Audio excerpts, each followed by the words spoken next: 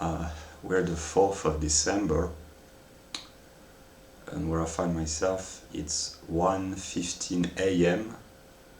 in the morning, I guess, in the middle of the night. And I intend to make a lecture on the category of measure, the logical category of measure.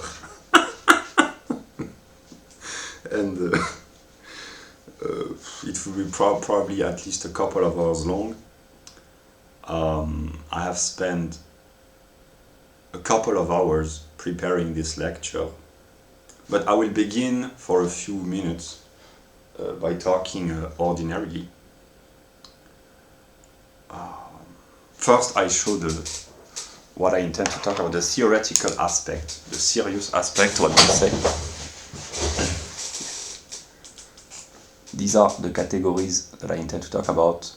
These are some of the categories of the concept of quantity, namely continuity, discretion, one and many, number, unity, units, intensity, extension, degree, quantitative Verhältnis, which means quantitative relationship, and measure. And here I have illustrated, and I will comment later. But first, my ordinary talk, my formal, what I call my bureaucratic talk, to introduce the video.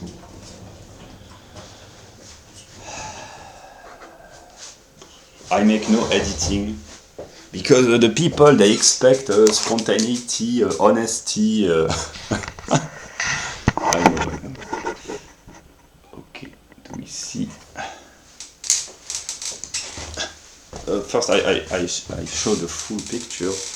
This is what I call, very simplified, what we don't see is technology and nationalism.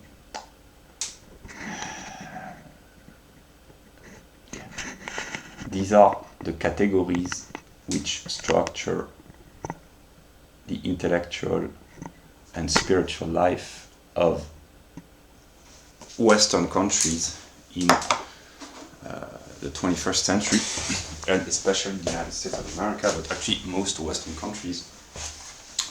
And I will begin by introducing some books, so it will be a little bit long, the introduction, then I will talk about the logic of measure. But first I do my introductory ordinary talk.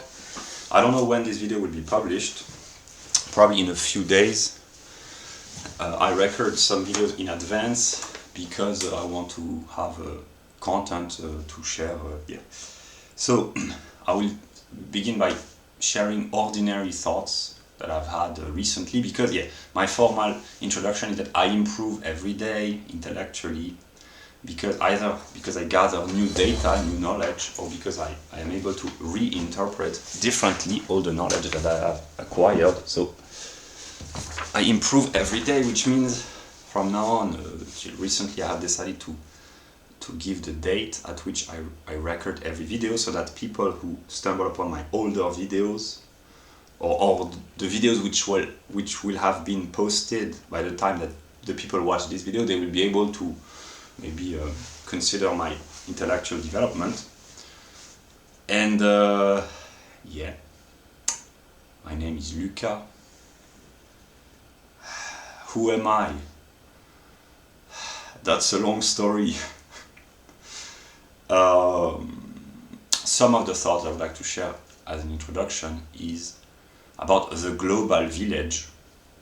I have understood that through the mediation of the internet, when people speak publicly, their thoughts, their content, their production becomes available potentially to everyone else. That's why there is one community, world community arising, one might say, because the thoughts from everywhere become accessible potentially to anyone with an internet connection. And the free aspect of the internet, where it still exists, enables a free market of ID, namely all IDs to compete with one another, and the best ID, they emerge.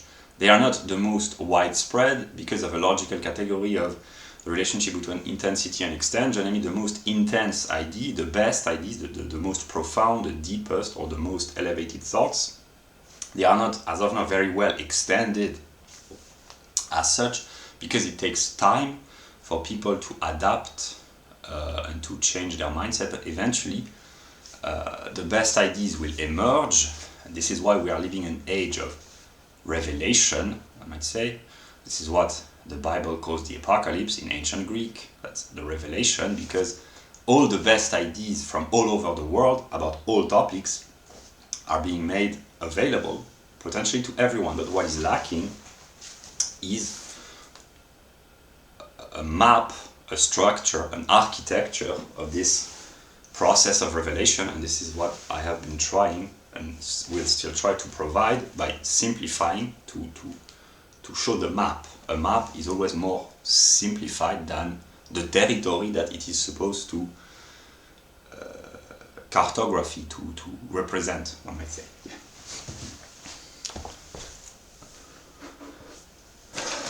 Also, I have written a few commentary as an introduction. Yeah, to talk to any other on the internet or publicly means potentially to talk to every other, because anyone will be able at some moment to know what everyone else has said publicly. That's why we live in an age of like I said, of revelation, but also people, as of now, they speak anonymously on the internet, but eventually, maybe what people call the last judgment is that people will be held accountable for all the things that they have said publicly or not. But eventually, yeah, this is what I understood. I understood this a long time ago, but I've understood recently that others do not understand yet. But the purpose is not to scare people, not all of them, but simply in order to be free, whoever you are, if you want to be free, you will have to, at some moment, you will have to be willing to stand by your ideas, or not all the things that you've said, because that's part of the process of progression. One is not forced to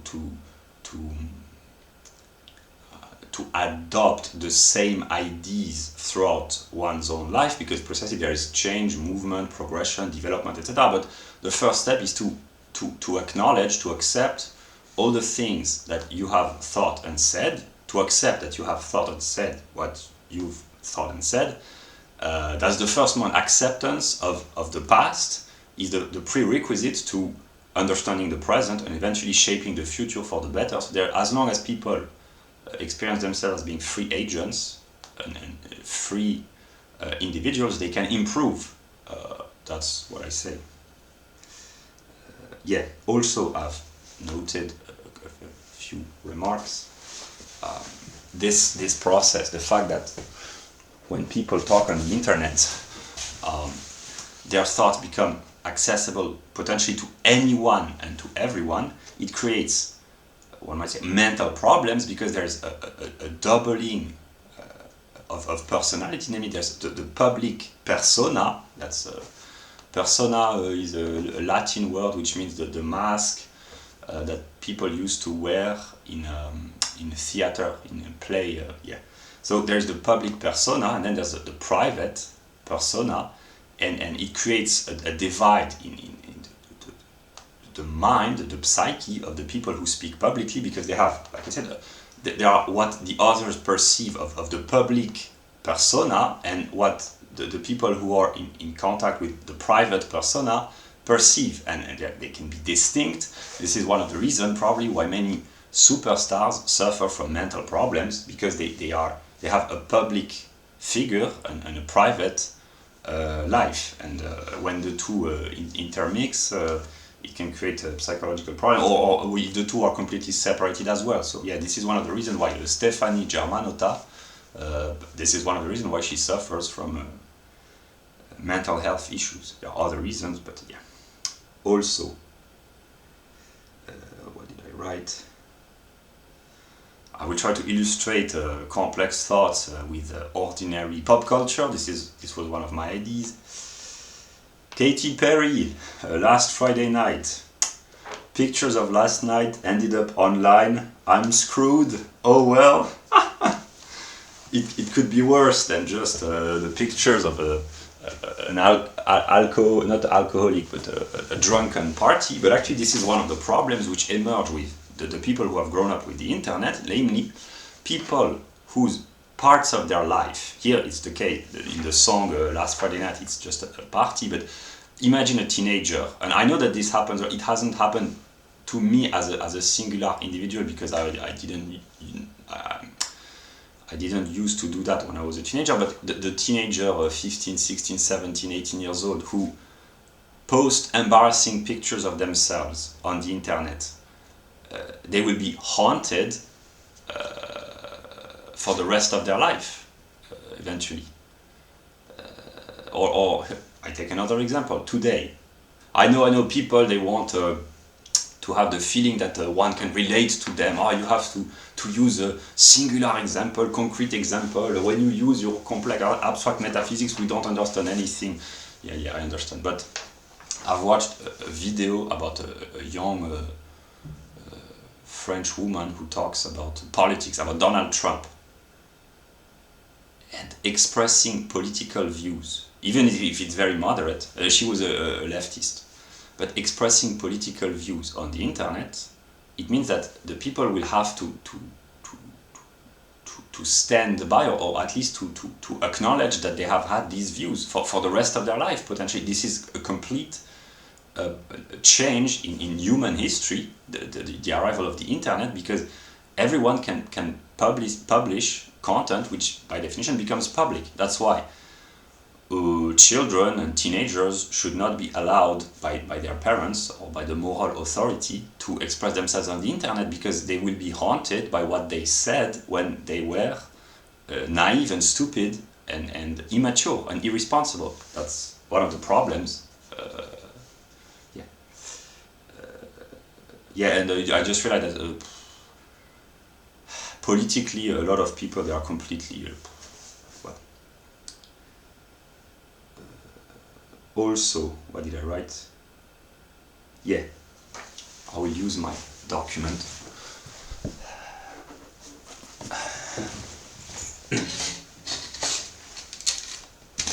UPS.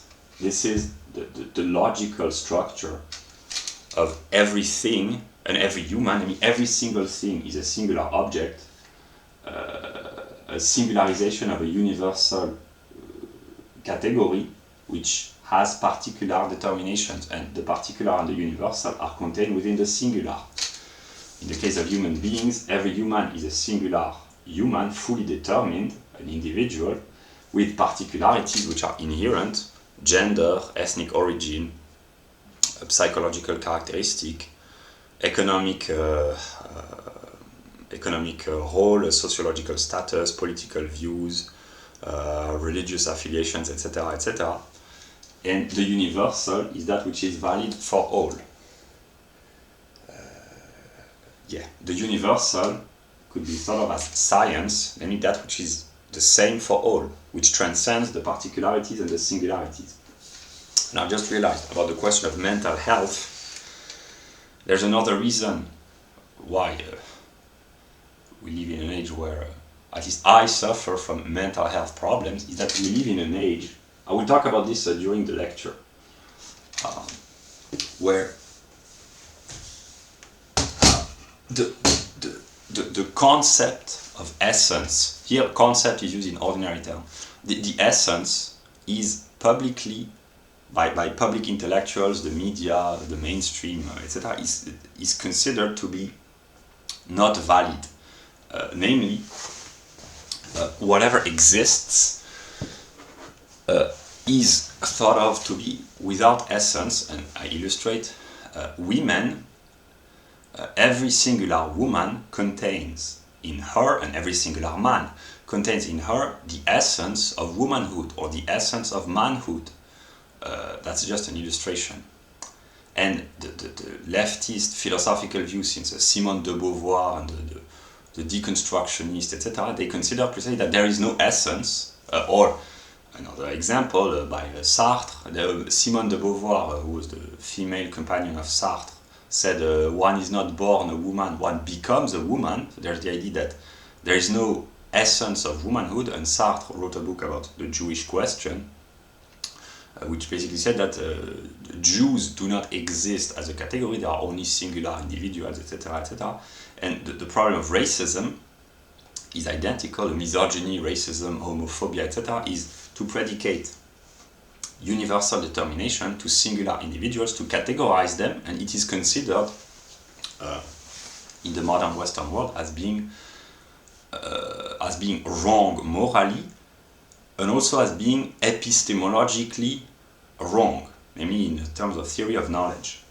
But actually, to say that there is no essence of womanhood, or that race does not exist, here it's ordinary language, it brings insanity, because what it means is that the particular is completely erased, or even sometimes the universal. They are only singular individuals, and they are considered to be completely random, to be completely free, in a sense of having no determination, and just to acknowledge that humans are not completely malleable, but they have fundamental determination, which are characterized by their particularity, in the case of ethnic group or gender. This is what makes the world intelligible. So that's why we live in a world, because of the public speech, the discourse of the mainstream media, academia, politicians, that is completely nonsensical. To say that there are no... it seems silly, but actually it's a very profound philosophical question. I mean, every singular woman indeed represents, or not represents, but embodies, singularizes the essence, actually it's the concept, but the essence of womanhood. And the same works for genetic clusters or ethnic groups, etc., etc. And if one refuses, for ideological reason, or for inability due to stupidity, to consider that every singular individual or every singular object contains within himself particular determinations which are inherent to his or her class, whatever it may be, one doesn't understand anything. And reality becomes very confusing and completely unintelligible. Yeah. Yeah. So, now, the table board.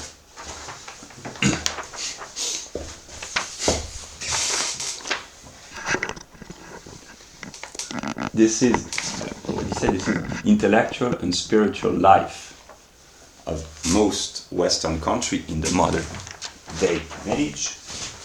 Here, I will not sing. I thought that I would sing, but no, I will just read the lyrics. Eminem, Venom.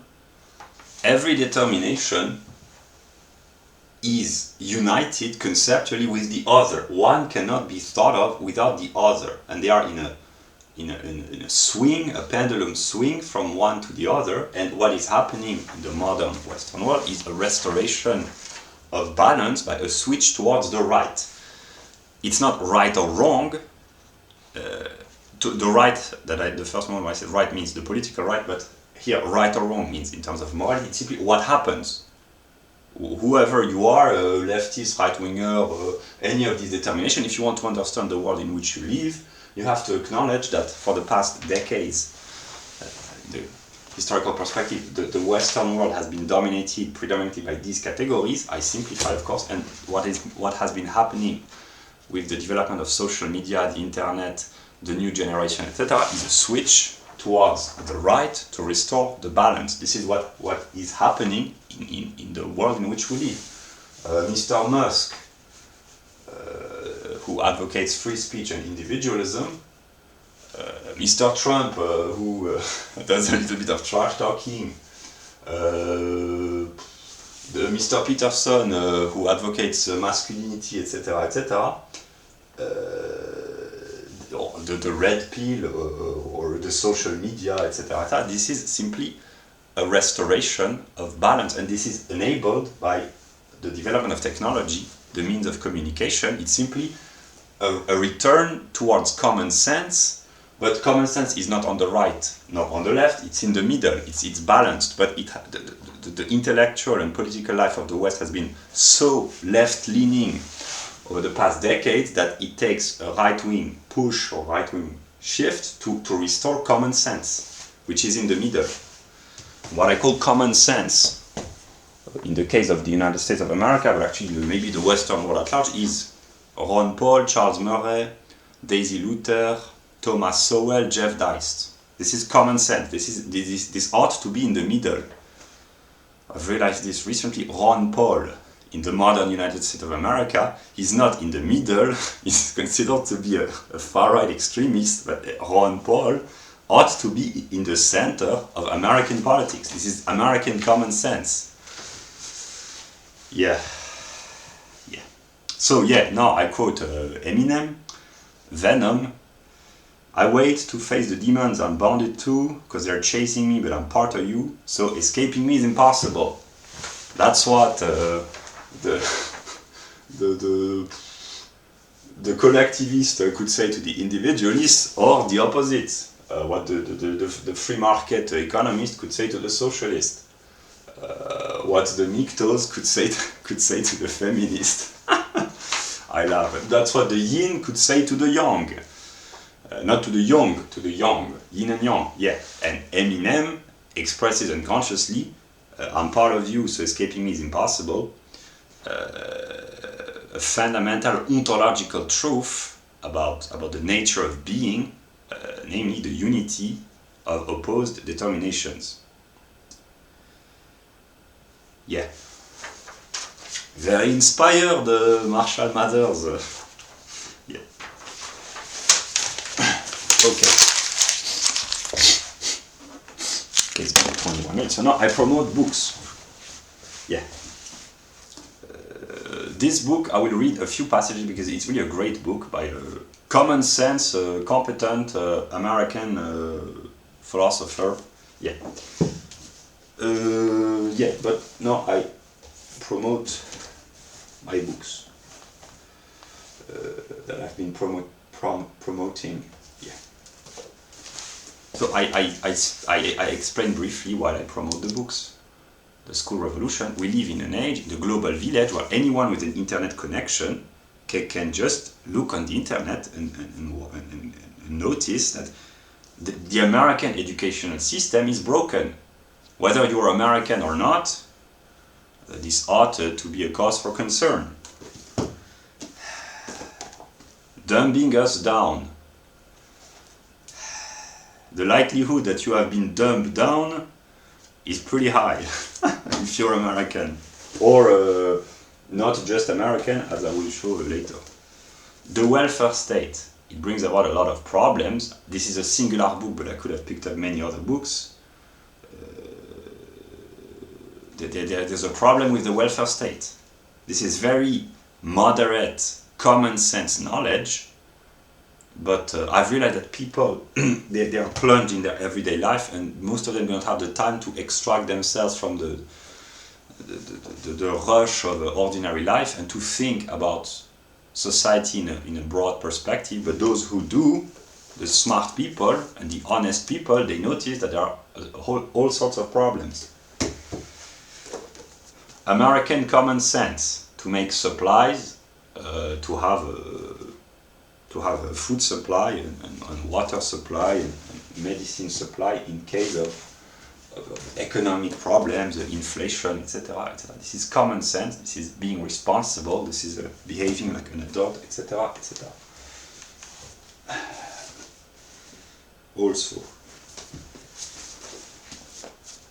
another book by Charles Murray. He writes on, you write only good book, Mr. Charles Murray. Read Education.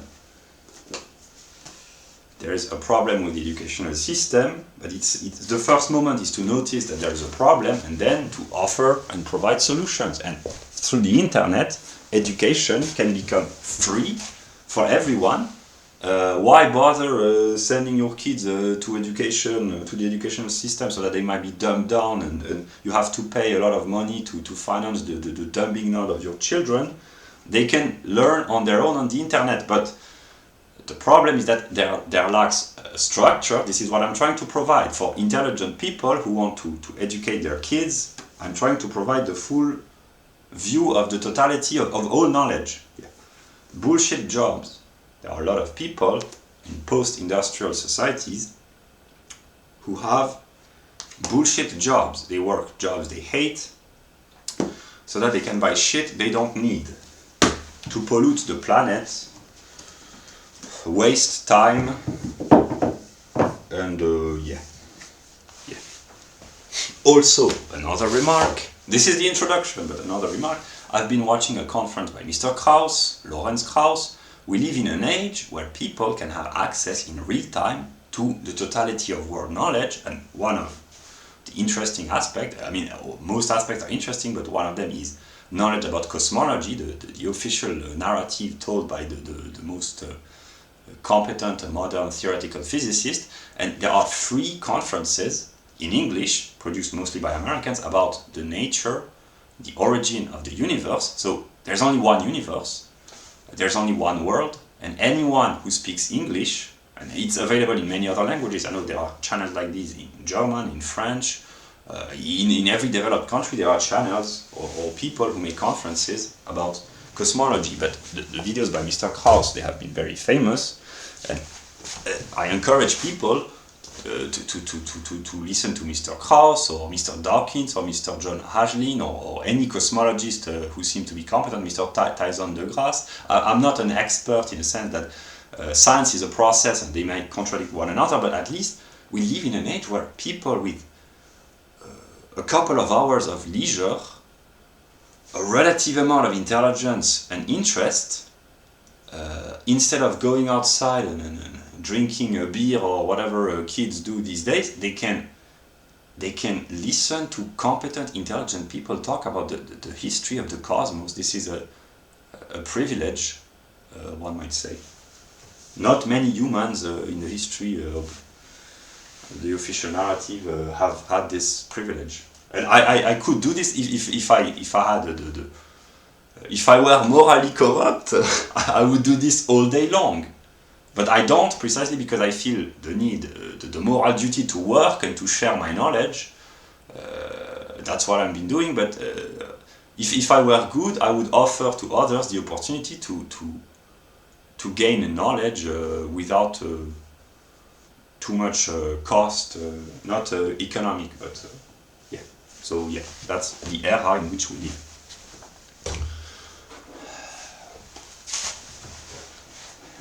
Then there are other books that I promote. I will not do this in all the videos, but yeah. Just take example.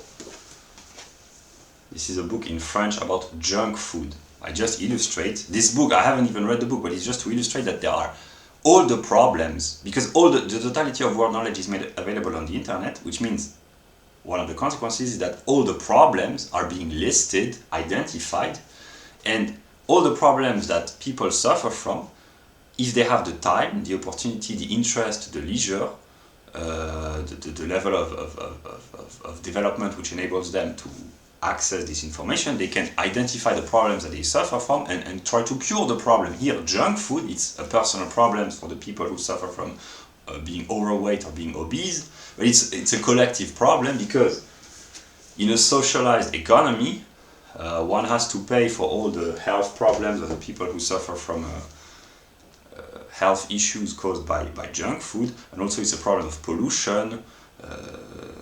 Yeah, it's a global problem. Yeah, so if people took, it cost what, 20 euros, took to 20 euros in 1 or 2 days to study not this book but a book like this, or to watch conferences on the internet, that would be an investment. And then if they change their mode of behavior, they would earn an enormous amount of money by not wasting their money buying poisonous food. That's just an illustration.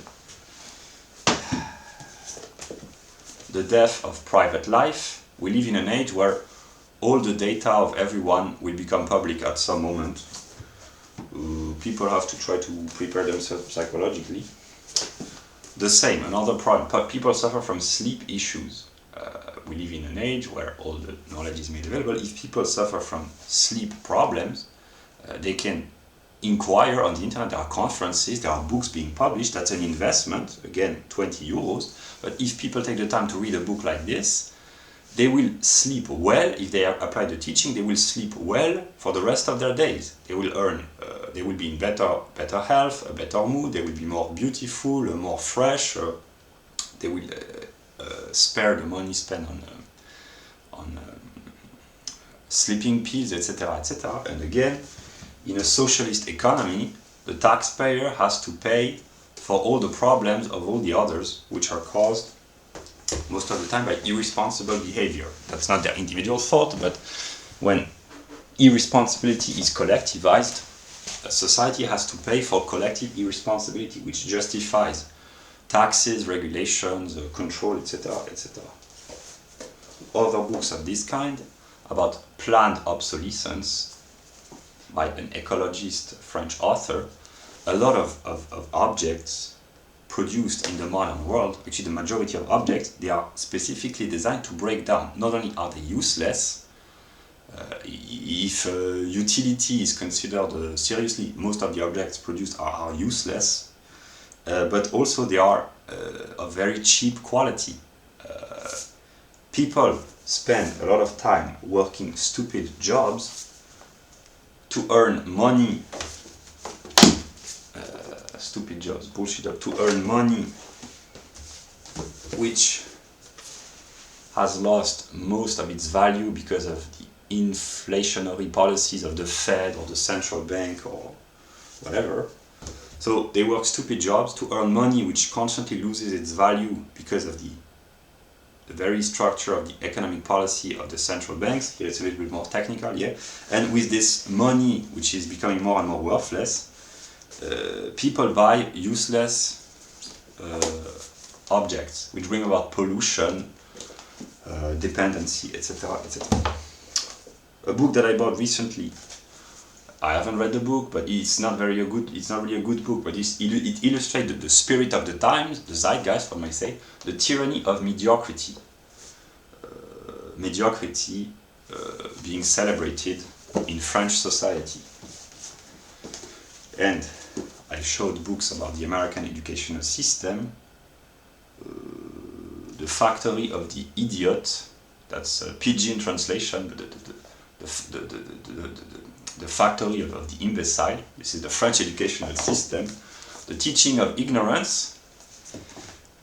Your children will won't be able to read or to write, neither read nor write. No, neither read nor count. Yeah. The failure of French education. Yeah. So we live in an age, like I said, where people can become aware in real time of all the problems of all societies. Yeah.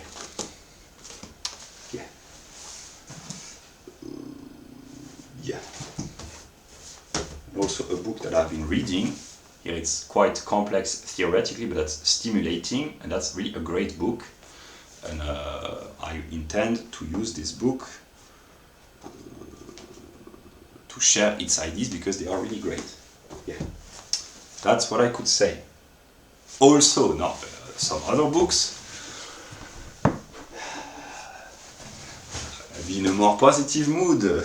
I mean, not really, but again, just to illustrate, because actually I have tried to share extremely complex ideas for many months, but I've realized that by encountering ordinary people, empirical people as they call them, namely other human beings, if I spoke just an ordinary language, I could share some of my ideas and my knowledge and make things intelligible. And here, just to illustrate the internet age, anyone with an internet connection can buy this book, or just not even buy the book, or not even read the book, but just simply become aware of the existence of this book by Mrs. Ann Coulter, or this book by Mr.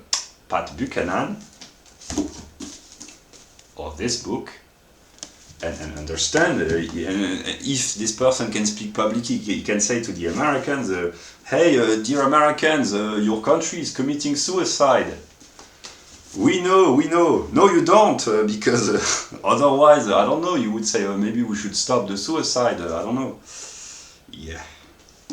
Any person. Here I'm in the role of what I call the naive, innocent German idiot, maybe, who is very naive, and it's The Emperor's New Clothes by Andersen, the tale. I have just spent 9 years of my life reading books without talking to anyone, almost. So I have a very naive perspective. I've just... yeah, I can share with the world, hey, Western civilization is dying. Actually, it's not Western civilization, these are Western people, which is another word for European people, anthropological European. It includes, of course, Americans, Canadians, etc., etc. Yeah. So that's why the internet brings about an ontological, epistemological change in the very structure of reality, because any person from anywhere on this planet, from Korea, Venezuela, Nigeria, Syria, Latvia, they can have access to this knowledge. They have an access to the internet. Yeah. So, yeah. And becoming aware of a problem changes the structure of reality, because most problems exist only because people are unaware of their existence. And once they do become aware, there is a change of consciousness. This is that which explains the process of spirit, in part. Yeah. Okay, this is still the introduction. Now I will read a few passages from a very good book. I mean, I will not read passages, but okay, the introduction is 40 minutes long. But if you want, I say interesting things sometimes. I'm worthy of your patience, maybe. Yeah. How to read a book. I will just read a passage. Mr.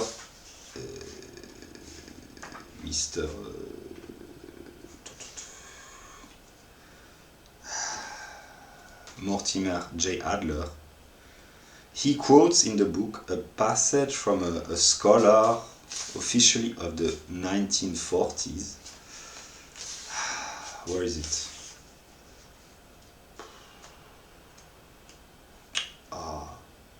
I will not edit the video.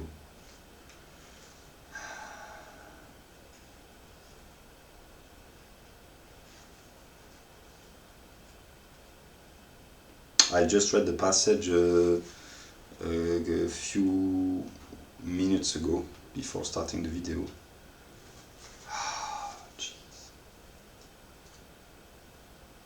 Yeah, he quotes James Mersel.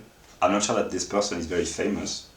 A professor, apparently in 1939 officially, who said, up to the 5th and 6th grade, reading is effectively taught and well learned. Beyond it, the curves flatten out to a dead level. A great many pupils do poorly in high school because of sheer inaptitude in getting meaning from the printed page. The average high school graduate is likely to be a poor and incompetent reader. When he stumbles upon a passage requiring critical consideration, he's at a loss. The average high school student is amazingly inept at indicating the central thought of a passage. This was in the 1930s, when America was great, of course. America is always great, but really great. The IQ has declined significantly ever since. So I guess that today it's probably much worse. Yeah. Also, introduction again. Now I will do a little bit of virtue signaling.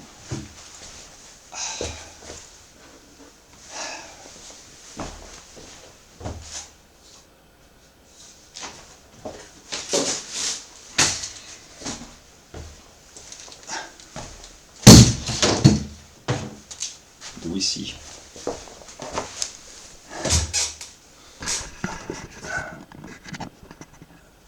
This has been my ethical standards over the past few months or even few years, because there are some of these,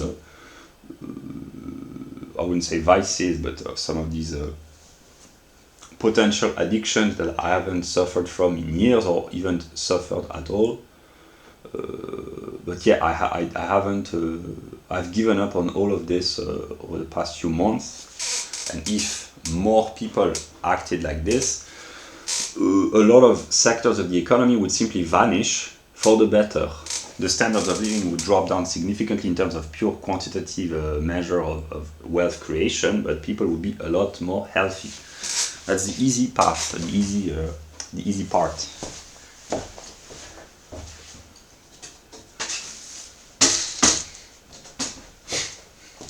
Yeah, it's a little bit more radical, one might say. I have no washing machine, no tumble dryer, no iron, no fashion clothes. I mean, I do have a couple, but I won't buy any longer, and I do not feel the need to buy fashion clothes. I have no dishwasher. I try to consume less wrapping packaging to reduce planned obsolescence, to reduce my consumption of electricity, oil and gas. I have no hair dryer. I don't go to the hairdresser, and I try to consume the least amount of fat, sugar, and industrial food, which the consequence is that I don't need any diet pills, and I don't need to go to the gym or to do bodybuilding because I naturally lose weight. I can't go to the gym for a personal reason of being partly disabled, but yeah. And these are negative in the sense of it's to be deprived. It's not deprivation, but to be not to consume. And here it's a little bit more positive, not in the sense of good, but simply it is these are actions that I perform. I've been doing this for the past few months.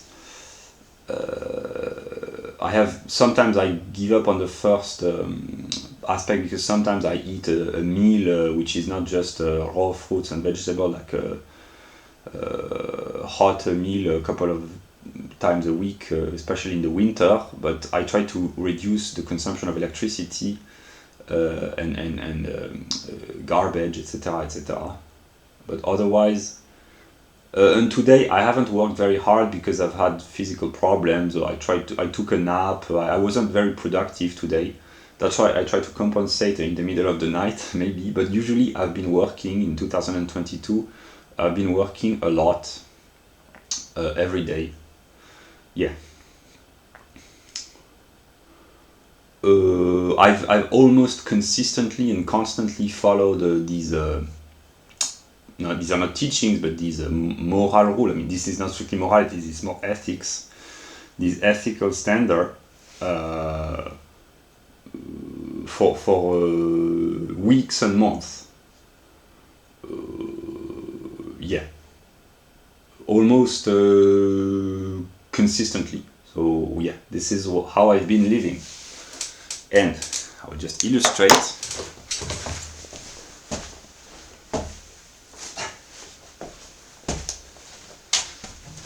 This is my mattress. I sleep on this. I do not ask people to do the same, but this is simply what I've been doing. One of the reasons is to toughen up a little bit, and also to reduce the level of comfort, to focus on more spiritual aspect. And when I take a nap, sometimes it happens because I'm really tired, this is what I call comfort. This is my nap mattress.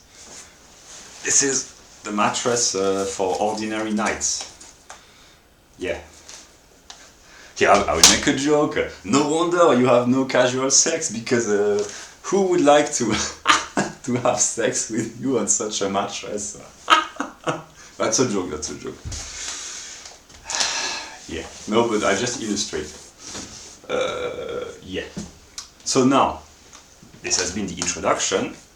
And I explain why I make long introductions, because I have been frustrated by content producers of any kind of knowledge, except those who write books, good books. But on YouTube, one never knows what does the person know, what he or what is or she, what is he or what is she aware of, what is his or her worldview, and instead of blaming the others, I just try to improve myself. This is one of my ethical standards. Instead of, I mean, sometimes I blame the others unconsciously or dishonestly, but I try to reduce the amount of criticism that I throw onto others, and I try to improve in me what I dislike in the other, so that the other cannot blame me then.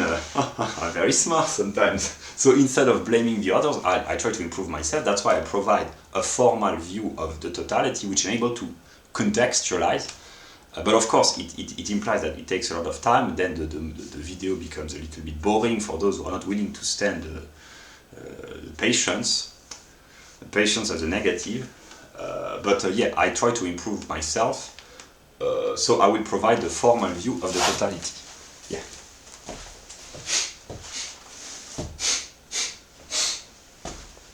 And I will keep doing this as long as I publish videos. Yeah.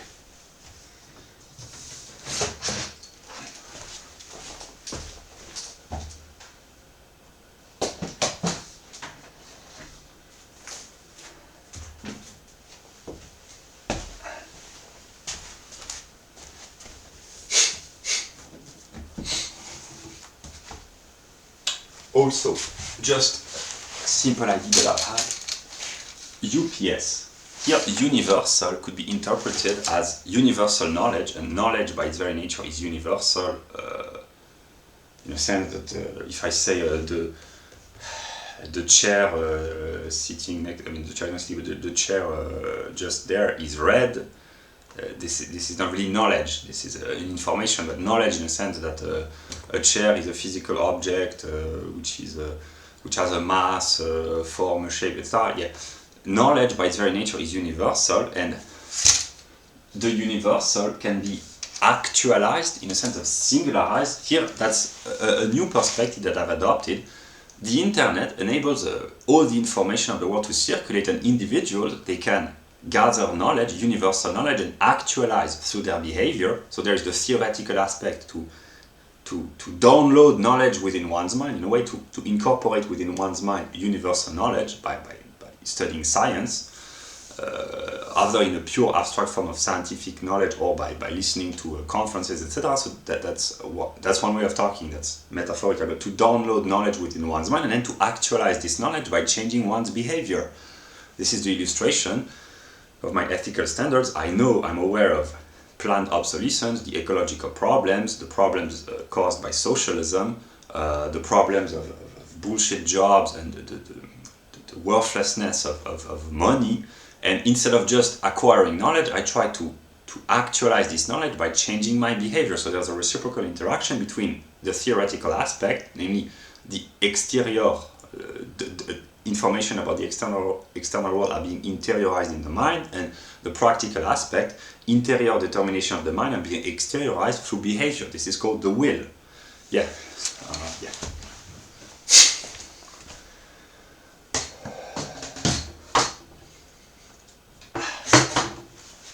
So,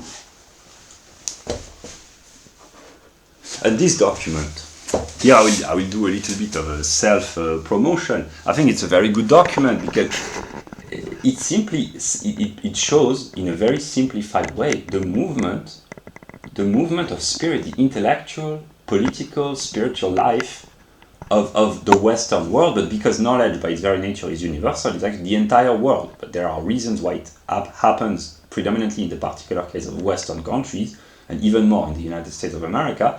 But it's very useful in a sense that that's why I intended to say briefly before the video, but it's kind of liberating while being constraining in a way that I just take an example. The government of the Western world have become more and more socialist over the past decades, and socialism by its very nature brings about its counterpart, its opposition, namely a tendency towards libertarianism or free market, and that's why there is a revival. As of now, it's mostly intellectual in the sense that the most stimulating, the most intelligent, the most vigorous intellectuals have been on the side of libertarianism. the Mises Institute, Ron Paul, Tom Woods, Hans Hermann Hoppe, the Property and Freedom Society, Stephen Molyneux, etc. There's a revival, or even Elon Musk. I mean, he's not a libertarian intellectual, but he's an entrepreneur siding with libertarianism. There has been a revival and a strengthening of libertarian ideas, but it's partly logically determined by being a reaction against the socialist conditions. So it enables to understand how people are, in a way, determined to move, not physically but intellectually. That's partly Spinozian determinism and Lutheran, from Martin Luther, the Protestant Reformation theologian, when he said that there is no free will except for God. Namely, humans, they experience themselves as being free, but actually, just take an example. If you are a young white man, there is a strong likelihood that you will switch towards the right side of the spectrum as a revolt against the left side, not the political left, but the left side, simply because the life conditions which have been produced by the categories, these are not simply categories, but these are ideas embodied by people, but the life conditions which have been and still are the consequence of the ideas on the left side, they are negative for the people who want to have a decent life. So that's why they rebel, and that's why they revolt. I just explain.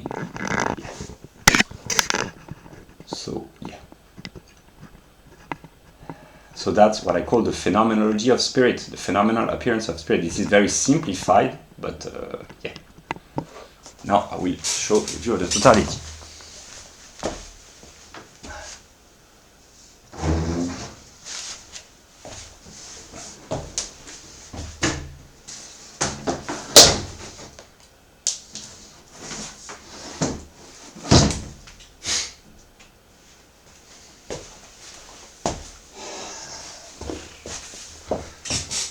These are the categories. It's very simplified. What are the categories? These are the thought determinations of the mind of God, but they are also present within the mind of each human, because the human beings are made in the image of God, and they are used unconsciously. Here the light, it's action reaction. Just for instance, what people call karma, in logical language, that's action reaction.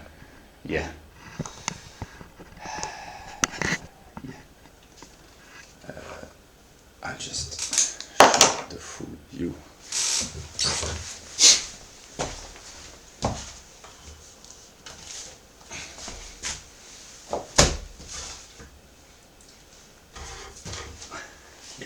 So these are, it's very simplified, not all the categories, but these are all the determinations of thought that human beings use to think about the world, and they are ordered in a logical structure, namely they flow from one another, they are organically developing. Here it's very simplified, and I will not comment fully, but simply just the logic of being, sein. We have quality, quantity, and measure, that's mass. And I intend to talk in this video about measure, which is mass here, and about the categories of quantity. So we have Größe, which means magnitude in English, continuity, discretion. Then we have quantum, which is another word for number, with unity and units. And then there's arithmetic, I'm going to talk about this. Then grad, which means grade or degree, with extensive and intensive magnitude. The infinite quantitative progress, quantitative Verhältnis, which means quantitative relationship, specific quantum, rule, measure, etc. So I intend to talk about quantity, continuity, discretion, number, intensity extension, quantitative Verhältnis, and measure. That's what I will talk about. So where is it found within the full development of all the categories? within the logic of being. Namely, being is first qualitatively determined, then quantitatively, and finally with measure, which is the unity of both, which is quantitative quality or qualitative quantity, the unity of the two moments. I will develop a little bit more rigorously, but yeah. So that's the view of all the categories, the building blocks of the mind, which are also the building blocks of reality. And they are found everywhere. That's what I will illustrate. I have intended, and I intend to illustrate the category of measure. I've taken many examples to illustrate that measure, it's not just an idea within the mind of humans, it's a fundamental determination of reality. Namely, measure is found at all levels of reality. Yeah.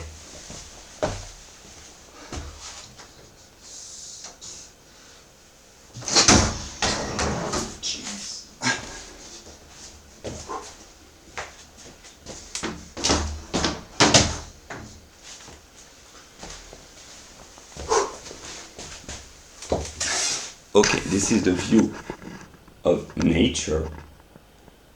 The fundamental categories begin with geometry from left to right on 3 stages or 3 levels: geometry to cosmology, optics to magnetism, geology to medicine.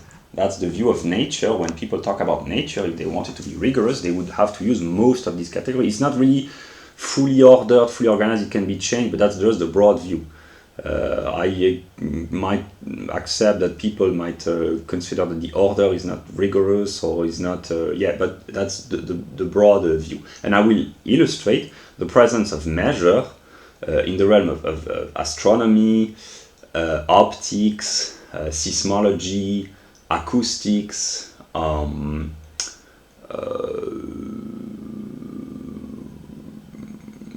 ecology,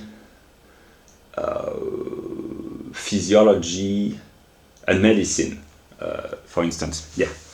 So that's the view of nature. But now I will use my table board to talk about what is interesting after 1 hour almost of introduction. No, first I will drink a glass of water,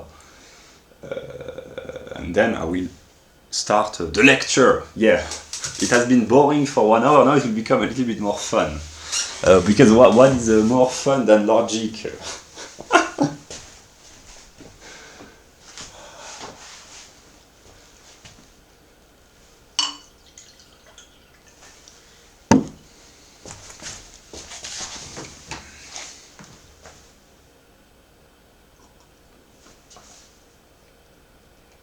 I've understood recently that people will hear about me at some moment because there's a person who has started watching my videos.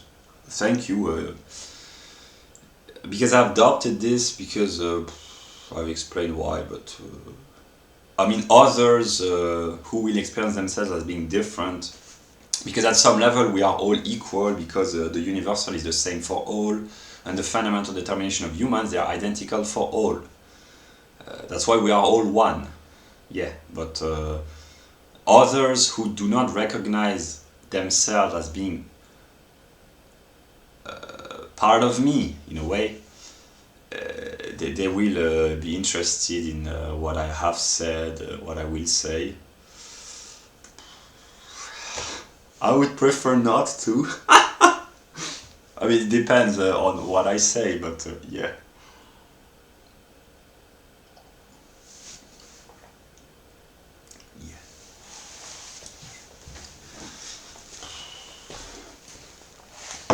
I'll take a short pause.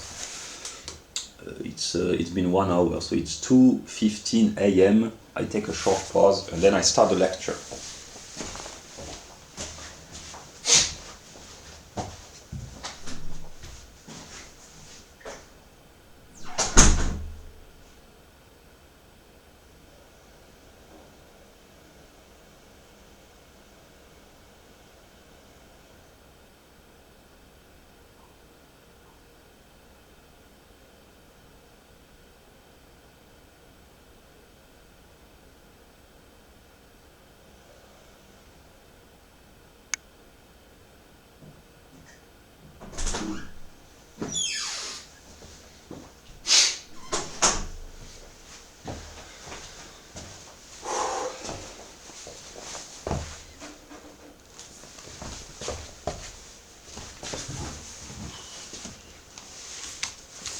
because here I explain, I have completely overestimated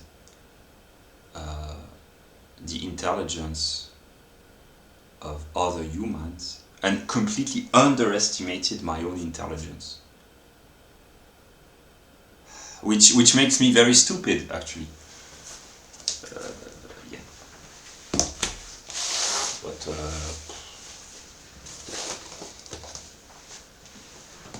I have been deceived by the official aspect of having a diploma.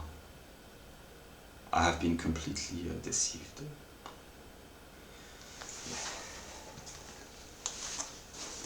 But yeah, because my standards, I've been watching so many videos about highly intelligent people on the channel Psych2Go, and of course most of them I recognize myself in the diagnosis, but I always tend to look up, to look towards the highest standard.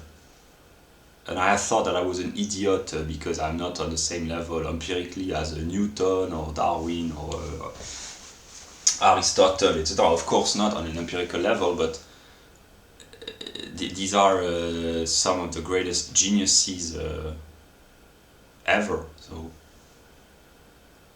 in comparison with them, a lot of people are stupid, but yeah.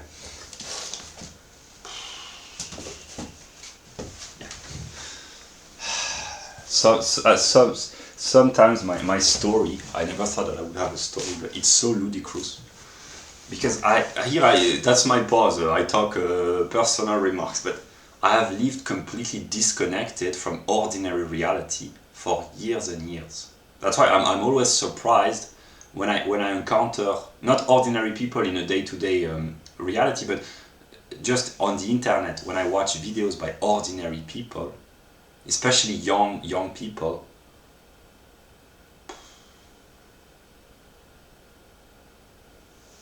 Wow.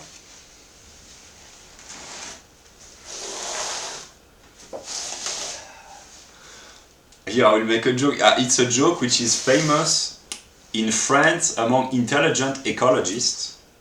Which there are not many intelligent ecologists in France, but the intelligent ecologist, there's a very good joke.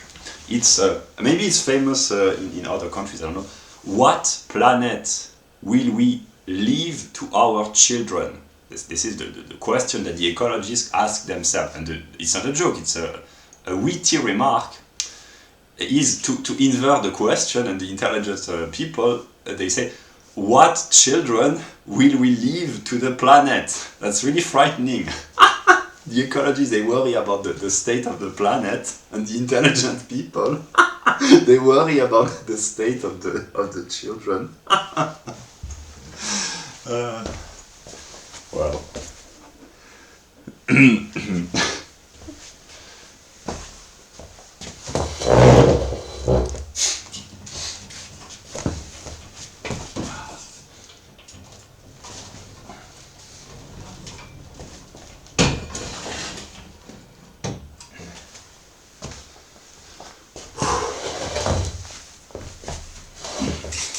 Okay, so I will begin by reading a theoretical. Do we see? Do we see? Is it clear? Yeah. Okay. God damn it.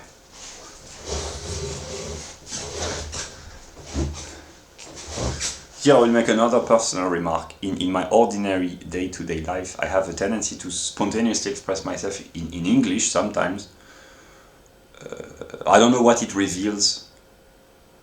I'm not an expert in language in the sense of what does it mean if a person adopts a second language as a means of expressing a spontaneous outburst of yeah, I don't know. Yeah. Yeah, do we see? Yeah. Okay, so here I will be a little bit theoretical, and then it will be more interesting. So here that's the theoretical aspect. Really, okay, these are illustrations to explain. So, yeah, quality. I haven't read German metaphysics for, I would say, many days, maybe a couple of weeks. I'm giving up on my addictions. I've been cleaned, like an alcoholic. There are the Alcoholic Anonymous, and there are the the German metaphysician Anonymous. I belong to them. I haven't read German metaphysics for many days, but I have accumulated so much knowledge that, yeah. These are illustrations of the concept. Can I stand, and is it better if I, yeah. No, maybe I will use the chair here.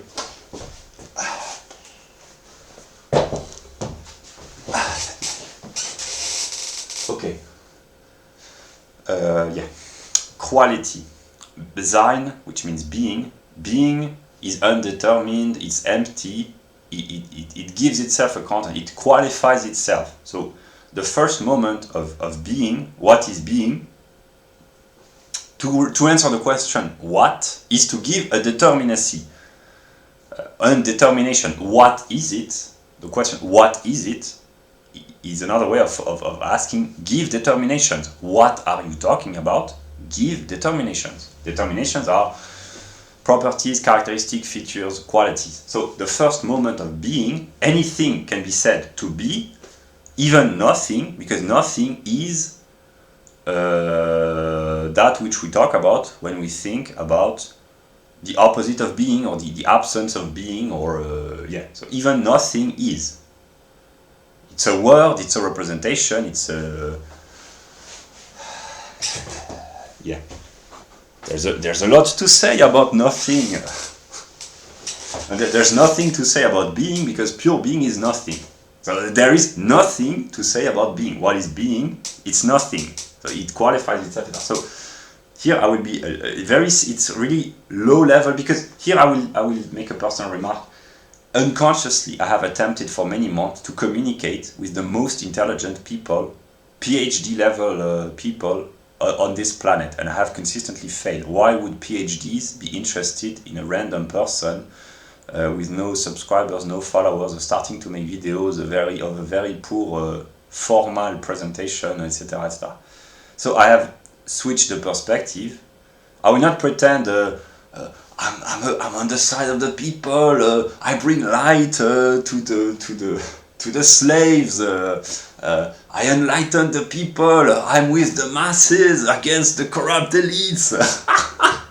No. I'm partly a corrupt elite, but I have nonetheless decided I will try actually to make my thoughts intelligible to ordinary people.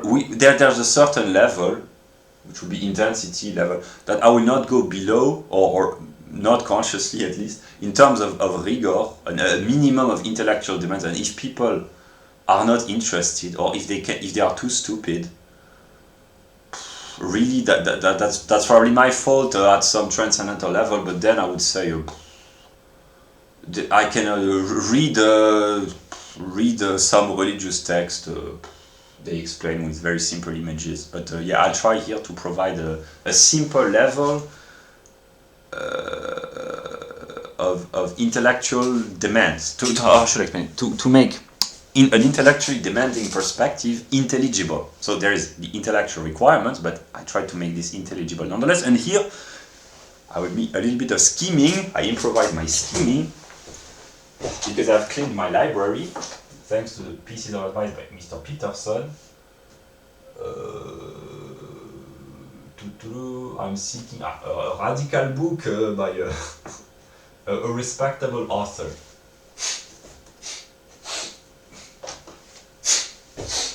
Yeah.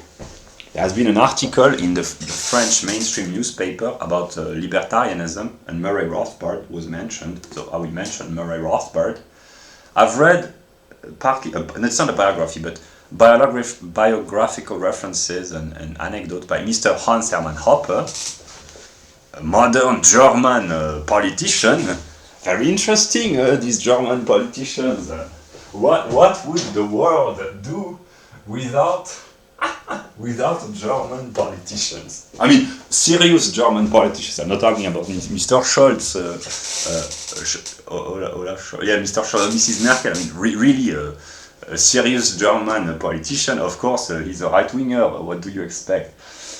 Yeah, so Mr. Hoppe praised Mr. Rothbard, and that's really a beautiful love story between a right-wing German and a right-wing Jew. That's a reconciliation after the difficult events of the 20th century. They were not friends. They were a mentor and his pupil, one might say, but they had really a noble relationship. And Mr. Hoppe is full of admiration for Mr. Rothbard, and he says precisely that Rothbard was some sort of a freak in the good sense. He was a kind of a genius, but he had the ability to express very complex thoughts in a very intelligible way, in a very popular way. He was not very popular in terms of extension of influence. He had an intense influence upon his students, but not very extended during his lifetime. But he's becoming more and more famous with each passing decade, one might say. Officially, he died in 1995, I think. And he's some sort of a cult leader, not a cult leader because he's dead, but a cult figure in the libertarian circles. And he had a talent for communicating a very complex idea in a very simple way. And I have tried to take this as some sort of a role model. I've always admired Rothbard, but although I haven't read a lot of his writings, I admire Hoppe more because German pride. Oh no, not again. The Jews are our friends this time. I mean, some of them at least. Yeah. So I've tried to draw inspiration from the anecdotes expressed by Mr. Hoppe, namely to try to make very complex thought intelligible. I have renounced the search for intellectual perfection because, so I will try to make demanding thoughts intelligible nonetheless, and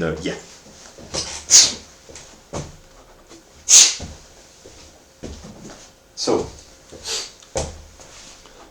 the first moment of being is qualitative. Quality, from a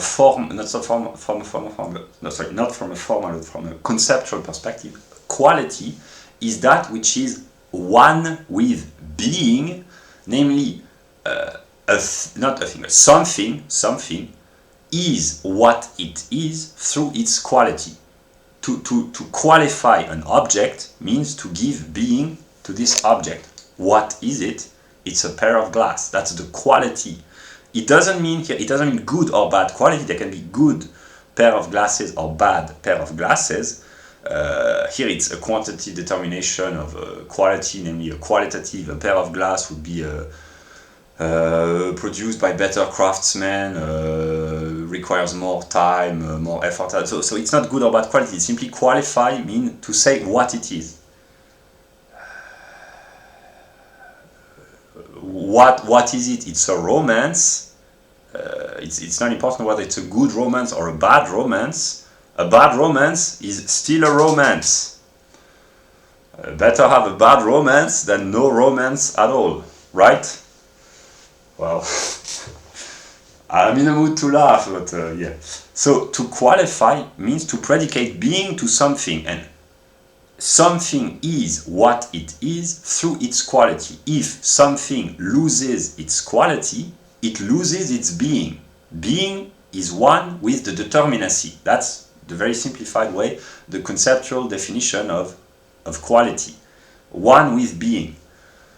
An example is that if a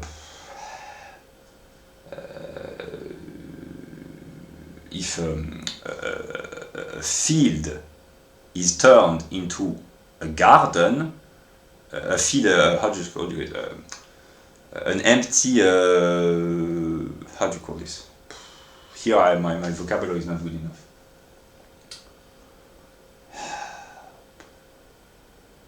If vegetables are planted onto an empty piece of land, the quality changes because the empty piece of land becomes a garden. Yeah. If the trees in a piece of forest are cut down, it loses its quality. It's no longer a forest. It becomes a field, etc. So it loses its being. It turns into something else. Something ceases to be when it loses its quality. It loses its being as well. Quantity, on the other hand, one might say, is the being for which the determinacy, the quality, I might say, is indifferent, namely something, the quality of something is one with being, the quantity of something, however, is indifferent to being, namely the determinacy of something can change quantitatively without something losing its being. So if the quantity of something changes, something doesn't cease to be what it is. The example is that a garden, if it is increased in size, it doesn't cease to be a garden. It doesn't lose its quality, it loses its quantity, but not its being. It becomes a bigger garden. We will talk about size later. I have planned a little bit ahead.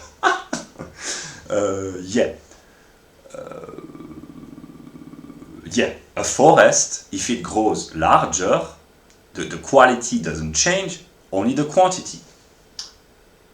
And measure is the unity of both, namely measure is. So quantity is that which can be indifferently changed. Quantity is indifferent to being. It can change, it can vary in increase or decrease, and the being of whatever is being quantitatively modified doesn't cease to be what it is. In a certain measure, to a certain extent, because there comes a limit, a quantitative limit. If you have followed upon this up until now, the quantitative limit is supposed to be indifferent, whereas the qualitative limit is not indifferent, because if the qualitative limit is transcended, something ceases to be what it is. But measure is, conceptually expressed very simply, is the quantitative change which brings about a qualitative change. Here I will illustrate. A field is turned into a forest, that's a qualitative change. A forest grows bigger, it's a quantitative change, it remains what it is. But a house, if you increase the size of the house, you add one room, two rooms, one basement, one wing. It's indifferent, but there comes a quantitative moment. If you keep increasing the size of your house, at some moment the quality will change. It will no longer be a house, it will become a mansion. A village of 500 inhabitants, you can increase the population by 50 inhabitants, 100, 200, 300, etc. You can quantitatively increase the size of the village. It is indifferent in terms of the quality that is predicated. I mean, it's a village whether there are 500, 600, 700, 800 inhabitants, but there comes a moment where the quantitative change which appeared to be, and which was indeed indifferent to the quality, there comes a quantitative moment when it will change, an apparently indifferent quantitative change will bring about a qualitative change, and the village will become a great village which will qualitatively change into a small town. From village to town, that's a quantitative change, but that's also qualitative, and that's the illustration of measure. Now, these are the categories of quantity illustrated. So, one and many are categories of quality. That's the transition between quality and quantity. And the first categories of quantity, when we talk about quantity, what do we talk about? Here are simplified the categories. There is continuity and discretion. That's the illustration of a continuum, but the categories, they are distinct, but they are nonetheless united. In a sense, whatever is continuous can also be discretely separated. And continuity and discretion are within the moment of quantity what one and many are within the realm of quality. Namely, a continuum is one, but it can be discretely separated in many units. A piece of a French baguette can be cut into slices of bread. That's an illustration. Then we have number.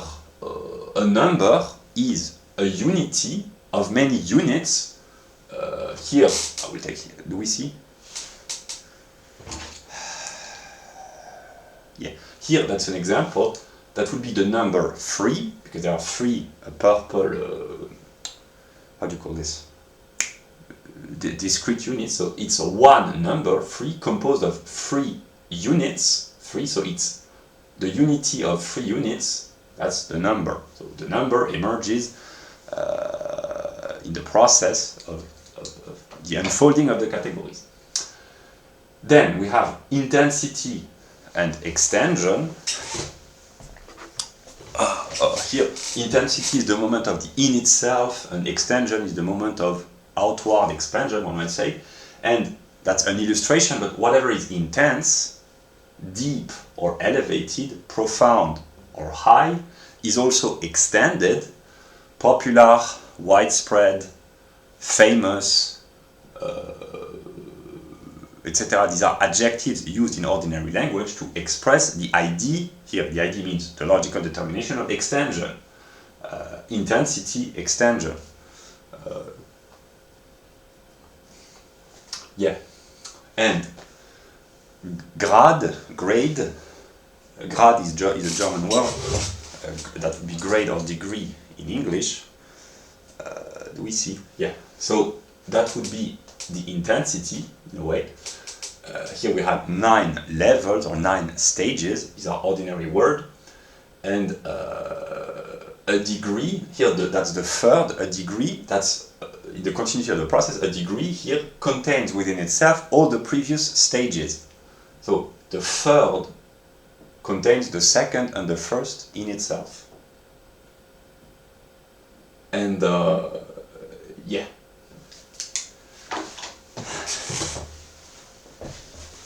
Do we see? Yeah. And this is also how the category of quantitative Verhältnis, which means quantitative relationship, emerges, because here the third degree in a continuum of 9 units, there could be more or could be less, that's just an illustration, we have 3 out of 9, that's a fraction, a proportion, and it can be expressed as 1/3, 3/9, or 3 out of 9 can be expressed differently as 1/3, so the numbers here are changed, but the quantitative relationship is identical, and it can be expressed as such, 0.33333 or 33.33%, that's here out of 100, from 0 to 1, and here it's a fraction. These are various ways of expressing the same quantitative Verhältnis, namely one number, which here would be 0.33, which expresses a relationship between two other numbers. Yeah.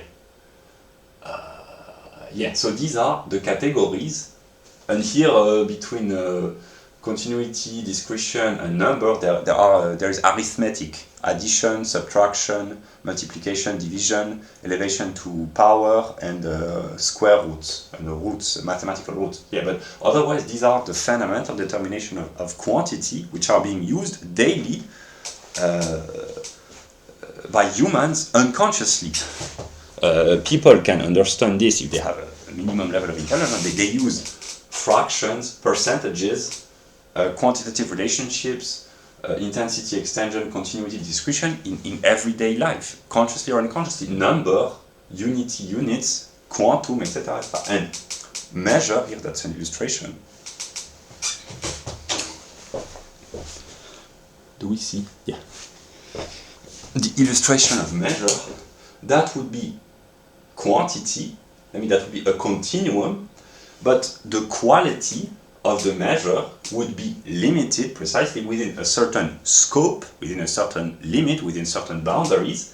And here we would have one quality which would be quantitatively determined, for instance in terms of continuity and discretion, and here we would have other qualities, namely when the quantitative limit is transcended or trespassed, the quality would change. Here I will use a very simple example.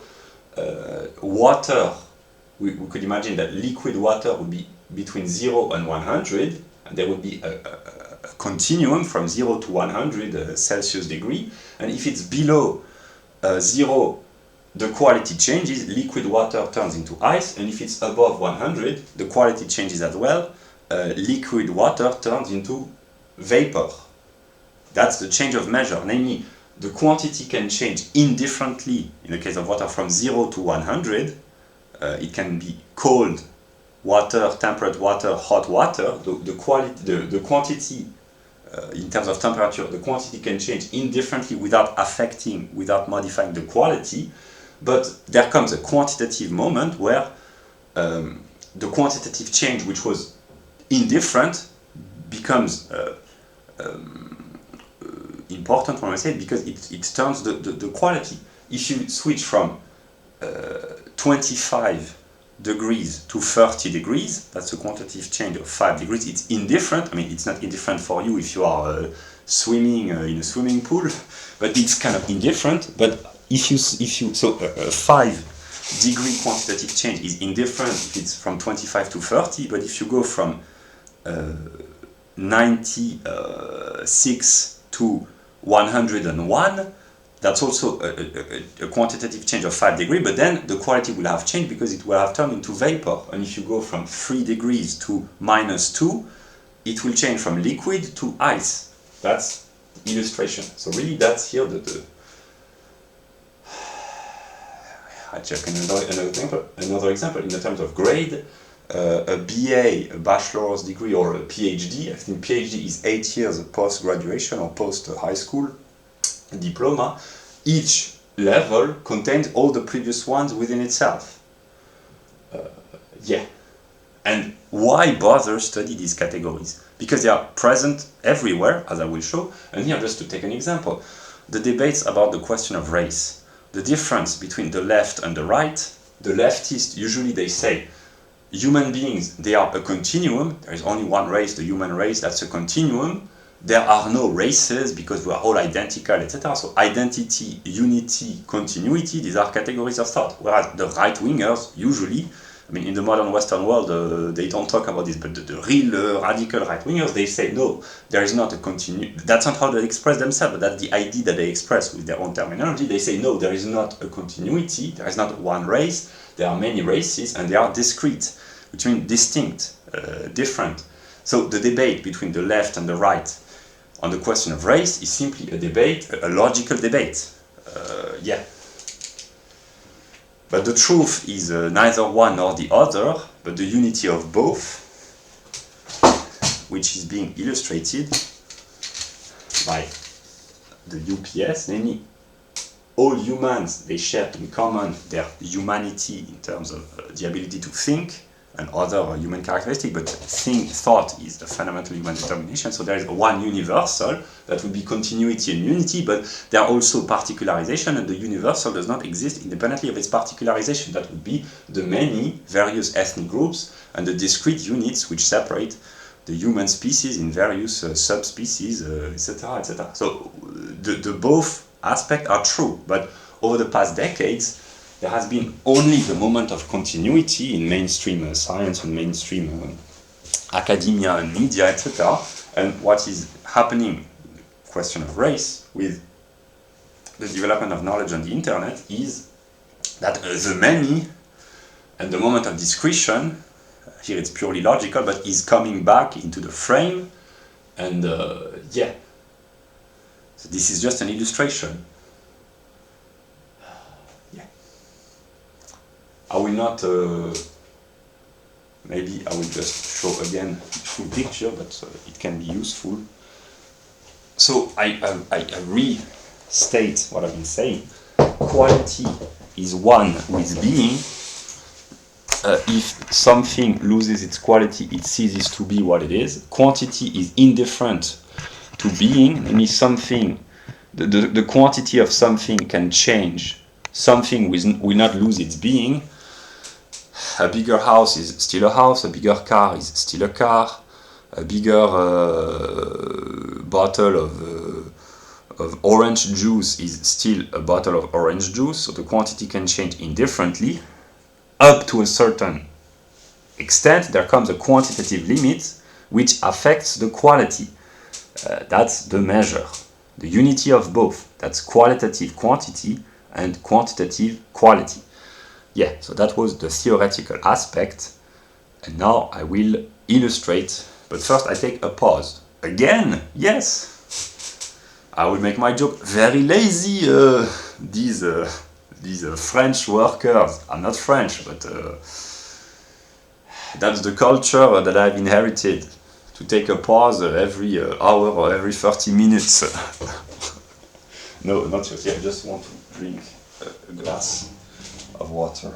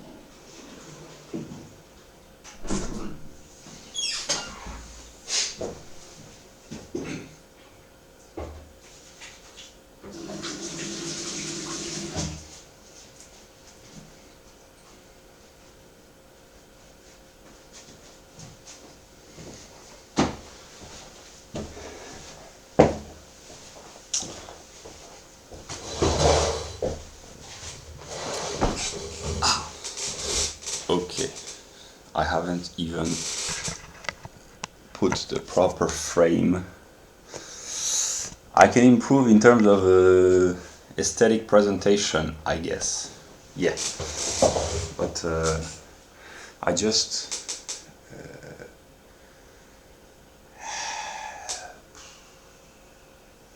Okay, I will just comment my view of nature with the concept of measure, and then I will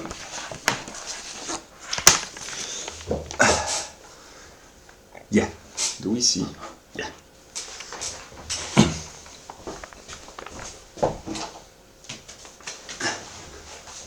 Do we see? Yeah. So, I had taken the time to prepare a little bit.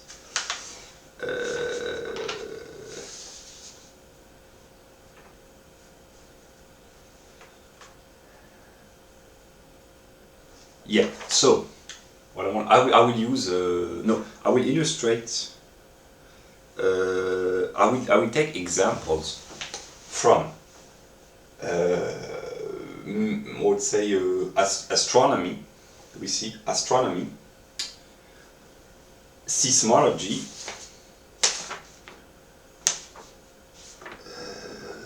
optics,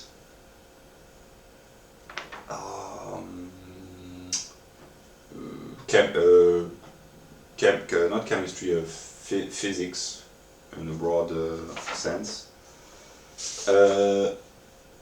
ecology and zoology, yeah, and physiology, yeah. Just in the realm of nature, to show that. So these are, yeah, I've explained what is it. To show that it's not the concept of measure, but that reality is structured by the logical category. It's not just in the mind, it is also in reality. And I will now illustrate. I will take the board.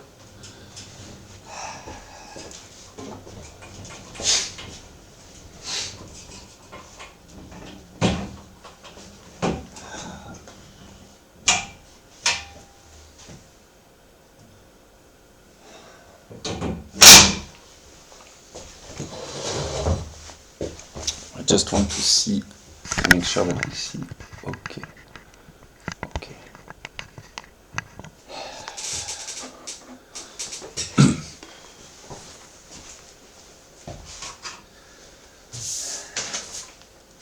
Yeah. Maybe I will. Yeah. Do we see?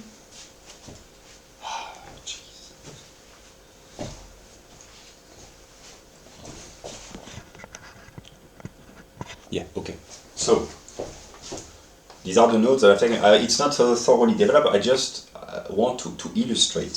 Okay, so, in cosmology,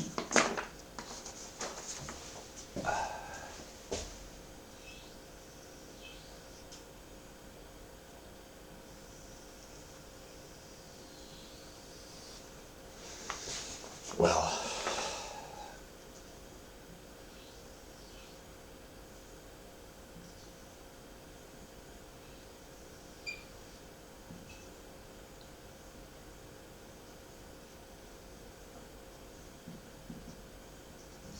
yeah, in cosmology, or in physics actually, there is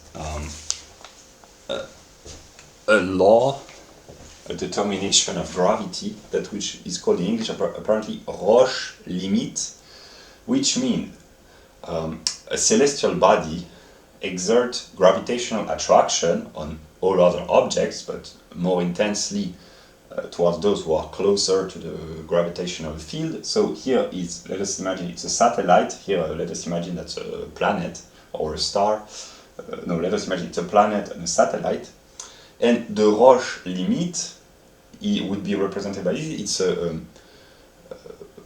quantitative determination of the gravitational field, and when a satellite finds itself at a certain distance, the inner gravitational attraction of the satellite maintains the cohesion of the satellite, but the closer it gets towards the Roche limit, it is being pulled away, it is being torn one way, so the form change here, it's really around here, it's more how do you call this in English?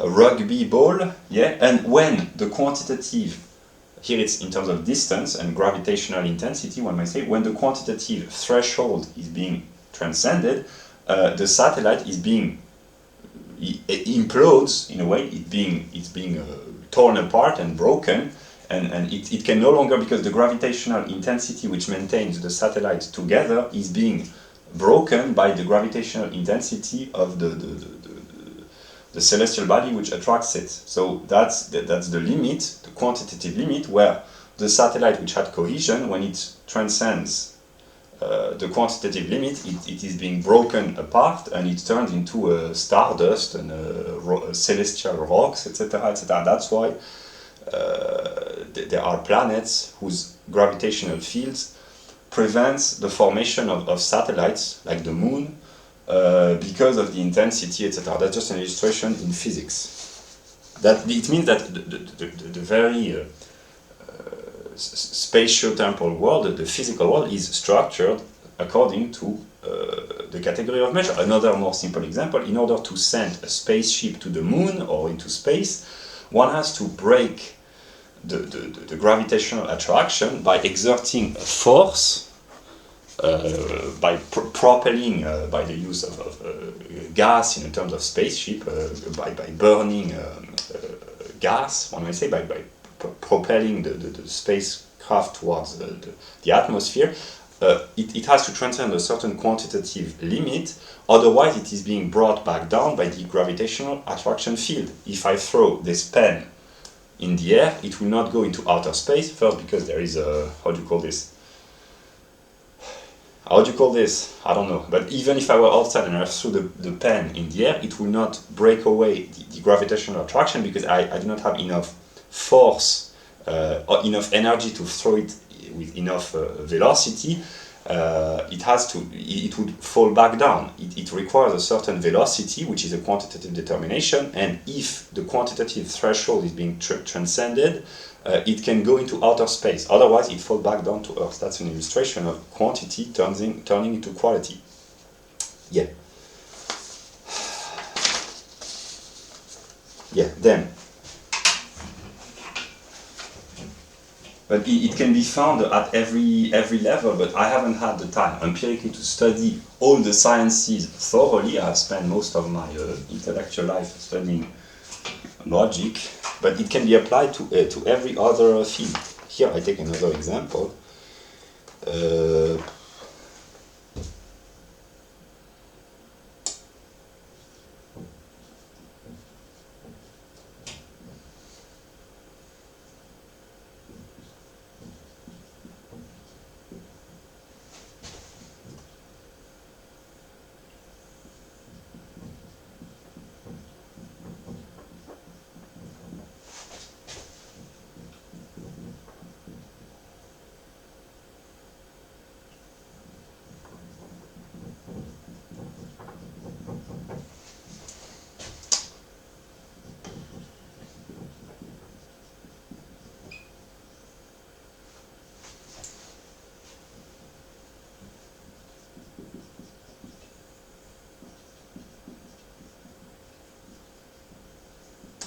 Here there's the mixture of the language, so I'm not sure that it's... do we see? Do we see? Ah, God. Okay, we have gamma rays, X-rays, ultraviolet, visible light, infrared, microwaves, and radio waves. That's a continuum, the continuum of electromagnetic waves. That's a continuum. And because it's a continuum, it can be discretely separated in terms of frequency of wavelength, and it means that the quantity, here I have taken this from Wikipedia, the wavelength, here I simplify, it's not really rigorous. The wavelength is the distance between the top of two, here my English is too limited to talk about physics, but basically the wavelength is the distance between two waves of electromagnetic vibration. I simplify. And the intensity is the speed at which it moves, etc. But the wavelength, yeah, is the distance. So here the continuum of electromagnetic waves is measured by the wavelength. Here we have the shortest, that's I don't know how you call this in English, PM. Here we have nm in the nanometers, picometers I think.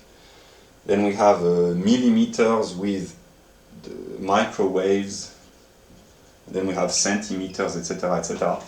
And so this is quantitatively determined, but the quantitative changes, they can be indifferent, but there comes a certain limit where quantity turns into quality. And the example is that gamma rays, X-rays, ultraviolet, visible light, infrared, etc. These are qualitatively different, variations of electromagnetic waves, but they are also quantitatively determined. And within the spectre of visible light, it's the same. So it's just to illustrate that a quantitative change, which seemed at first indifferent, brings actually a qualitative change, and this quantitative change, which alters the quality of whatever is being quantitatively modified, we have a name. Philosophically, we call this measure. But here, I will make a more illustrative example.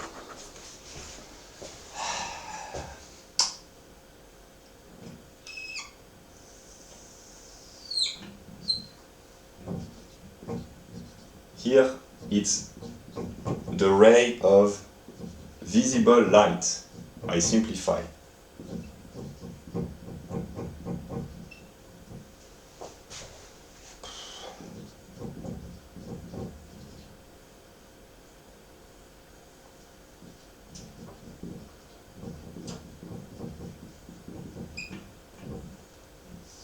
It goes from broadly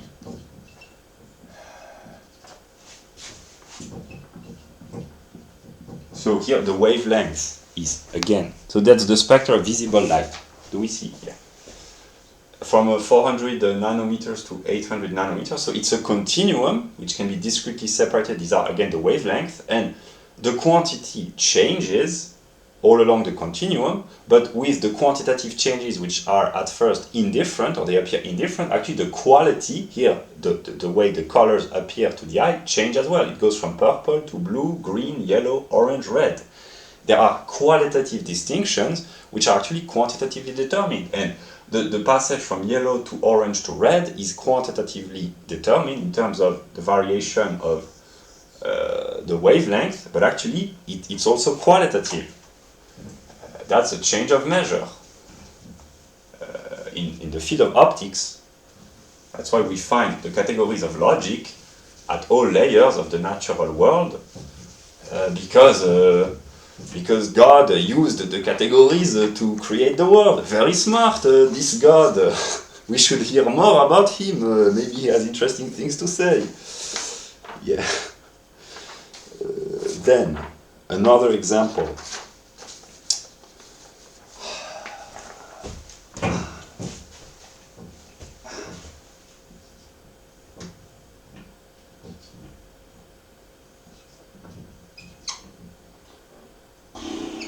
It's the middle of the night. I'm not tired because I took a nap this afternoon, but don't you have anything better to do than lectures on logic in the middle of the night?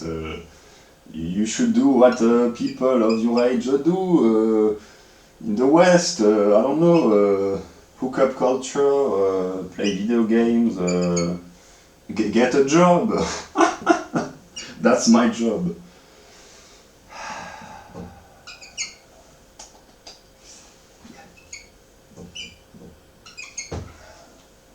In case it's not clear, the categories, they are universal. All humans, wherever they are, whatever their level of intelligence or education, they think with the same categories. They are not aware necessarily, but they think with the same categories. So here we are in the realm of seismology. again, I borrow this from Wikipedia. I make donations to Wikipedia. I have given, and I will keep making donations, hundreds of euros. Thank you, Wikipedia. It's really great, but what is lacking is just the formal structure and the conceptual rigor. But it's part of the plan to abolish the educational system, because all the knowledge is made available on the internet. What is lacking is the structure and the competent teachers. I try to provide both. Yeah. I have nothing to teach because I myself, I am a student, but I have understood that I had to share my knowledge because I'm a virtuous person. Yeah, about virtue signaling. I almost forgot. Where is my radical, controversial book that I forgot to promote? Yeah, the virtue signaling. In case people are not aware, virtue signaling is a tactic that white people, namely Europeans, use in order to gain social status and prestige. Kevin MacDonald talks about this very well. Europeans or white people, they need to signal their virtuous behavior in order to be accepted by their peers. There's a competition, a moral competition. It's recurrent throughout the history of Europeans. There's a recurrent social and moral competition to access status, which explains a lot ecology, the will to spread democracy, Western values, to help the third world, economic prosperity for all, etc. That's a white thing in a sense that white people compete with one another to help everyone or not helping everyone for the sake of gaining status within their own community, consciously or unconsciously. That explains a lot about the behavior of white people. They feel the instinctive need to compete with one another in terms of morality. That's what I've been doing with my ethical standard. In this sense, all white people, I say this for whites and non-whites alike, all white people, they are programmed, I mean every human to a certain extent, but it's more intense and therefore more extended. If you have followed the lecture, it's more extended for white people. We know, we would prefer not to, we would say the non-whites, I guess. Yeah, so here it's the Richter magnitude scale.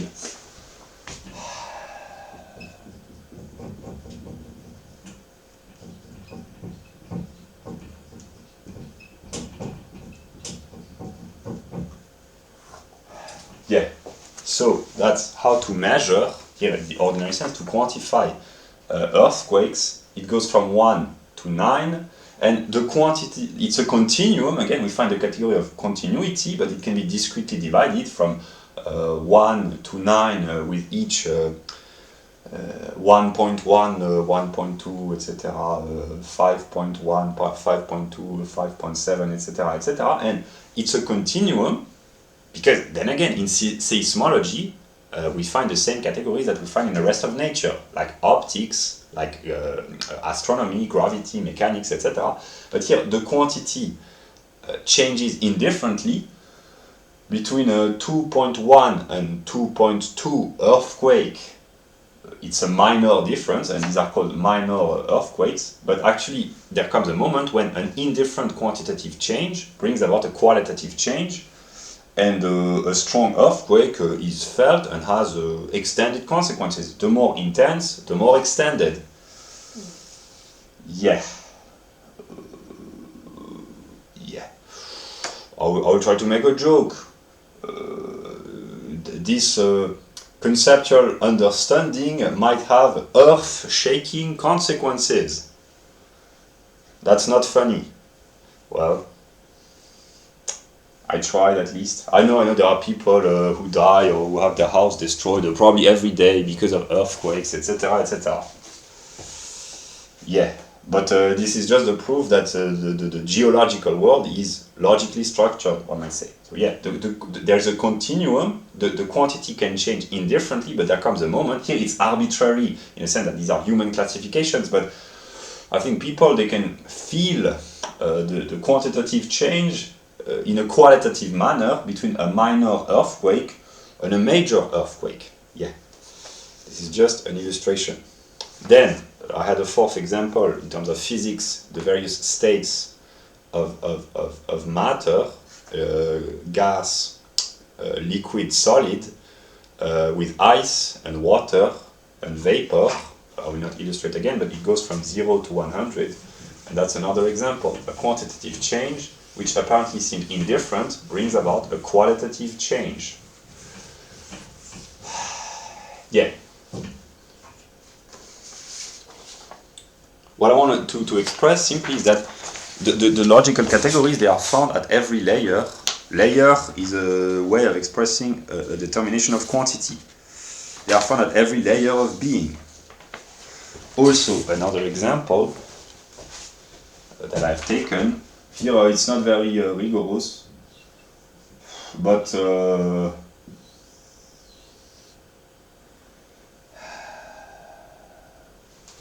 these are fishes. Here I do not have any data, but simply the problem of overfishing, the problem of the resources in terms of the fishes.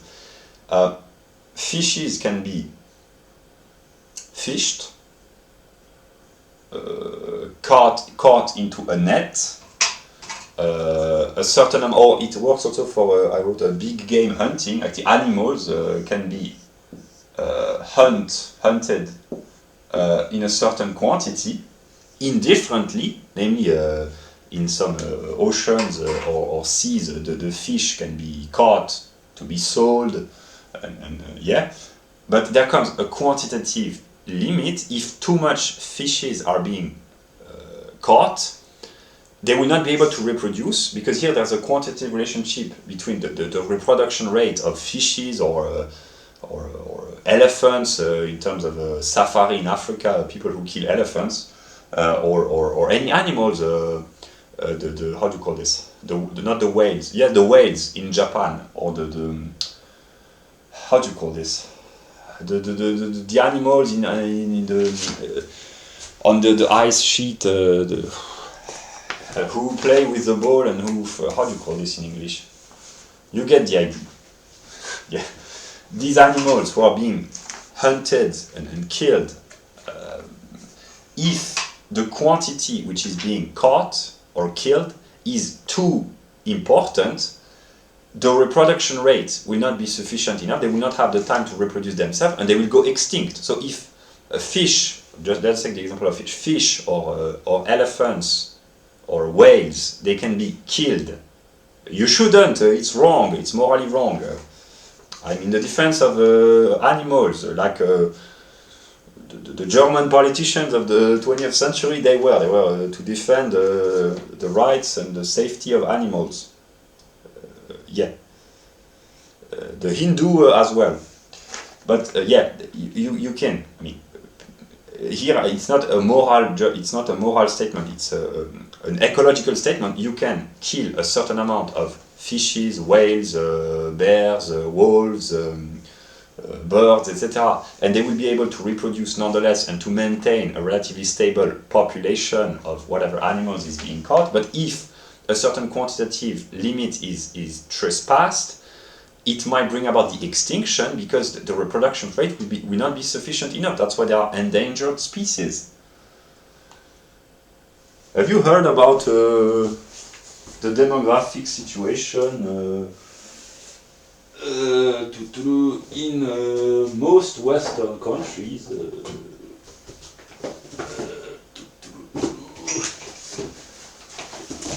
Human beings are animals. They are endangered species in the human world. Yeah. Yeah, so that's an example. If a certain quantitative amount is being transcended, I might say, it brings about a qualitative change in a sense that the fish or the polar bears or the wolves or the whales might disappear completely. Yeah. Another example, climate change. That's the same. People say, if here I haven't the numbers, but that's simply to illustrate. So climate change is in the realm of meteorology and climatology. Climatology, which influences meteorology. If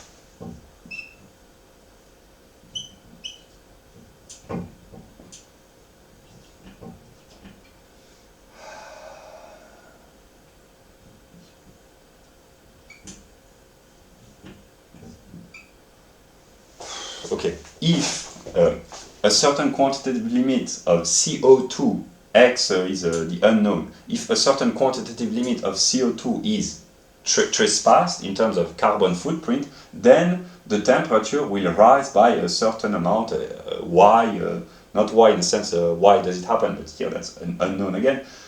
Here it's a degree, Celsius degree. So what the ecologists say, the climate people, they say if the CO2 production is not reduced by a certain quantitative amount, or whatever they say, then the temperature will rise by a certain quantitative amount. So that's the same.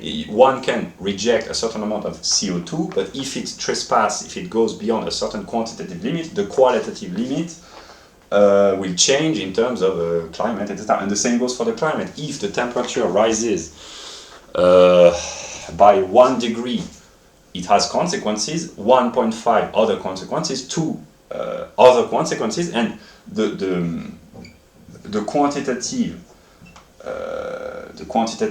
change bring about qualitative changes. In a sense, here I'm not an expert in ecology, but I guess that comes a certain quantitative determination of temperature where it brings about, of course, qualitative changes in terms of desertification, destruction of forest, higher sea levels, which will bring about qualitative consequences, not in the good sense, nor necessarily in the bad. Qualitative means qualify. It will bring about consequences in terms of a rise of sea levels, which means people living on the coast, they will have to move inland. It will destroy commerce, tourism, fishing activities. It will bring about migrations, etc., etc. So quantitative changes bring about qualitative changes. That's why the ecologists, they say unconsciously or with their own terminology, there's a certain measure that ought not to be transcended, trespassed. Yeah, but then it can be used as a tool by the watermelons, as they call it, the socialists. They pretend to be green, whereas they are actually red inside. They use the scare tactics of ecology to implement their socialist policies. I see through your deception, dear ecologist, communist, manipulative people. Yeah. But of course there are the honest ecologists. They genuinely care about the well-being of not the planet, but of other human beings which inhabit a planet. Yeah. Then, another illustration in the realm of physiology and anatomy. It will get a little bit more interesting because I have interesting ideas here. That's really the boring aspect, but it's just to illustrate. I think it's important. It's just the category of measure, but all categories, they are found at all layers of being. Here we are in the realm of nature, but yeah.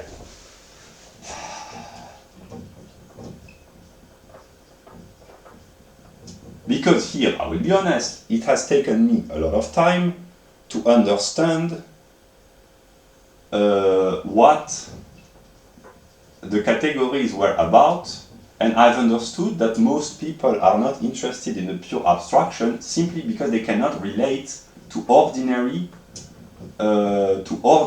consciousness. Yeah, so that's what I'm trying to do, because I have found many examples, and the purpose is first to understand, and then the ethical aspect of the study here, just the category of measure, the ethical aspect, people who are not interested in the theoretical aspect, but just in terms of ethics, to act ethically, we'll talk about this later, means to find the proper balance, the proper measure, a measured behavior, a proper behavior, a decent behavior, most of the time. Most means quantitative determination, quantitative fairness, quantitative relationship, but a measured behavior usually is good. That's what Aristotle knew already. To be measured, sometimes no, sometimes it requires an extraordinary act of being bold and ambitious and courageous, etc. But in most cases, being balanced, namely behaving according to a proper measure, is the right thing to do. Yeah. So that's the example. It can be used in ethics, but here I just talk about the determination of nature.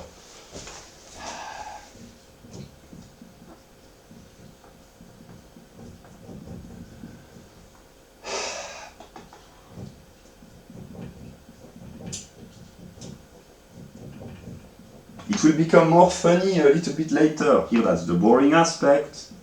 But das Wahre ist das Ganze, the truth is the whole. It's the entire video. There are boring moments, maybe funny moments, enlightening moments, who knows?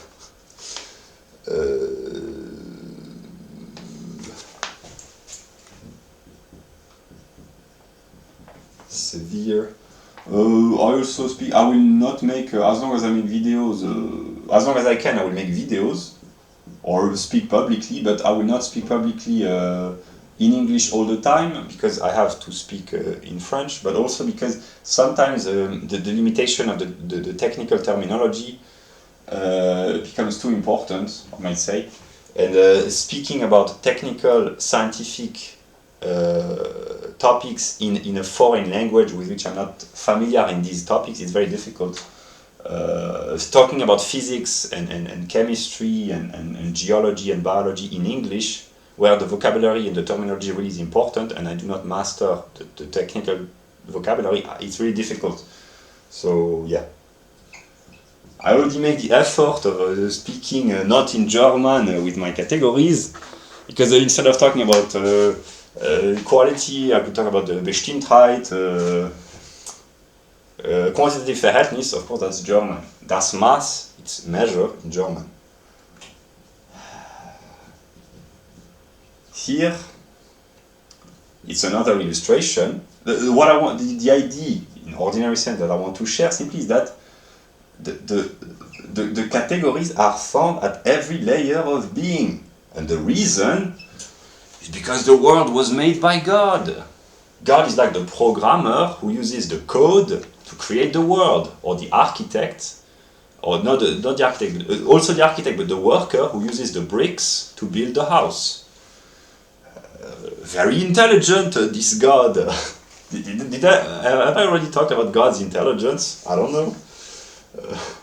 Maybe at some moment people will say, well, God, there's a lot to say about God, but at least he's not an idiot.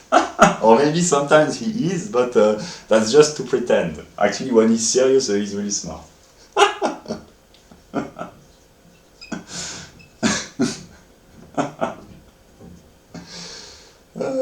Yeah.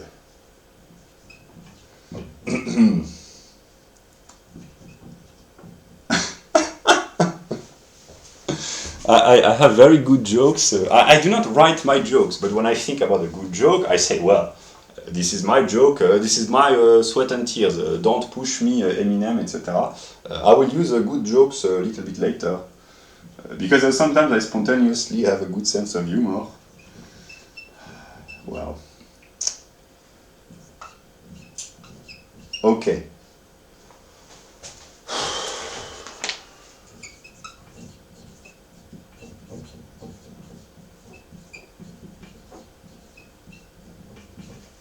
That's the bodily mass index. Again, I found this on Wikipedia. Do we see? The numbers, they're not very clear, but yes, we see it's 16, 16 to 16.9, 17 to 18.4. We see. Okay, so I can comment. Basically, that's the same. Here we're in the realm of anatomy and physiology and medicine, partly. So human, the human world, I might say. The bodily mass index, the size of the body in terms of not size upward, but the weight. I simplify to the utmost. It's not really the weight, but yeah, it goes from underweight to obese. That's a continuum measured from 16 to 40 broadly. I don't know exactly how it is calculated because I haven't taken the time to study this thoroughly, but the purpose is the people who might be interested, they can have the conceptual structure, the conceptual frame to understand that, again, it's a continuum here ranging from 16 to 40, but because it's a continuum, it can be discretely separated, and the quantitative changes at first they are indifferent, namely, if your bodily mass index ranges from 16 to 16.9, if it's 16.4, 5, 6, 7, it's indifferent. It's a quantitative change which is indifferent. But there comes a moment when it turns the indifferent quantitative change into a qualitative change, and from being moderately underweight, you are mildly underweight. And then you have the normal range, then you are slightly overweight, a little bit obese, obese, very obese. That's a continuum. Yeah. That's an illustration that the proper measure in the realm of physiology and anatomy is between mildly underweight and slightly overweight, so between 17 and 29.9, that would be healthy bodily mass index in terms of the broad range, and it's probably distributed in a bell-shaped curve, and I guess that in relatively healthy countries, the overwhelming majority of people, they are between slightly underweight and slightly overweight. But if you are obese or severely underweight, that's a problem. That's a social, medical, sometimes psychological problem. I promoted books about the food industry, socialism, which encourages irresponsibility, etc., etc. And it's just an illustration that a quantitative change brings about a qualitative change. So measure, the concept of measure in the realm of anatomy is simply to be fit, to have the proper weight, the proper ratio. Ratio is quantitative reference between the size and the weight. People who are healthy, usually they have the proper balance of weight, and a healthy society ought to promote no, because that would be state intervention, but to produce healthy individuals. Mens sana in corpore sano, which means a healthy mind in a healthy body. If a society systematically produces underweight people, like in some regions of Africa, or systematically produce overweight people, like in most very developed economically countries, there's a serious problem. It has lost the measure. The measure has to be reinstated. Yeah, and then that's the connection of all the layers. A person who anatomically or physiologically suffers from overweight or underweight will have psychological problem in terms of the seduction process, how to seduce another person of the other gender. There's the confidence boost. Oh, you are all beautiful, even if you are fat. That's the fat pride, etc., etc. Then I've seen briefly by looking at the article in the how do you call this model industry, the role models in terms of beauty models.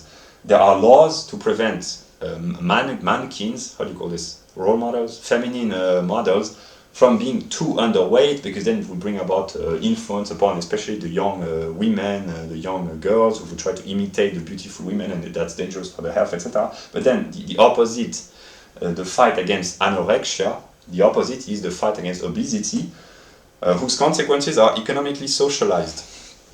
Where is the book by Mr. Di Lorenzo? Already promoted the book several times, but good books, they ought to be promoted as long as necessary. It's okay to be overweight, but the problem is that if the financial costs are socialized, it's not okay, because it forces people who are more responsible to pay for those who are less responsible. That's how it works. So obesity is a problem for the people who are obese on a singular level, but when we live in a socialist economy, it's a problem for the whole of society, because the workers, the taxpayers, they have to pay in a socialist medical system for the excesses of weight of the overweight people. Britney Spears made a song about a hot body, etc., etc. You better work, be, etc. I've been losing weight over the past few months. I was overweight, I was fat. I have become thin and slim. Not slim shady, but slim.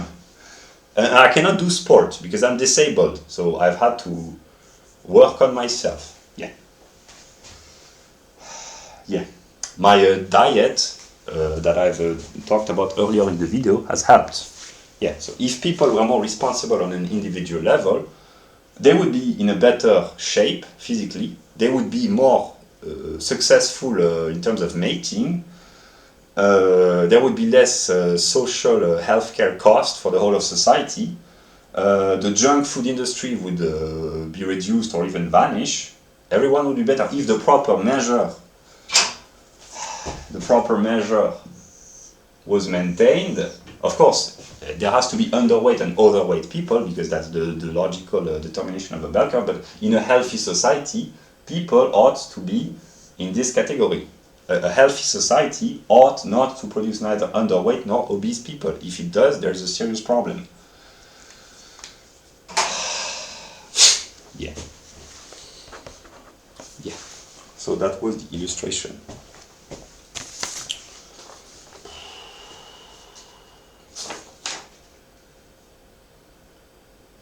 Okay. For the realm of nature, these are just examples in the realm of nature of the category of quantity. Now I will make a pause.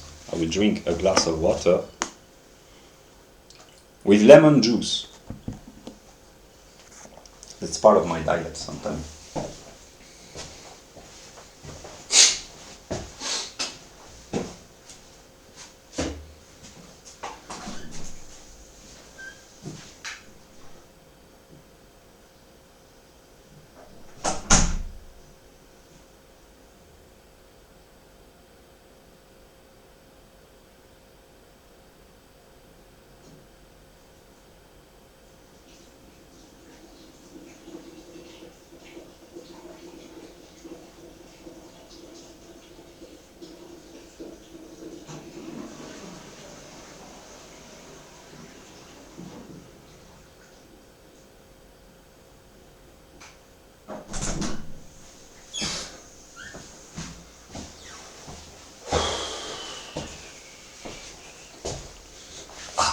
I'm working by night. It's 3:30 in the morning. I want a pay rise. No, I work for free. I don't expect to be paid.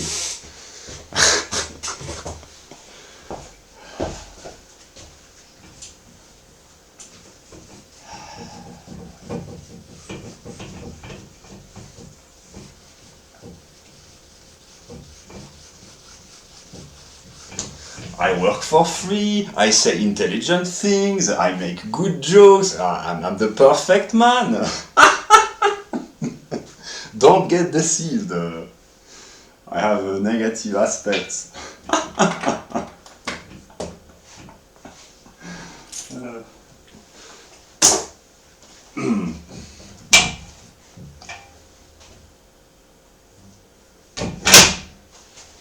I'm too good to be true.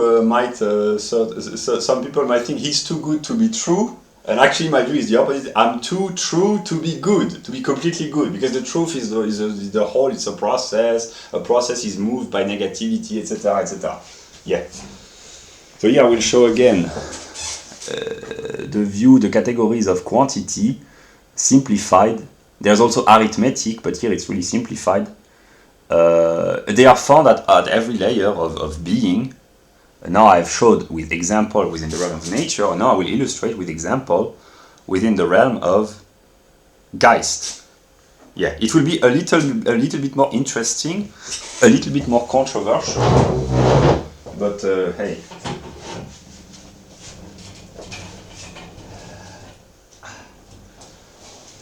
Do we see?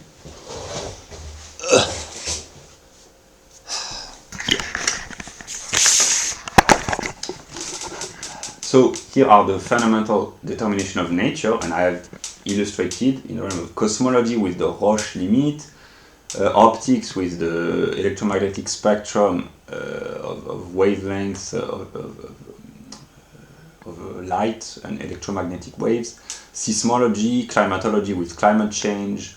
It can work in acoustics with sounds as well.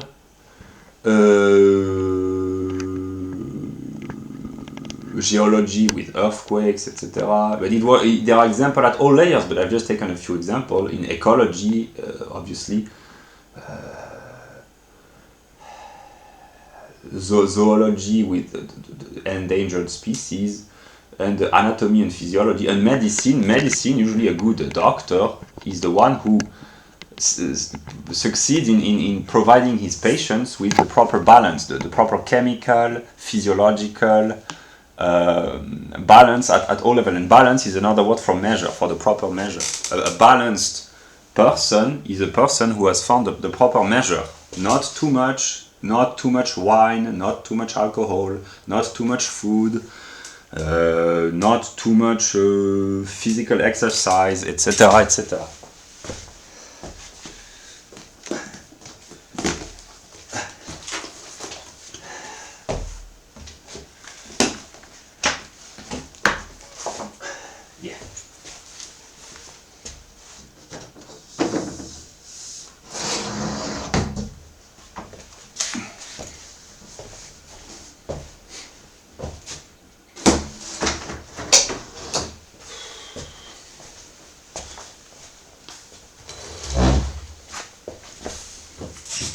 okay, here that's the view of Geist, which is the human realm, the realm of the human psyche, the human soul, the human mind, the human spirit. That's the view of what a society is, and the fundamental building block, it's not a building block, but the ground of a society is the population, with all these categories from sociobiology, physiognomy, evolutionary psychology, language, and intelligence. So I will begin by this. I will illustrate with example, again, of the category of measure in these spheres. Here I will not use the table board, I will talk more freely, one might say, and it will be more intelligible. Yeah.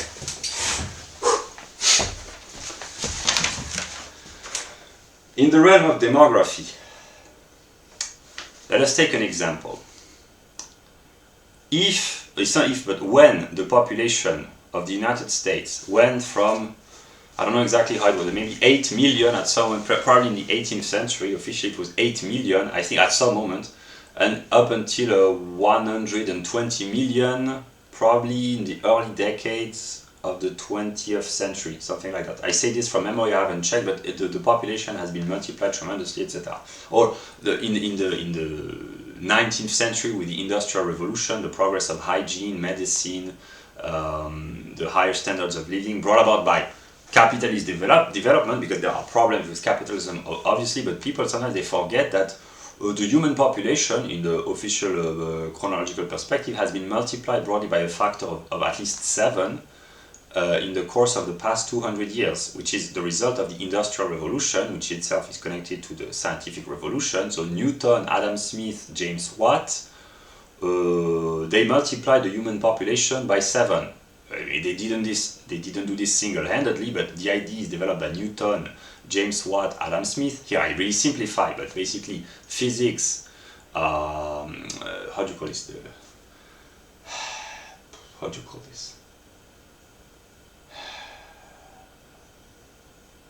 I always forget the name in English.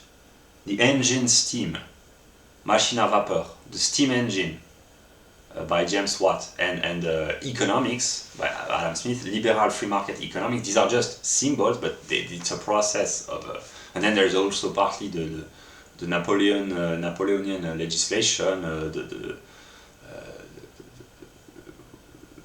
yeah, but it's predominantly Newton, James Watt, and Adam Smith, the most important. And then before that there was Martin Luther. Don't forget the German theologian who is pulling the strings. The Anglo-Saxon, they think that they rule the world. No, the Germans, they are secretly pulling the strings. For the good, of course. Well,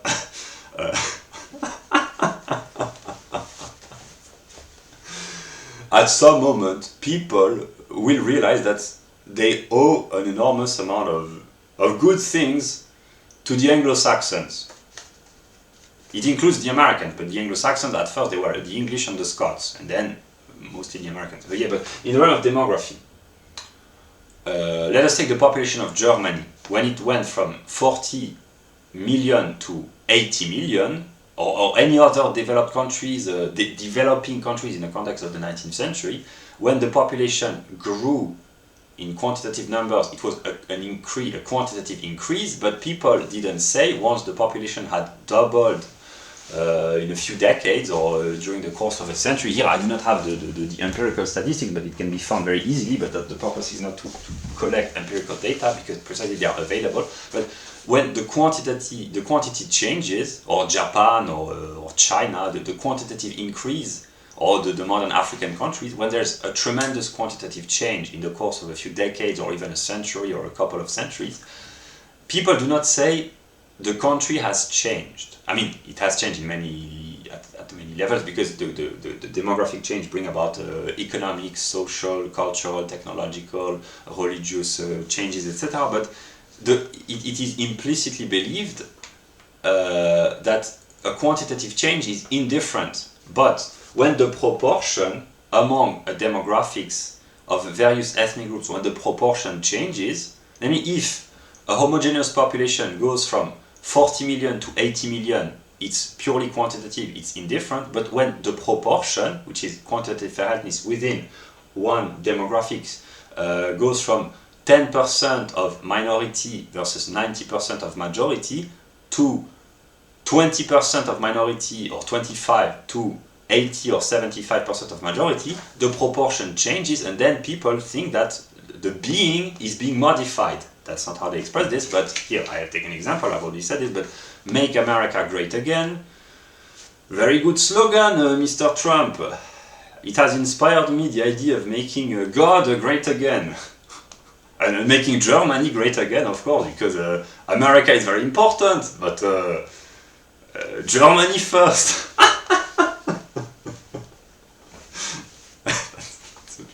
Yeah, but make America great again. That's a fantastic slogan, really great.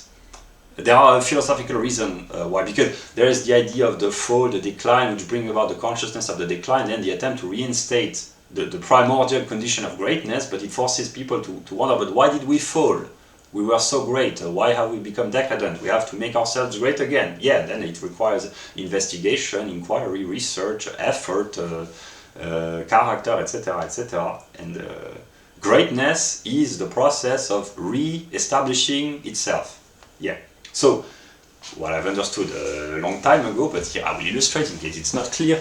When people say, make America great again, what they mean secretly, but I can read your mind, dear Americans, dear Republicans, and the MAGA people, I can read through your mind. What you mean, where's Ann Coulter? Hopefully she hasn't been replaced. No, she's irreplaceable. Mrs. Coulter, you are irreplaceable. Yeah. Ann Coulter.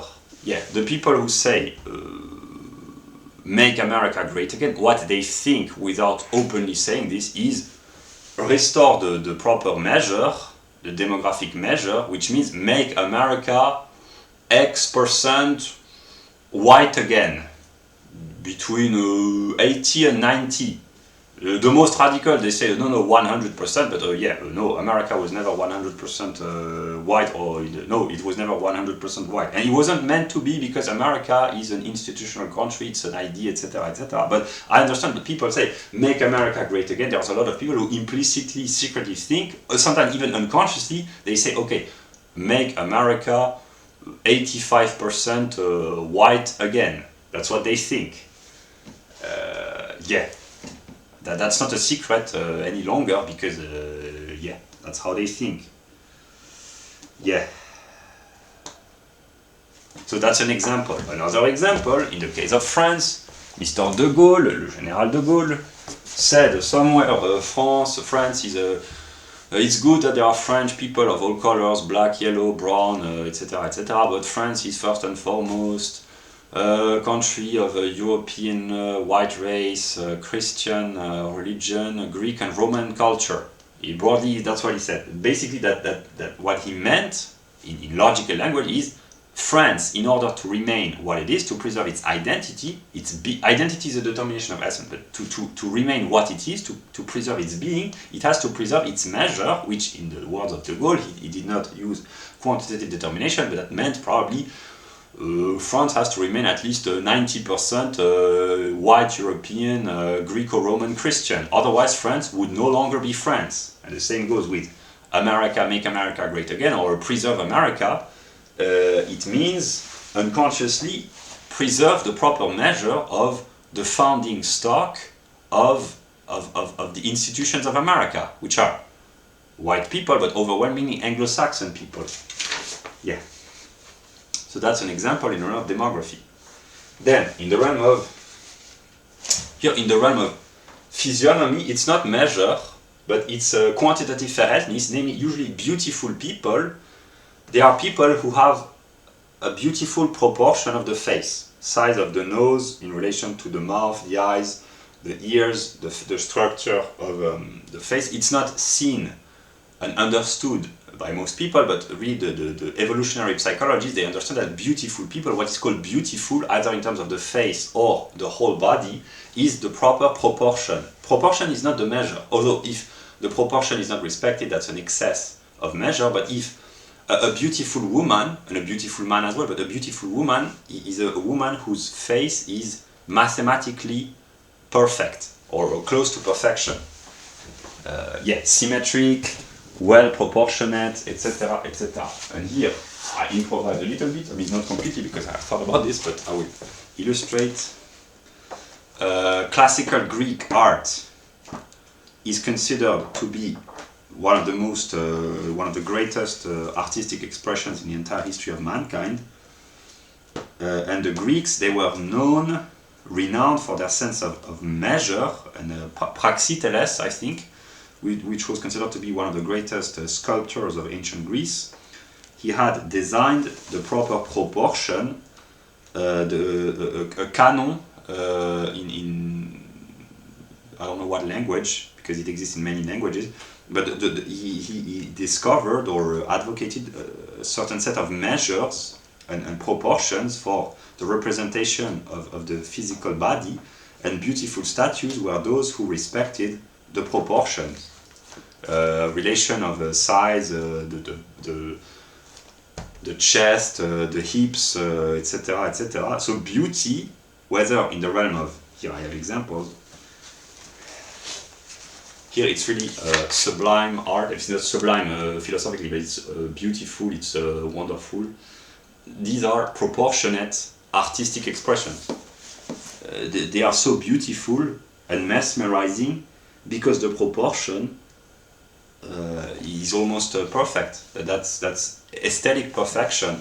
The Greeks, they were balanced, and they were partly, I mean, the Greeks of the classical age, they had found in many layers of their life, their collective life. Here it's in the realm of art, the proper measure. And there is a recurrent trend throughout European history, European means white history, between classical, I think like the classical ideal and the Apollonian tendency and the Dionysian tendency. These are the categories of Nietzsche, Apollo and Dionysos. Apollo would be the principle of order and measure, Dionysos would be the principle of spontaneity and outburst of sometimes excesses, for good or bad, but yeah. And it is found throughout the history, artistic, political, intellectual history of Europe.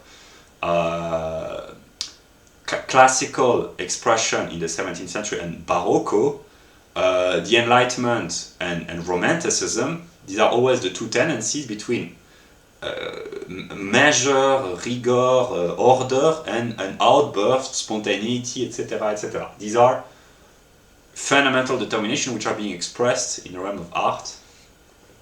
And that's so yeah, in terms of physiognomy here, beautiful people, whether in terms of face or body, they are those who are well proportionate. We'll talk about this later. That was the initial plan. Here, that's the boring aspect. It's been, 2 hours? Maybe the video will be very long. Okay, 2 hours and a half. But I have the intention to speak about certain proportion, certain measure. Yeah. So then, in the realm of psychology is here. Here I take an example. Patience is a virtue, usually. It's the ability to endure, or tolerance is the ability to endure a certain amount of annoying aspect without losing one's mind, in a negative sense. But there comes a moment when sometimes excesses produce a reaction. But here I just take the example. In the relationship between psychology and fame, Marshall Mathers, Eminem, he talks in his song, for instance, in the song Marshall Mathers, I'm just a regular guy, I don't know why all the fuss about me. Or in the song The Way I Am, he expresses, and in other songs he expresses, or simply his entire career expresses that a change in fame would be extension of success, namely popularity, which means widespread, extended renown, a change of quantity, the number of fans or followers or the number of articles written about him or the number of people who try to contact him, it has played a role in the development of his psychology. It has brought about qualitative change in his psychology, namely it has forced him to react to the pressure or to the fame. Or it's true for many artists. Artists, when they come from a position of being unknown and anonymous almost to success, that's a quantitative change, but it's a change of measure because it brings about qualitative changes in terms of reputation, income, but then in terms of psychology. And the songs that I've listed from Eminem, I will put the link also to a song by Angèle, a Belgian author, a Belgian singer born officially in 1995, in the song Flou. It's in the French language, although she's Belgian. She talks about this. The change, the psychological changes that she has had to encounter due to her success, which means a quantitative increase of popularity. Yeah. Now, my table ball. In the realm of intelligence,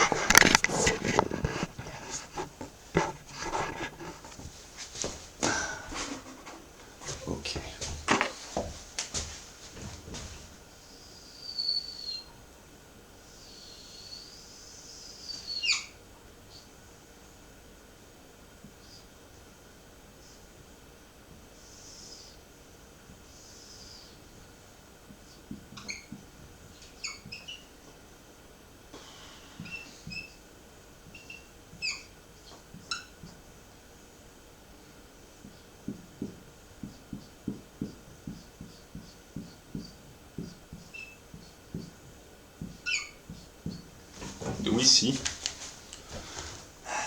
that's a bell-shaped curve of IQ distribution. IQ is the quantitative determination of intelligence. That's the same old trick.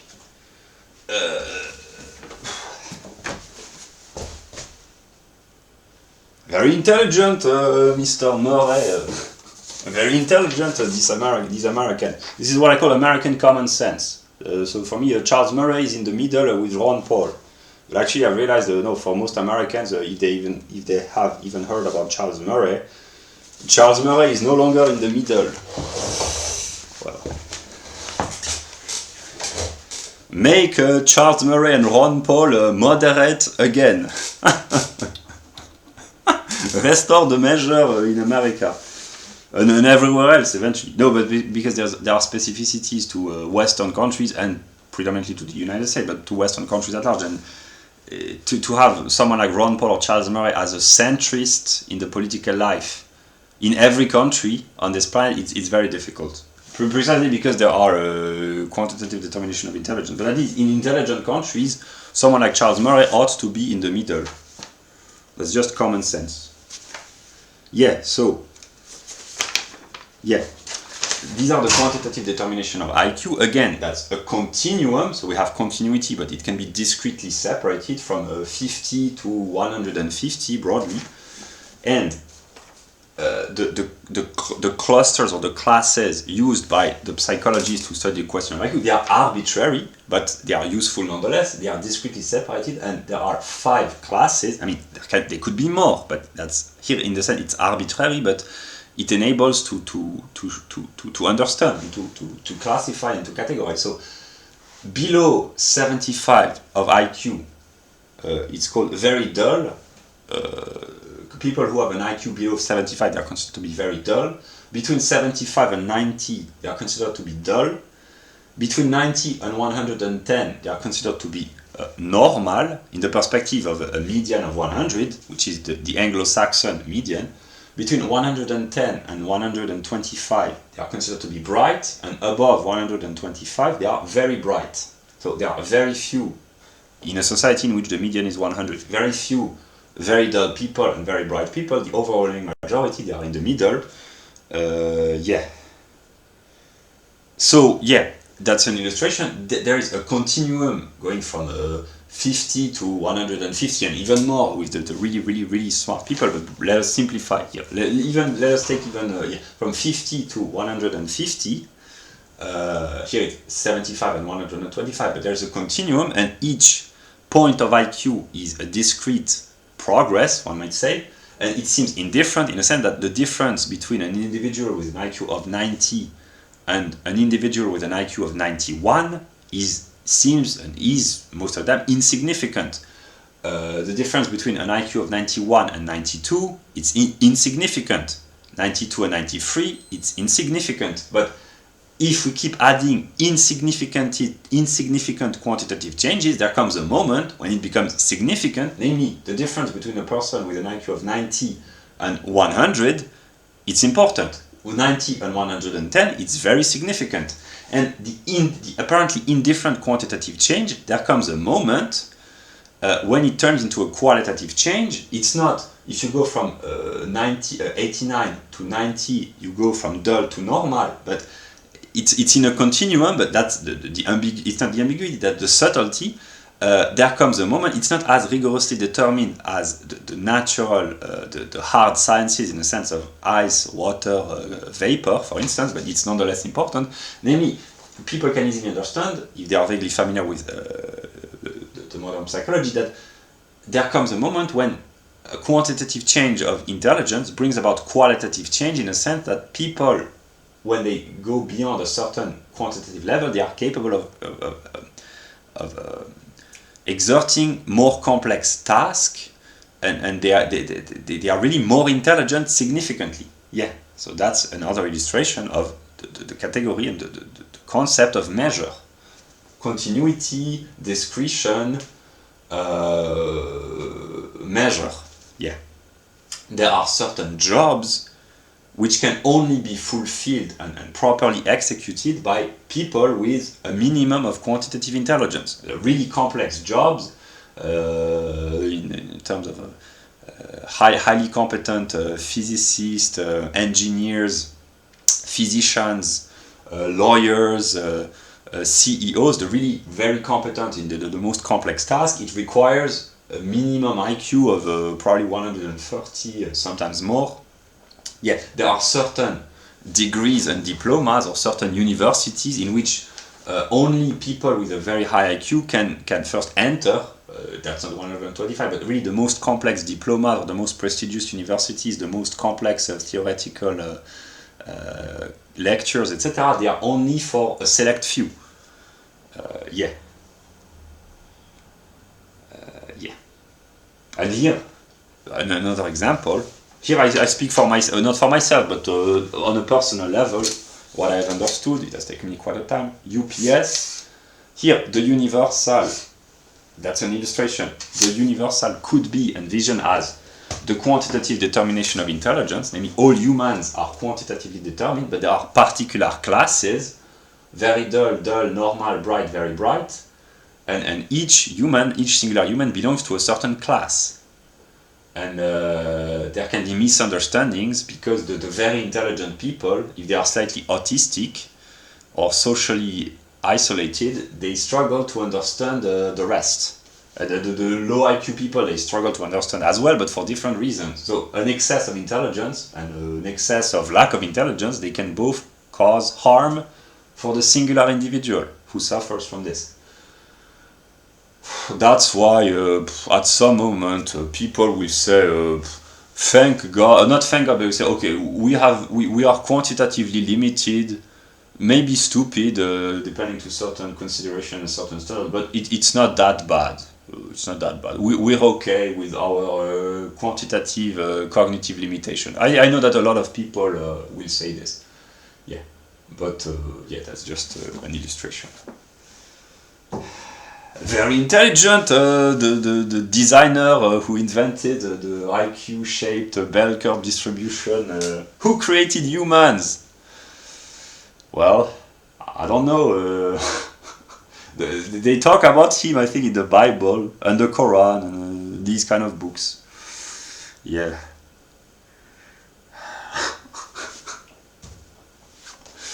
Yeah.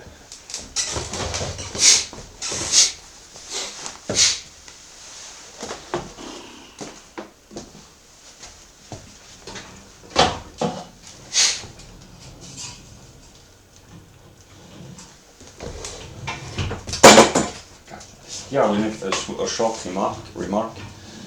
For an individual, a slight quantitative increase of IQ is really indifferent, namely, even if there were pills or injections or recipes to increase a person, like a singular individual IQ by 2 points, in terms of health,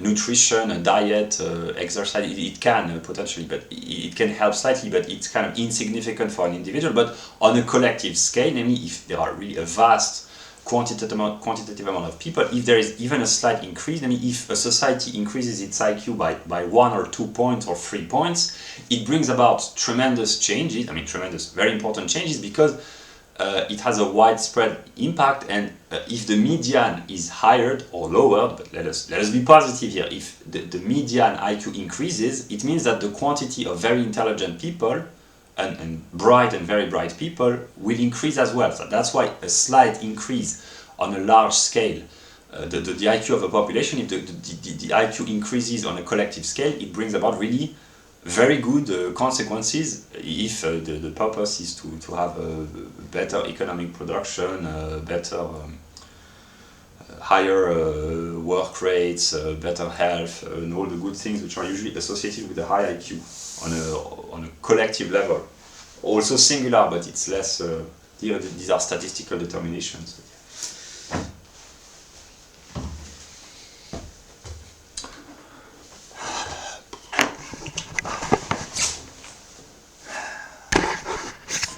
Okay, I continue. So now I think I will use. So here are I've talked about. Also, I wanted to talk about language. Here I will not use the table board, but basically in terms of language. So here are the realm of institutions which are founded. Founded in a sense, they rest upon the people. The institutions, historically they have been founded, but in order to be maintained, there has to be a foundation, the demographic foundation. Yeah. Not only there also to be a moral foundation, but eventually a society is not a pure abstraction. There is a biological substratum, one might say. So here's the view of the institutions which make a society. It's really simplified.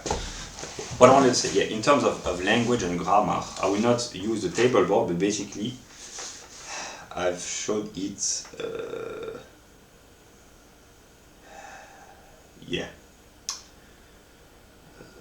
I've just showed. I've not even checked. So here it's not very rigorous epistemologically. The method is not very rigorous, but basically, in daily use, apparently ordinary people, they use between 300 and 5,000 words of daily use of vocabulary in a country like France.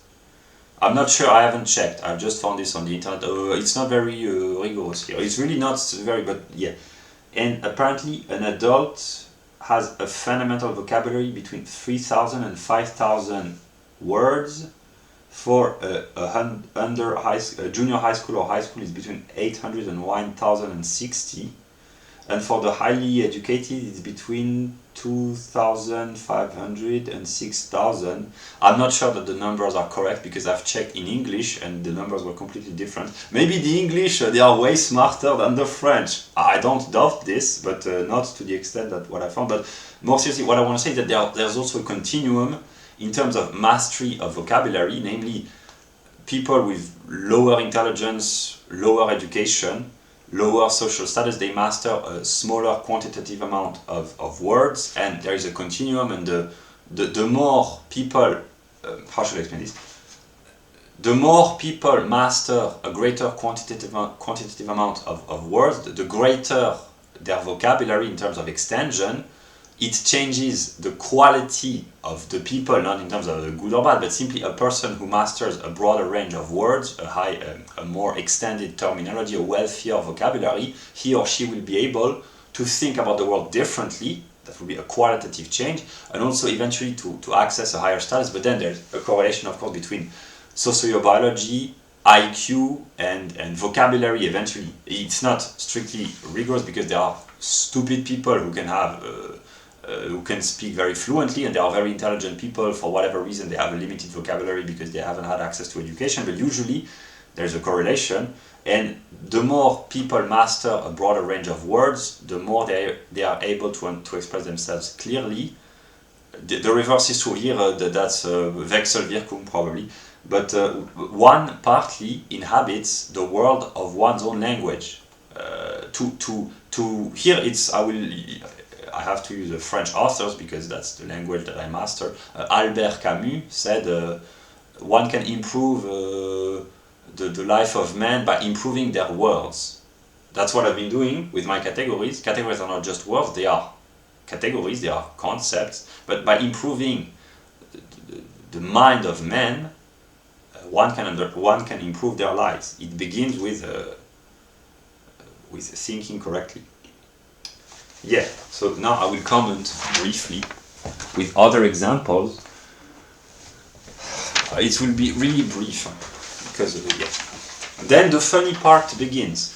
Here is the boring introduction. We are still in the middle of the introduction. So, in terms of education, the category of measure, of course, that the diploma. 1 year post graduation, I'm not even sure what it is. I think it's the diploma that the Americans are supposed to receive at the end of high school. I don't know, but 1 year post graduation, 2 years, 3 years, 4 years, etc. It's indifferent, but there comes a moment, the bachelor's degree or the PhD, where an indifferent quantitative change turns into a qualitative change, and people get a diploma. And then they can spend the rest of their life working stupid jobs to repay the debt that they had to borrow to finance their brainwashing. Yeah. So that's the illustration. So here that would be the category of degree. Here there's a play on word in the English language, but the grade. If you have good grades, you will get a degree. Grade and degree are a logical category. Because here the English language is very funny. Yeah, but that's an illustration. A quantitative change, if you study for a whole semester or 2 semesters, that's indifferent. But if you keep acquiring quantitative knowledge, at some moment, if you have a good attention span, a good will, and if you are smart, it turns into a qualitative change, and you really become smarter. And it works for all educational purposes. If you study a foreign language 30 minutes each day, which is what is usually being recommended. If you study 30 minutes one day, you will not learn a lot. 2 days, neither. 3 days, etc. You can study 30 minutes each day for 2 months. You will have slight improvement. But if you do this for 3 months, 4 months, 2 years, 3 years, etc., it will be a continuum. But the more the quantity hits, it will be the regularity, the recurrence, daily, the intensity of work, the consistency. It will change qualitatively. Namely, you will really learn a new language and you will speak more fluently. So here, being how do you call this? Not resilient, but to persist, to be motivated, to be involved, to be thorough, to be recurrent. How do you call this? Patient, that's not the proper word. You get the idea. Yeah. Oh, my vocabulary is failing me.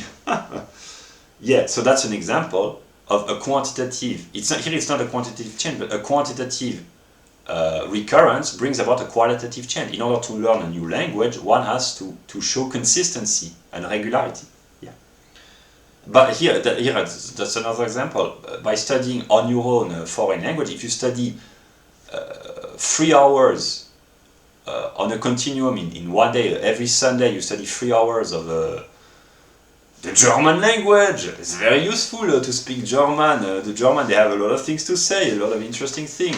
To study 3 hours of German once a week, each week, it will not help a lot. But to study 30 minutes of German or even 20 minutes of German each day, then you will improve qualitatively with a small quantitative increase. Yeah.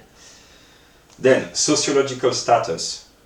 The higher a person climbs into the hierarchy, the more extended is his or her influence. Here that's intensity and extension. To climb up the social ladder, one has a broader influence. Or, if it's not purely quantitative, because there are people who are have a very high status and they are not very well known, but they will have wealthier friends or more influential friends, more powerful friends or more intelligent friends, etc. etc. But usually here what I wanted to say that there comes a moment when a slight increase in wages throughout a career, if you earn more and more continuously because you climb up the economic ladder of your company, it will change your social status. It can happen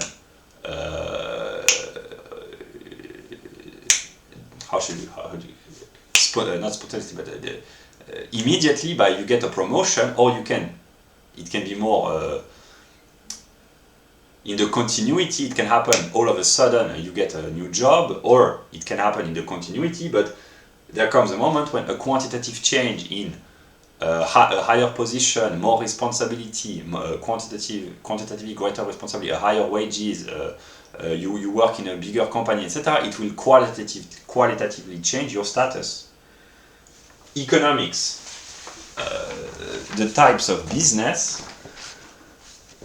Here that's the French legislation, I'm not sure that it's the same in most countries, but basically if your business, your company is between, here I arbitrarily choose, just to illustrate, between 0 and 5 employees, that's a certain type of company. Between 5 and 10, that's another type. Between 10 and 25, that's another type. Between 25 and 50, here it's not how it is, I just simplify, but you can hire 1 employee, 2 employees, 3 employees, it's indifferent, but there comes a quantitative moment when adding 1 employee turns the quality, here it doesn't mean good or bad, but the structure of your company, and you have to change the fiscal, legislative, administrative structure, etc. Multinational companies, there is probably an international definition, it's quantitatively determined, either in terms of income, in terms of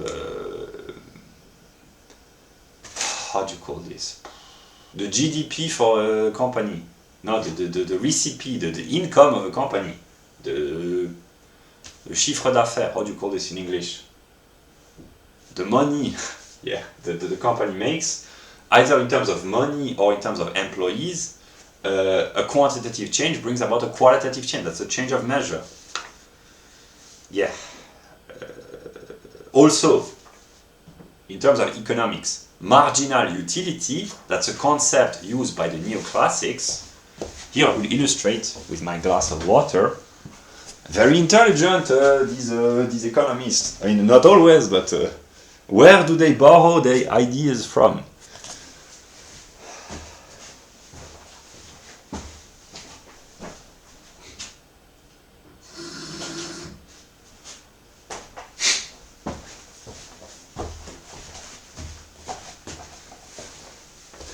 I will make a joke. I teach theoretical economics to the Anglo-Saxons. Maybe the Anglo-Saxons would say, we teach you practical economics. Yeah, I teach you theoretical economics. Marginal utility. The story told mostly by the Anglo-Saxon economists is, you drink 1 glass of water, that's good. You drink 2, that's good. You drink 3, that's good. The 4th, except if you were very, very thirsty, it's really, well. The 5th, well, let's not waste water, but yeah. The 6th and the 7th, it can become unpleasant. That's marginal utility, namely the story is that the utility defined by the neoclassic, the advantage that it gives to the person who is in search of satisfaction decreases with the quantitative change. Namely, if you have 1 good or 2 goods or 3 goods, they are good, but the more you add quantitatively, the less the satisfaction, the satisfaction ceases to increase in the first moment, and then eventually it decreases even. If you are hungry, you eat 1 carrot, it's good, 2, it's great, 3, it's even better if you are hungry, but then the more you eat, it decreases the utility, namely the quantitative change brings about a qualitative change. What was pleasant at first becomes unpleasant. If you eat 10 carrots, let's not talk about hamburgers, but yeah, if you eat too much, it becomes unpleasant. That's what is called marginal utility, but this is derived from the concept of measure. Another example with alcohol, one beer. Don't drink alcohol, it's not good for health, yeah, but it's okay to drink alcohol if it's not in a socialized economic system, because if people do stupid things when they are drunk, who has to pay? The taxpayer, of course.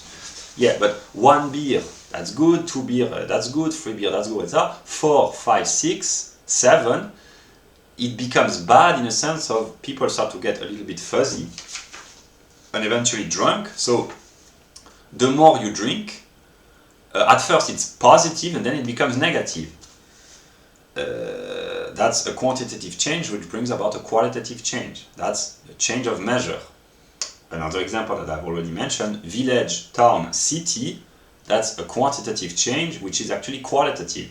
The more you add inhabitants, at first it's indifferent, but then it turns the quality of the gathering of people from village to town to city, and then the subdivision, which are administrative depending on the country, etc., etc. And then it's not just a change of word, because a village, when it becomes a town, the name changed because the quantitative number of inhabitants has changed, but then it brings about qualitative changes in terms of government, economics, sociology, because it will attract businesses, there will be legislative changes, it will attract maybe tourists, it will stimulate the economy, etc. When a village becomes a town, it brings about businesses, it will increase the income, there will be a change of behavior, because usually in small villages people they behave decently. When it becomes larger, it becomes more anonymous and people they are more loosely behaving more loosely, and it can bring about moral decay. Yeah. Another example in the realm of constitution, I borrow this from the works of Hegel, but when the size of a country changes, the constitution might no longer be adapted, in a sense that, in a historical perspective, the Roman Republic was made for a small group of people, and the wider the Republic extended, it brought about political problems, because when Rome and the Latium, first Rome conquered the Latium and then the Italian peninsula and then the whole Mediterranean, Mediterranean world, there were political problems because the Italians, they wanted equality of rights with the Romans.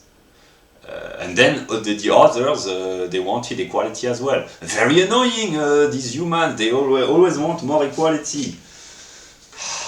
There were already leftists in ancient Rome. Although the leftists of ancient Rome, they would be on the far, far, far right of the modern world.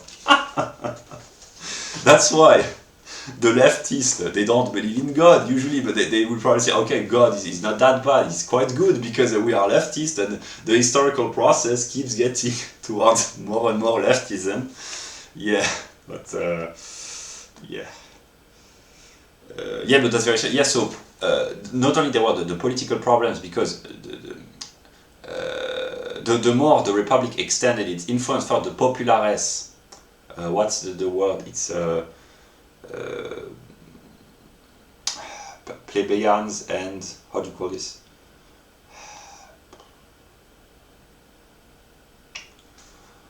I'm trying to think in English, in Latin, in French. How do you call the aristocracy of the Roman Republic in English? The patricians, patricians and plebeians. The plebeians of Rome, the native citizens of Rome, they wanted equality with the patricians. Then the native of the Italian peninsula, they acquired equality with the Roman citizen, and then eventually a decadent emperor gave equality to everyone. It was Caracalla, I think, in the 3rd century. And then the empire degenerated completely, and the Germans, always here to save the day. The Germans, they came out of their forest, they wreaked a little bit of havoc, but they restored, I wouldn't say order, but aristocracy at least. Yeah. Well, the Germans, they have done better things, or maybe not, I don't know, but yeah. When there's decadence, the Germans, they always intervene to try to stop the decadence. Very reliable, these Germans. And then I can anticipate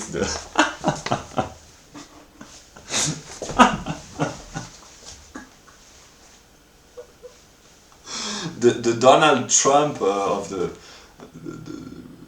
empire, the declining empire, would say, make Rome great again. Of course, that's what all the aristocrats, the ambitious people, and the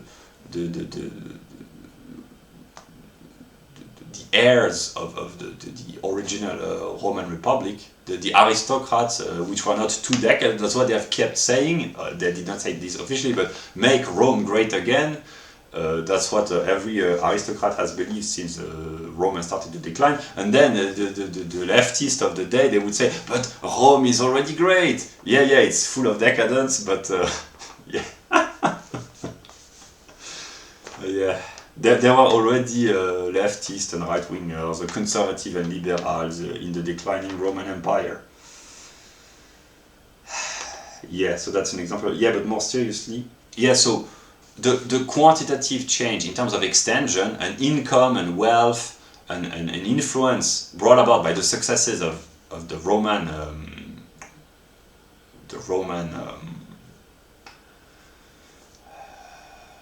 what's the word? The Roman discipline, yeah, the Roman discipline, the military discipline brought about conquest, and this quantitative change in terms of extension brought about changing in terms of psychology, behavior, customs, etc., etc., and eventually at some moment, they had no constitution as such, but the legislative organization of Rome had to change, and the aristocracy, the republic, was replaced by an empire. The many aristocrats were replaced by the one emperor, Augustus, and then all the emperors.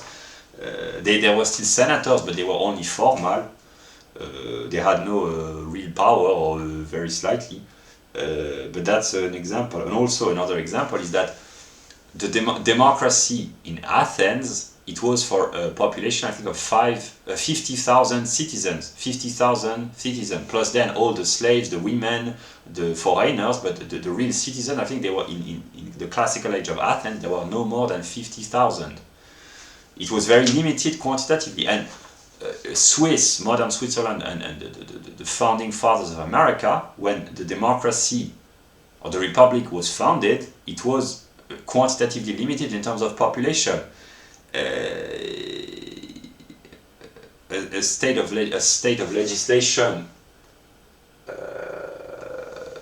can be adapted to a quantitatively limited amount of people, but when it increases quantitatively, there are changes, because for many reasons, but simply in a small state, when people live close to one another, and not all of them, but a lot of people know one another, there is more trust. Here, that's another example in terms of ethics. The reason why cities are thought to be decadent and villages or rural areas are thought to be more authentic is because in small communities everyone know each other, so people, they have to act ethically for the sake of their reputation, whereas in the larger cities where everyone can be anonymous, more or less, people can afford to be irresponsible because they don't care. Whereas in a small village or in a small community where people, especially in the older days, in the historical perspective, when people were kind of trapped in their native place, they had very few opportunity to move and to travel, they had the reputation of their ancestors to carry, the reputation of their family, of their children. They had to be virtuous. In a big crowded city, there is often a lot of decadence because people are completely anonymous and they don't care about the people that they meet because there are too many. So this is an example of how urbanization brings about ethical changes when the quantity changes. Yeah, but certain institutions in terms of politics and law are only adapted to a quantitatively limited amount of people. In a sense, to believe that India in the modern world is the largest democracy, a democracy of more than 1 billion people, it's only formally a democracy. And even the US, a country of 320 million citizens, democracy is only formal. Where is Mr. Hoppe? After I've showed the book about democracy. So yeah, in a sense, certain institutions can function in a certain quantitative limit, but when it is trespassed, the quality changes. Yeah.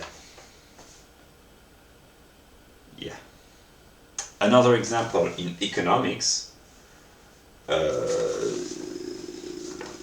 Here, a good, intelligent French author. It's very rare in the modern world. Intellectuals who are really on a very high level. Mr. Nemo, very, very smart, Monsieur Nemo. He's a libertarian French author. He's French, so that's a very moderate form of libertarianism. That would be a Republican, I guess, in the context of America. But he's really considered a radical in France. And another really good book, The Intellectual Regression of France. The French have become stupid. The elites, the intellectuals. But then if the elites are stupid, the people become stupid as well. It's not their fault, but yeah, because of legislation. So here I will say what I said earlier. People watch this, they can go, hey, France is becoming completely dumb because of the legislation. So France will decline, is already declining, has already declined. But America is declining as well, but it can maintain certain standards because of the liberty that the Americans enjoy. Yeah, so Philosophy of Taxation, or Taxes, it's a very intelligent book, and I just prepared slightly, I will not read the book, but basically the thesis of the book is that there has been a quantitative change in terms of public expenses and the proportion of public expenses according to GDP along the 20th century, over the course of the past half century, where I think the public sphere of expenses went from 10% to broadly 50%. So that's a quantitative change, and the thesis of the book is that it has brought about tremendous qualitative change in terms of loss of public liberties and ethics. He says basically that, here it's not really what he says, but I simplify, that a quantitative change in terms of taxes that would be partly finance of the government and partly rights, because taxation are determined by rights, so it's partly finance because the government has to be financed eventually by stealing the money from the working people. Yeah. So a quantitative change in taxation has brought about many qualitative change, not for the good, because it has brought a dependent, immature population, egotistical monsters. This is not what he says, but this is what Per Bylund, a Swedish person who talks about the welfare state, says that the increase of the welfare state in Sweden has turned the population into moral children and egotistical monsters, because in a society where there is a welfare state, people tend to become completely irresponsible. Why bother about being responsible if the state takes care of everything? About education, retirement, pension, the health system, security, the state's plans, everything. Why should we bother? Why should we bother about acting ethically? Because there's always someone else to care about our well-being, etc., etc. But if everyone does this, society becomes collectively irresponsible. But since the state is the manifestation of the society, they are in a reciprocal determination. If everyone becomes irresponsible, either it's very easy to manipulate the population, or everyone becomes really a population of children, and that's problematic. So yeah, the theory is that if the quantitative amount of state intervention in the realm of welfare or legislation or taxation goes beyond a certain limit, he's a libertarian inspired by Hayek mostly, so he's not as radical as Rothbard or Hoppe, but he's classical libertarian, one might say, influenced by partly Mises, but mostly Hayek. If the quantitative change goes beyond a certain limit, it brings about many qualitative changes in terms of loss of liberty, loss of responsibility, loss of freedom, loss of social cohesion, etc. That's one of the theses of the book. Yeah.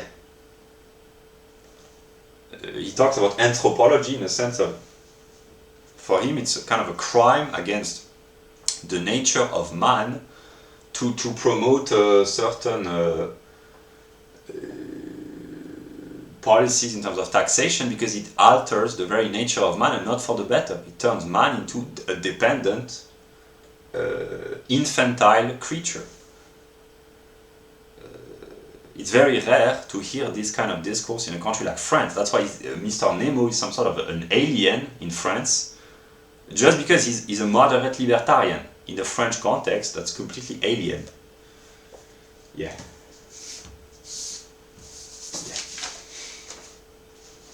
And that's very easy for the populist and here populist is in the negatives, and the demagogues of the government to promise free stuff that would be the welfare state, that would be law and partly sociology, one might say, to promise free stuff, because people, they see only the immediate. We will have free education, free healthcare, new roads, new means of transportation, food stamps, etc. They see what is immediate, but they do not see the totality. They do not see the long term, the consequences in terms of alteration of behavior, irresponsibility, dependency, loss of liberties, etc. They do not see this immediately. The debt which is being accumulated, which forces them to pay even more taxes to repay the interest rates, etc., etc. They see the immediate, but not the full view. Yeah.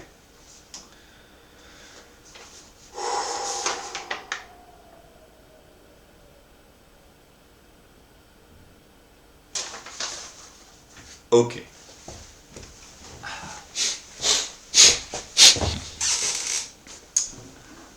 Three hours and 17 minutes. I'm gonna make a joke. The video is too long. That's not the proper measure. I've understood. That's what people spontaneously understand on YouTube or in books or in conferences. If they want to be successful, they have to find the proper measure to respect the average attention span of humans. If it's too long, people are not interested, etc., etc. But then here another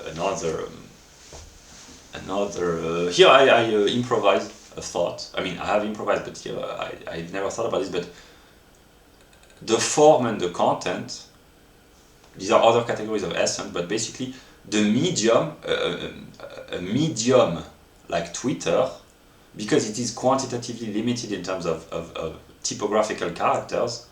The thoughts which are being expressed, they have to be limited. Only a select minority of geniuses in the history of mankind have been able to express really profound thoughts in a very quantitatively limited amount of words. Nietzsche was very good at that, but it's very rare to express oneself in aphorism, in very short sentences. It's very rare. So if the means of expression, the medium, is quantitatively limited, the quality of thoughts being expressed will have to be limited as well. Yeah.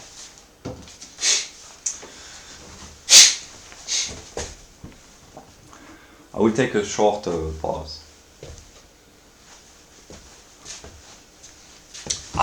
A short remark.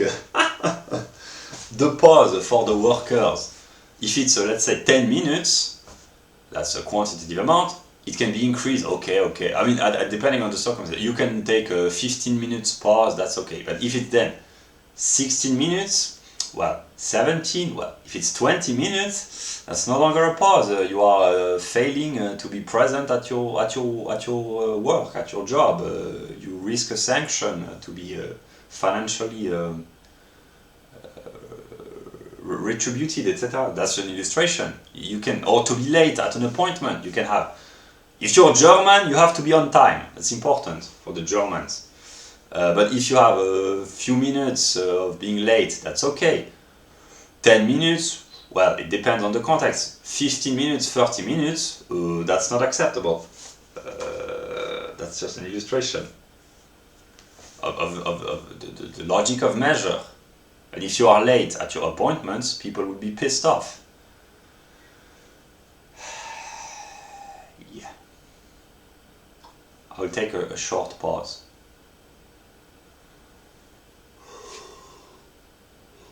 I haven't slept. Sleep.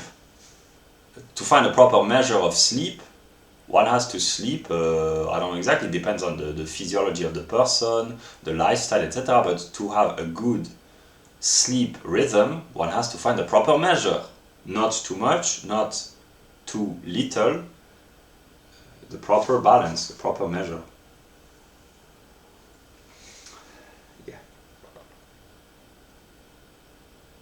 Also, do we see, in art, many of the heated debates throughout the artistic and aesthetic history of the European world, one might say, have been between different views of the proper measure in terms of poetry, plays, what is the proper measure, or sculpture, or music, yeah.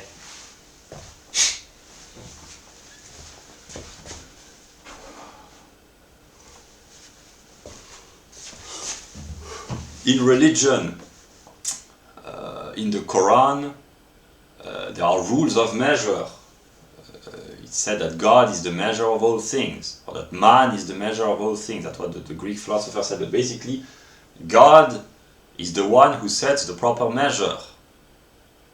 These are rules of conduct, quantitative determination of behavior. If they are excessive, it's morally wrong.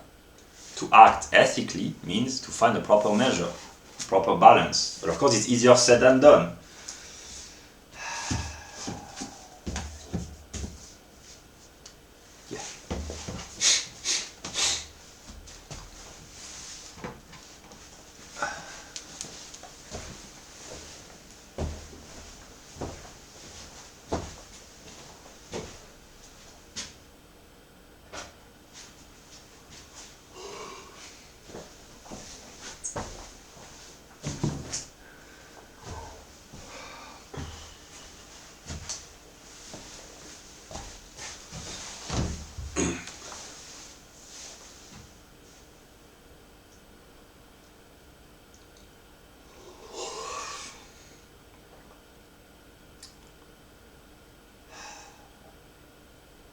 Now, I have bored my audience, the people who have watched this continuously.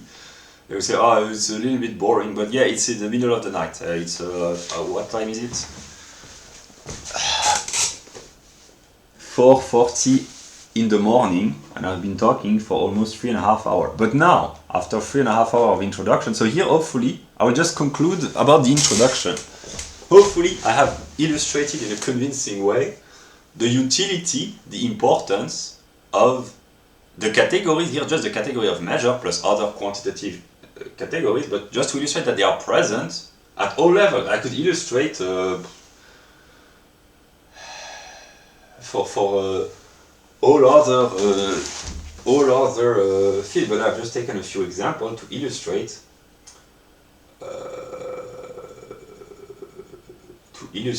the category. I just want people to understand the importance that the world really is structured logically, one might say. It's so self-evident. The natural world is structured logically. That's why nature is rational. Every scientist knows that. But the human world is also structured logically, even when it's illogical, because humans, they spontaneously think, intuitively and innately think with the categories. Here, that's the debate between Leibniz and Locke in the 17th century, the innate ideas, the thought and determination of measure. It's an illustration of one of the innate ideas, but what Leibniz and Locke called innate ideas, namely ideas which were ingrained in the mind of man by the creator, not acquired through experiment. This is contrary to the view of the tabula rasa, the clean slate, not the clean slate, the blank slate. The innate idea, it's another word for the categories. That's not how Leibniz envisioned this, but actually this is the view of Kant. Very intelligent, these Germans. Yeah, but Kant didn't talk about the category of measure, but yeah. So the human world is structured according to the categories because the mind of humans is structured according to the categories.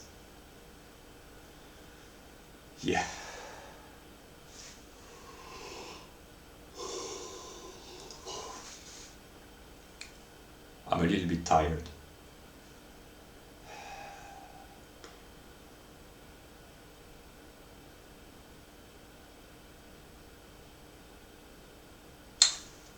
I will use the French language to illustrate. In terms of economics, there is a French adage which says trop d'impôts tue l'impôt, which literally means too much taxes defeats the purpose of taxation. Namely, it's well known in economics, but a little bit increasing the taxes, it can bring about immediate benefits for those who bring the taxation. They put in money into their bank account, one might say.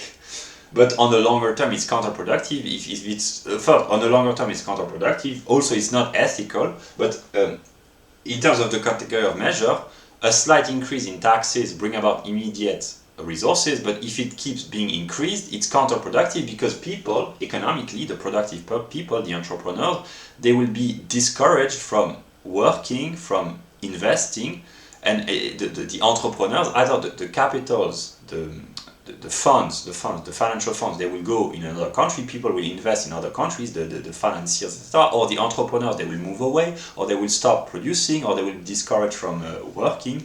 Di Lorenzo talks about this. So an increase of taxation defeats the purpose because by increasing the taxation, the wealth created can be decreased because it discourages investment, work, innovation, etc., etc. That's an illustration.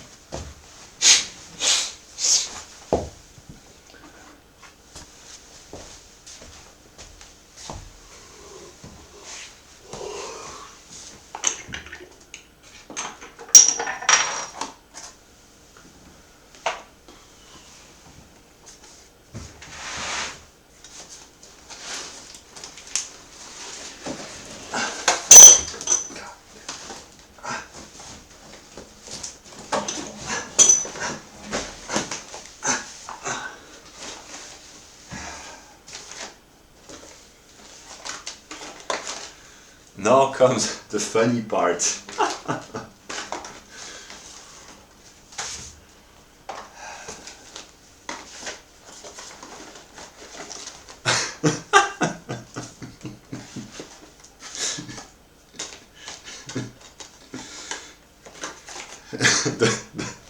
the authentically German part, maybe.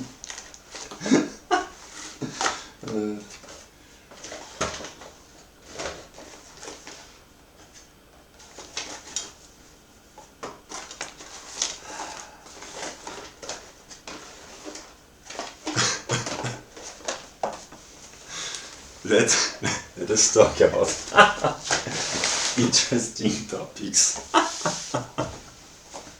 That's what I wanted to say at the beginning of the video. I didn't thought that it would be 3.5 hours long, but here I will just take an example about measure. Wonderbras. I have made empirical investigation. It doesn't mean what you think it means. I talked to people, professionals, and apparently the size of the breast, the size of the boobs, for women, it obeys the same logical determination. Here I speak in English, so I don't know how it is classified in the English-speaking world, but basically in French it's A, B, C, D, E. That's I think the size of the boobs, and then there is a number between broadly 80 and 95, depending. That's also a continuum. That's the surrounding of the waist. Yeah. And of course, it obeys the laws of measure in a sense that there can be a quantitative change in the size of the breast of the female person. It's indifferent, but there comes a moment where a quantitative change brings about a qualitative change. Here, the quality is not good or bad, it's simply the classification differs. 85B, that's one of the standard, or 90B or 90C, that's the average. Here I've not made a thorough empirical study. Maybe that's the interest of being an empirical scientist, because studying the I will make a joke here. Studying the theoretical aspect of the concept of measure can be quite boring. But then if someone said you have to check the measure of the boobs of women to see if your German metaphysics coincide with with human anthropology. Yeah, but here that's just another example. It's determined quantitatively, and in terms of measure, the wonderbras. That's not what I intended to talk about, though. Yeah.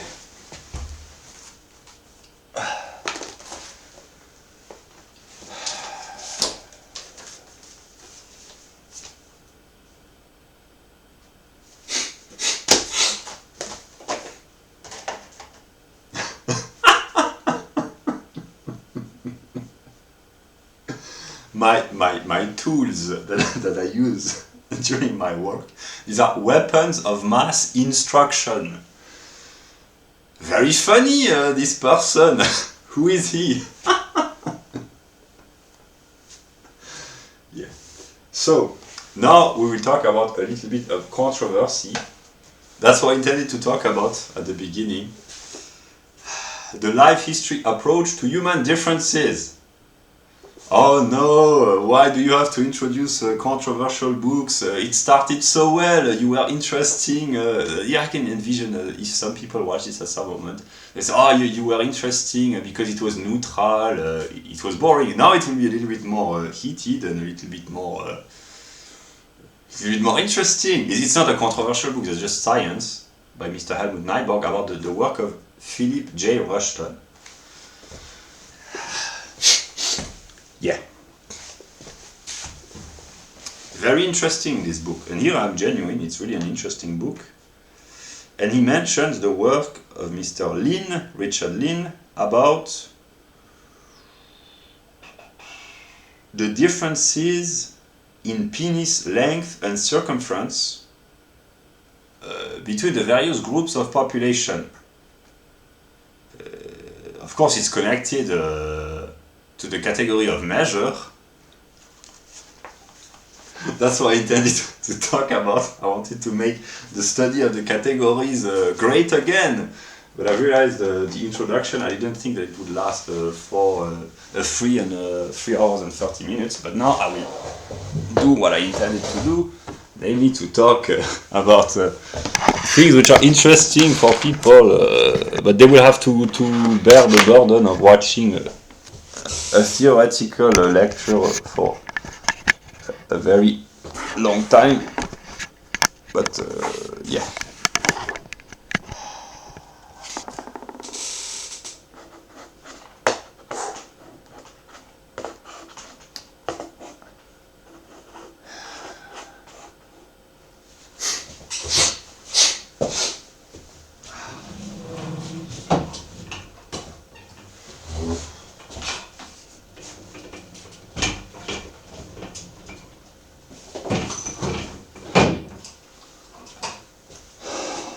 Here I understand that basically I know how I could make a very successful video about measure by talking about what I'm about to talk about, but it would defeat the purpose, because if people are just interested maybe in the funny aspect, it's not necessarily funny, but the comical aspect without the serious preparatory work, no, I want both.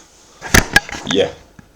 That's my German aspect. I will not compromise on the seriousness, although it's not really serious, but I mean, see, it's serious, but it's not as serious as it could get, but it's partly intellectually serious. But now I will talk about penises, of course. Yeah. I've taken a few notes before starting recording the video.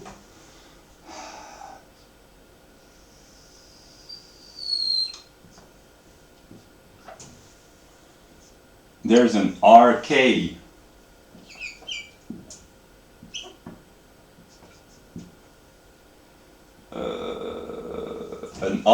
continuum. That's just the proof that we find this. It's not surprising at this point, but the RK continuum, in terms of reproductive strategy, among most organisms studied by biologists, that is some organisms studied by biologists, and the R means it's a theory of biology, mainly species or animals who produce a lot of offsprings, quantitatively a great number of offsprings, with low investment in terms of upbringing or parenting. And the K, there's the R pole of the continuum, and the K pole of the continuum is a reduced number of offspring, a quantitatively more limited amount of offspring, but with a greater parental investment. It is found throughout the animal realm.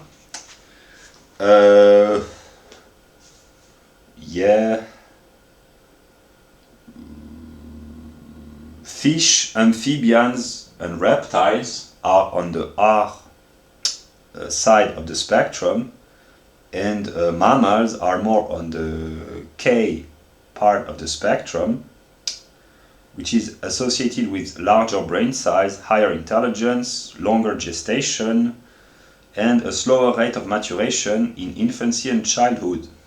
Yeah, so it is found throughout the animal kingdom, and Mr. Rushton has applied the categories of sociobiology to the human world, and he has divided the various branches of mankind, the various genetic clusters, on a continuum, and he has found that the Negroid, the Caucasoid, and the Mongoloid, which is the anthropological scientific terminology for Sub-Saharan African, Europeans, North Africans, and Middle Easterner, and then Asian until up to India and Pakistan. Caucasoid in the broadest sense, so it includes white people, but not only, and Mongoloid, which are Eastern Asian, so blacks, whites, and yellow people. But actually it's more complicated than that, because there are non-whites within the Caucasoid spectrum, and there are groups of people which are not represented if mankind is divided in just 3 subgroups. So it's not accurate enough, but it can help understand an anthropology. So he has said basically that there's a continuum. It's not true for every singular individual, but that's statistically determined. That's how things are. Usually, according to Rushton, Sub-Saharan Africans have a greater number of offspring than Europeans and than Asians, East Asians, with different levels of investment. That's partly biologically determined. And he has used his theory he has applied his theory to the measurement of penis size in the various groups, and he has found empirical data which show that people who have watched pornography a few times in their life, they probably have noticed certain quantitatively odd features odd. It's a certain quantitative determination of certain anatomical properties of pornographic actors, or not actors, or pornographic in pornographic videos.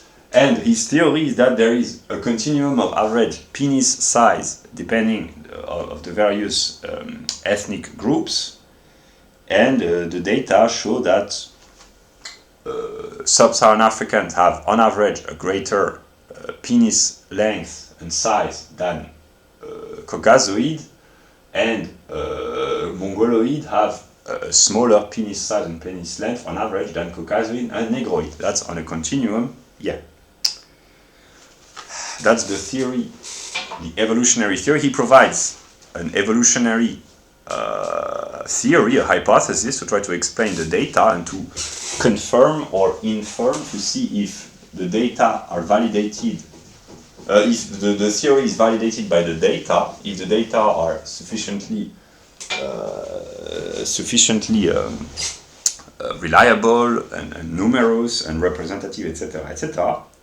For instance, It is said that in the US, penises are longer among blacks than among whites. I don't know. Pornography seems to indicate, but then maybe it's just statistically odd, but yeah. I will not comment. I do not watch porn any longer, and I recommend people should stop watching porn for many reasons. I intended to make to put a link to videos who talk about the problems of pornography, the effect it has on the brain, the negative consequences, etc., etc., on virility, semen retention, etc., etc. Yeah, but basically, yeah, that's connected with what I said earlier. Anyone with an internet connection can have access to the totality of world knowledge, the interesting aspects of astronomy, cosmology, physics, chemistry, biology, economics, sociology, etc. But also there are the negative aspects of the internet. Pornography is one of them. About the question of race realism. At some moment people will know the truth, but to say that there are no differences between the various human groups, it's nonsensical in the sense that anyone with an internet connection who has had the opportunity to watch pornography will have noticed some anatomical features in some pornographic videos are quantitatively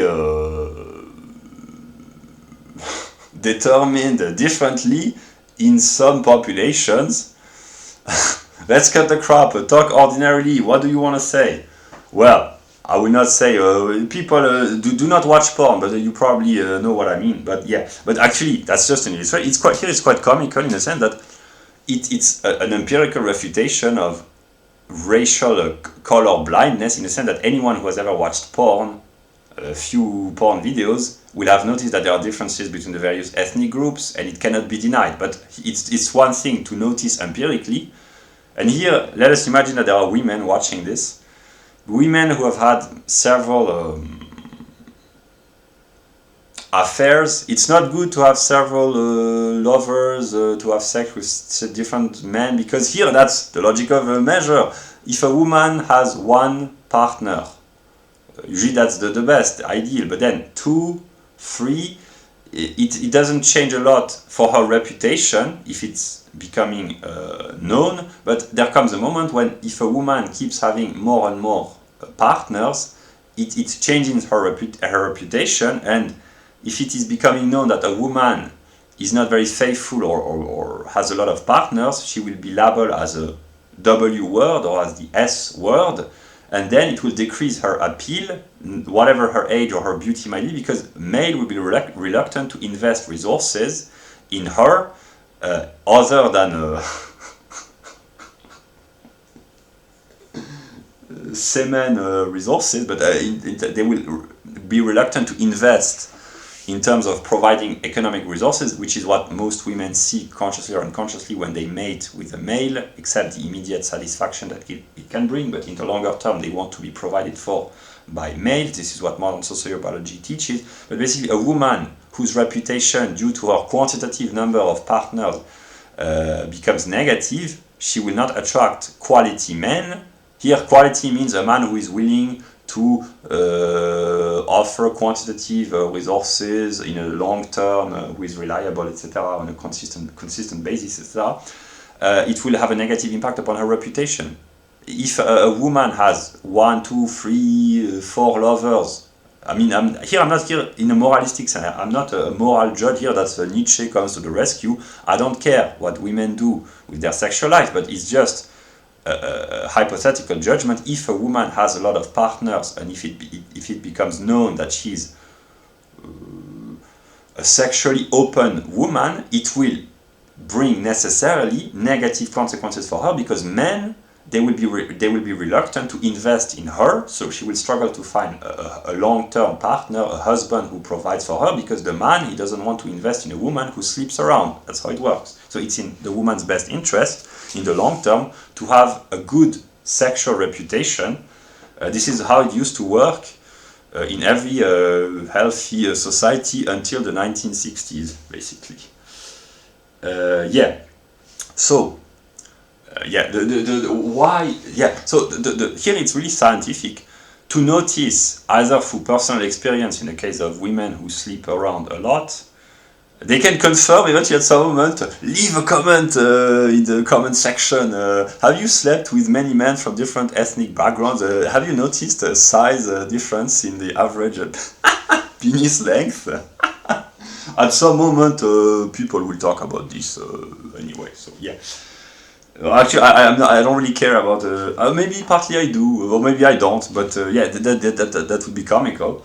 But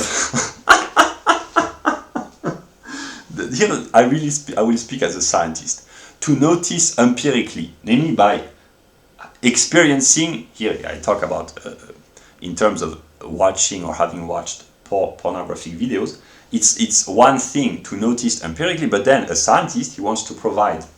He doesn't simply want to notice that there are many singular cases. He wants to see if there is a reason why there's a quantitative amount of singular cases who look alike. Why are there statistical odd occurrences? Is there a reason? And that's the scientific mindset. And here it's very serious in the sense that there have been researchers like Mr. Roche who have sought an explanation to explain precisely the difference in penis size among the various groups. And the theory, here I will not read the book because I understand, is that populations who have evolved in a Darwinian perspective in colder environments of the northern hemisphere, the Eurasian continents, they were forced, because of the hardships and the harshness of the environment, they were forced to cooperate because it was more difficult to have access to food, which led, I read this before making the video, but I understood and I knew this already, which forced male to cooperate to reduce their level of aggressive behavior on a long term, in the Darwinian perspective, in the biological evolutionary perspective. Males who are more willing to cooperate with other males of the same tribe, need to reduce their level of testosterone and aggressive behavior. They were more able to cooperate, and therefore social cooperation, the division of labor, that's Mises and libertarian economics, brought about more success in terms of being able to hunt big game animals and to bring resources. So the males who were capable of cooperating with other males to socialize themselves, to reduce or to restrain their negative tendency, here that would be aggressivity, etc. They were selected probably because they gathered more resources, therefore they had better access to females, and therefore they left a greater number of offspring, so they passed on their genes. So the genes being selected for lower level of testosterone and ability to facilitate social cooperation were selected over time in the Darwinian perspective. And this is how, the official story says, this is how the level of testosterone dropped in Caucasoid, here it's European Caucasoid, mainly white people, in European Caucasoid and Mongoloid people who were selected in the harshest, coldest climates. This is what explains the lower level of testosterone, and it's partly tied.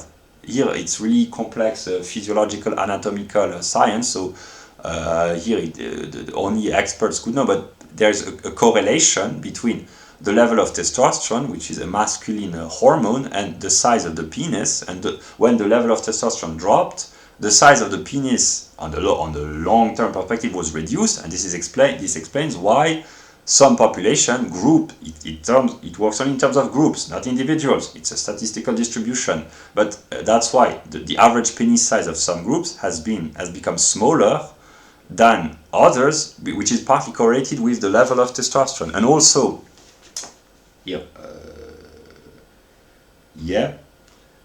also another theory, I don't know, but it's a theory that a longer or larger penis enables to displace the semen, the sperm, which is in the vagina of the female, and a longer penis enables to throw away the sperm of the competitors, the other males who have slept with the woman.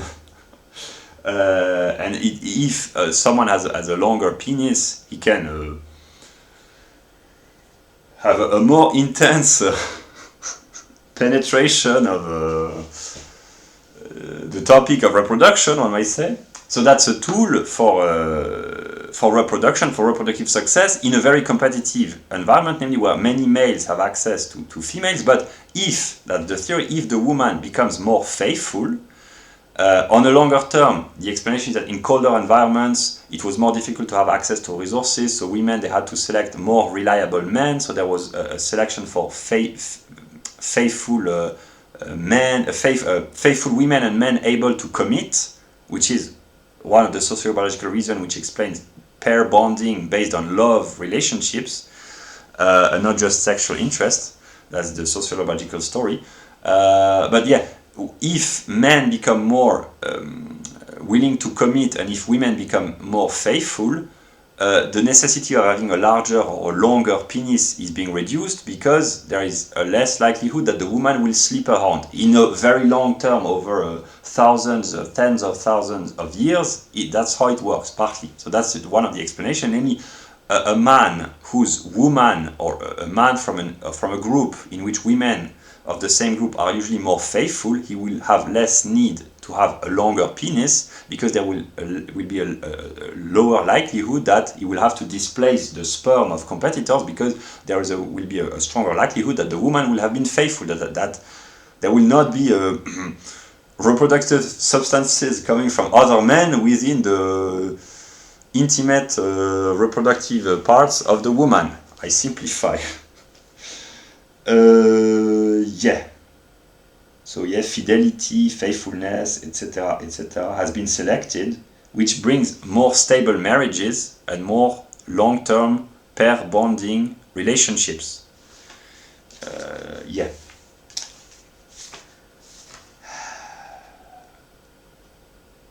Also, there are quantitative empirical data for 113 countries. Apparently there's a website where the average size of penises worldwide can be found.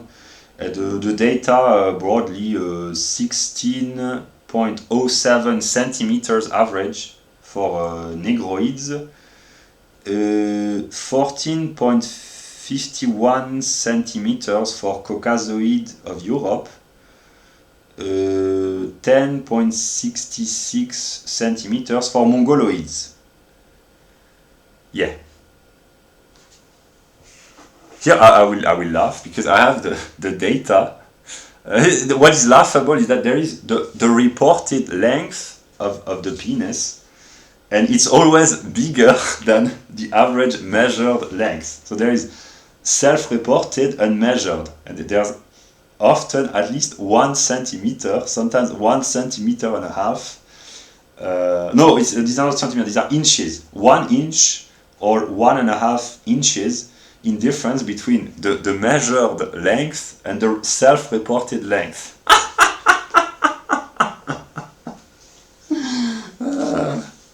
Very funny, these human males.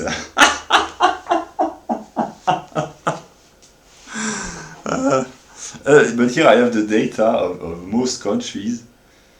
I could... No, I will not do any kind of trash talking because...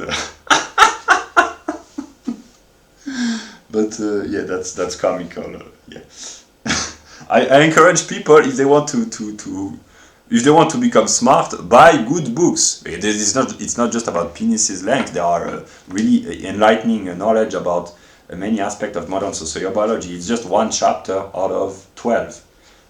Yeah, but actually, what the paper says is that the data seem to confirm the theory of Roche, namely the continuum from. It works for partly IQ and also penis length, and partly there is a correlation. It's not correlation doesn't mean causation. Here it really means, in a sense, that the paper shows that there is partly a correlation between average IQ of human groups and average penis length. Usually that the peoples with, on average, it's an average, it's not for all individuals, it's the average of the group when it's statistically representative. But the groups with the higher IQ, Mongoloids, it's average 105 broadly, they have the smallest penis on average, and those with the largest penis, they have the smaller IQ, mostly sub-Saharan Africans. It's partly correlated in the sense that the theory of cold environments, that harsher conditions of selection brought about the need for more social cooperation, which lowered partly the testosterone level and eventually the penis size. That's the hypothesis, but also it selected for higher intelligence, the ability to plan, to anticipate, to have a cognitive view of reality, and this is how people, and the conditions were harsher for the survivors, so only the most intelligent were able to survive and to leave more offspring, etc., etc. That's how IQ and intelligence was selected for, and because there was also the cooperation aspect, that's how lower level of testosterone was selected for, and the two, they are not in a strict causal relationship, although partly, but they are correlated nonetheless, because, yeah, that's the theory. And, yeah.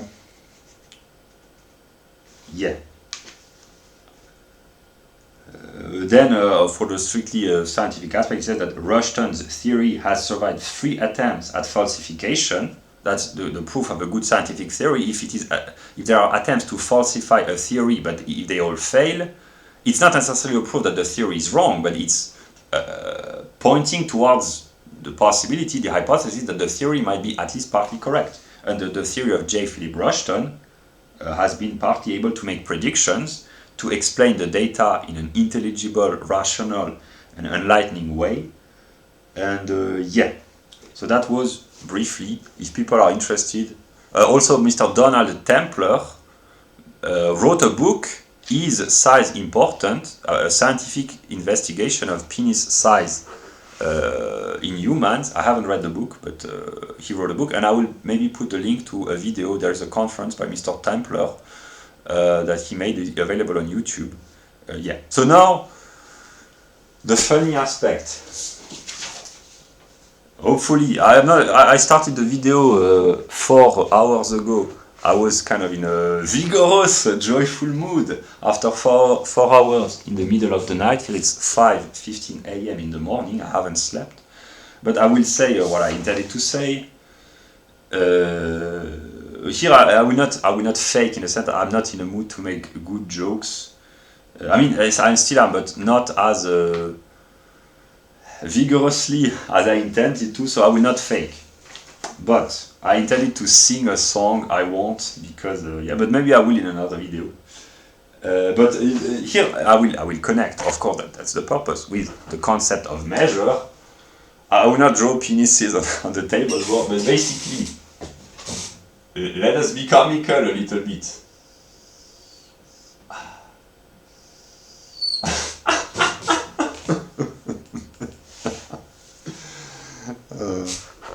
That's comedy for the purpose of entertainment. No. Precisely, no. That would be foolish. No, that's comedy for the purpose of enlightenment and not entertainment. That's entertainment for the purpose of enlightenment, not for its own sake. Laughing just for laughing, sometimes it can be good, but if you can laugh or not laugh, maybe it's not funny. But if it's not funny, at least it's instructive.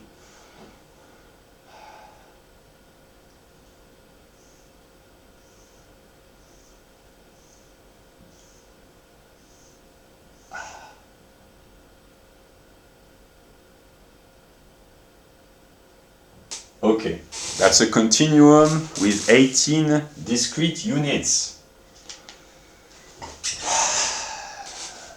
Yeah. The concept of measure. Here I have to imagine that women will watch this, or male with a modern view of sexuality, one might say. The size of the penis. It can vary quantitatively in an indifferent way, I guess. Yeah, but there comes a moment when the indifferent quantitative change turns into a qualitative change.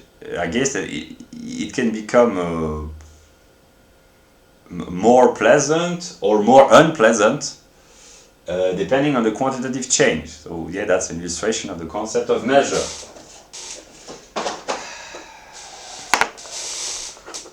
Yeah.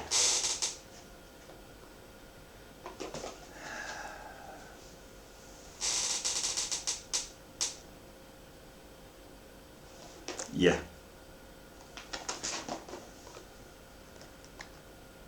It's written in the scientific paper that the average sized condoms in the US or in multicultural societies, usually, that's what the scientific paper says, they are standard 52 millimeters condoms can fit most Caucasoids, but are often too small for Negroids and too large for Mongoloids. Here I will use a kind of embarrassing example to illustrate scientific truth. The hypocrisy around the question of race realism. It is said in the public sphere, oh no, all humans are equal, etc., etc. But in some industries, they are well aware of the differences, the average differences between the various ethnic groups, because a condom producing company which would not be aware of the ethnic differences in penis length, there are many other differences, but just in this case, which would sell just a certain type of condom indifferently to all its customers, it will not be able to satisfy the demand of the customers. So here, that's an illustration of the need for scientific progress for the sake of economic prosperity and public health. Because when people they fuck around mindlessly, then there are unwanted, consciously unwanted babies. They have to become a burden for society through the welfare intervention, and there are single moms, welfare payments, broken families, broken households, etc., etc. So in a socialized economy, it becomes a burden for the entirety of society. Then the kids, they are unbalanced when they grow up. If they have grown up in a broken household, there's a greater likelihood that they might be psychologically unbalanced. If it's a person who are unable to protect themselves or in terms of sexual intercourse, or who are unable to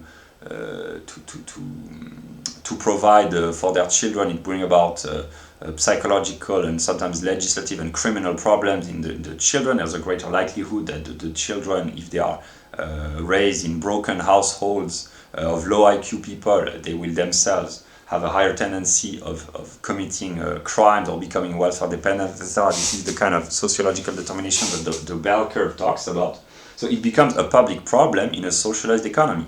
Then, because the average hard-working taxpayer has to pay for the problems caused by irresponsibility. So it's just to illustrate that partly the hypocrisy, namely people in various industries, they are well aware that there are ethnic differences, not just of skin color, but of many other anatomical and physiological features. That's why to say that race is just skin deep, that's a joke.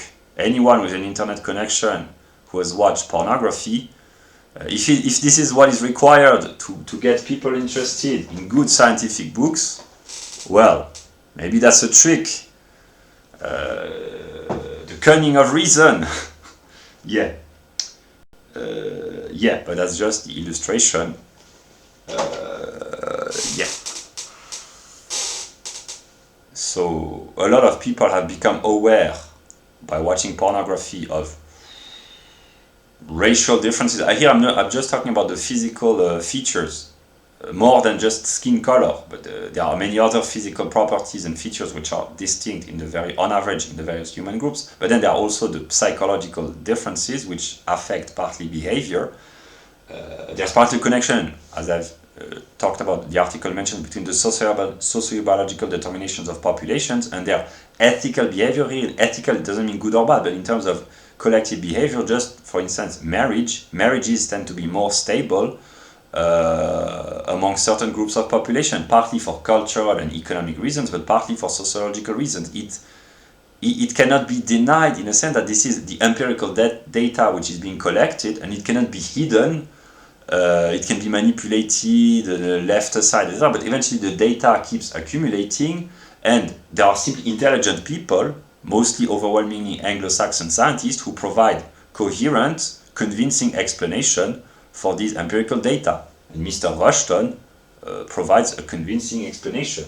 Maybe the progress of sciences will disprove or refute, etc., but it has proved to be convincing. And it can be noticed not only in the realm of penis length and penis size and marriage stability, but in many other social phenomena.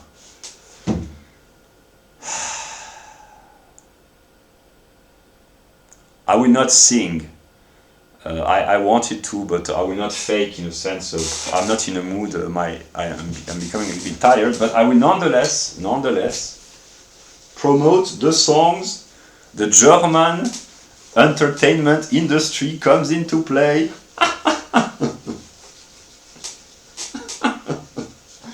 Here, only the people, the hardcore followers who have watched 4 hours and 5 minutes, not consistently, but in a continuum, you can make a pause. I have made pause, but those who have watched and have found what I've said interesting, I've talked about logic, about nature, about Geist, about the modern Anglo-Saxon science, about sex. But now I will talk about music. I already have, but yeah. I will not sing. Maybe I will do this in another video, or maybe not. That's not important. I will just promote good German music. Do we see? The lyrics, partly in German, partly in English, they illustrate very well the concept of measure. This is one of my favorite songs by Rammstein, and one of my favorite songs because it's really German genius. They spontaneously understand their own metaphysics. These German, very intelligent.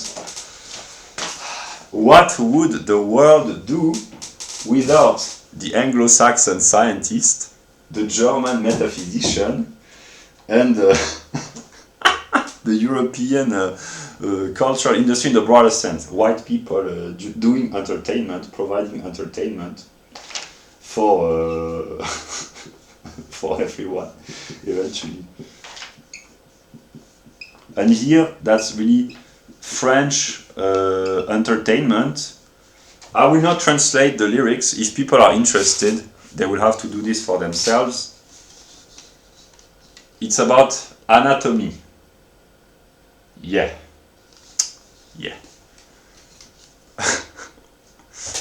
So,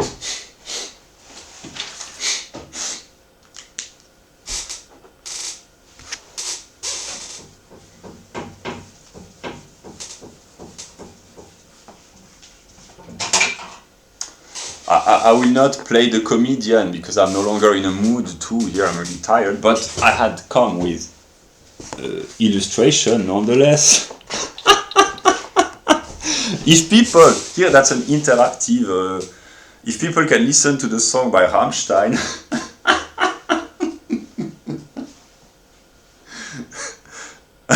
I am declining, but I thought I should do this at the beginning of the video to attract attention, but that will be a reward maybe for those who have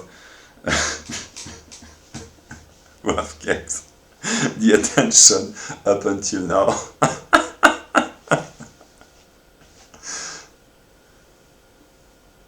No, yeah. That was for illustrative purposes. Yeah. These are vegetables. It's good to eat a healthy diet. I know the lyrics. Zu groß, zu klein, er kann etwas größer sein, etc., etc. Yeah. So now I will just conclude with my category of measure. I found this briefly on the internet before starting the video more than 4 hours ago.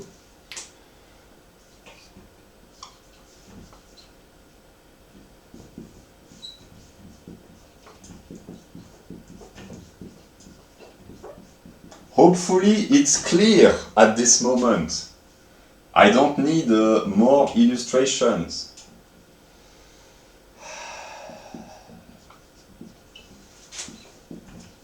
That's what I found on the internet. Not everything is reliable, but yeah.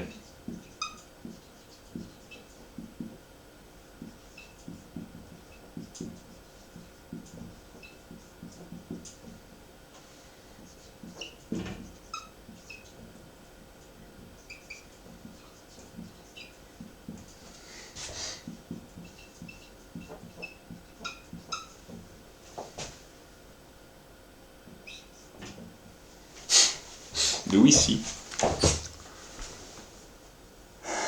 I will let people guess what I'm talking about.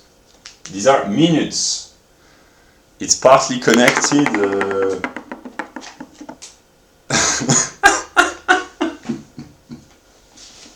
It's partly connected to what I've been talking about. That's a continuum from less than 3 minutes to more than 30 minutes. So that's a continuum which can be discretely separated. That's continuity and discretion. And an indifferent, it depends for who. An indifferent quantitative change precisely is indifferent, but there comes a certain limit where it turns into a qualitative difference. And these are the comments left by experts, medical experts. If the length, the duration is less than 3 minutes, there are clinical concerns. Between 3 and 7 minutes, it's apparently adequate.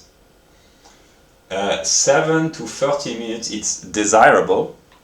And between 10 and 30 minutes, that's too long. That's what the article said.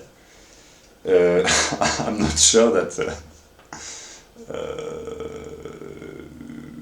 yeah, but it's just an illustration where a quantitative change brings about a qualitative change. It can be quantified. Yeah. Here I will make a joke that I had thought about. In a healthy sexual intercourse between two healthy, attractive, consenting adults, if the length or the duration is not enough, the man could say to the woman, I wish it had lasted longer, and the woman would reply, me too.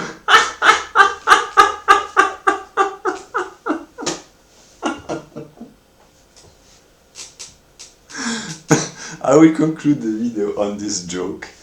It's pure gold. Maybe my video is an alchemical process. I turn my boring German metaphysical categories by a constant process of manipulation into gold. And my joke, I think, is pretty good.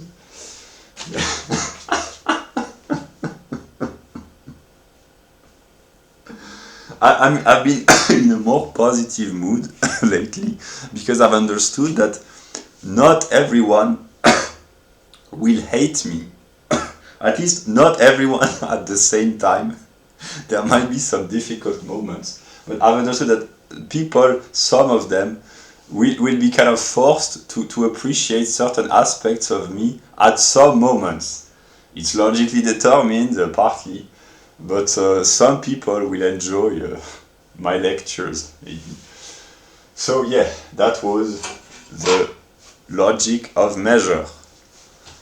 The video is 4 hours and 13 minutes long. That's probably too long, but the purpose here was to have a really theoretical aspect.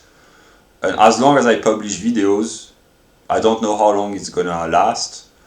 But at some moment, or if I do not this myself, at some moment people will understand. I mean, spontaneously, it's already the way the world is structured, but simply to become conscious of the ontological, and in ontology there is ontological, there is logical, the rational ordering of the world, it enables to understand reality better, and then eventually to act for the better, to act with the proper measure.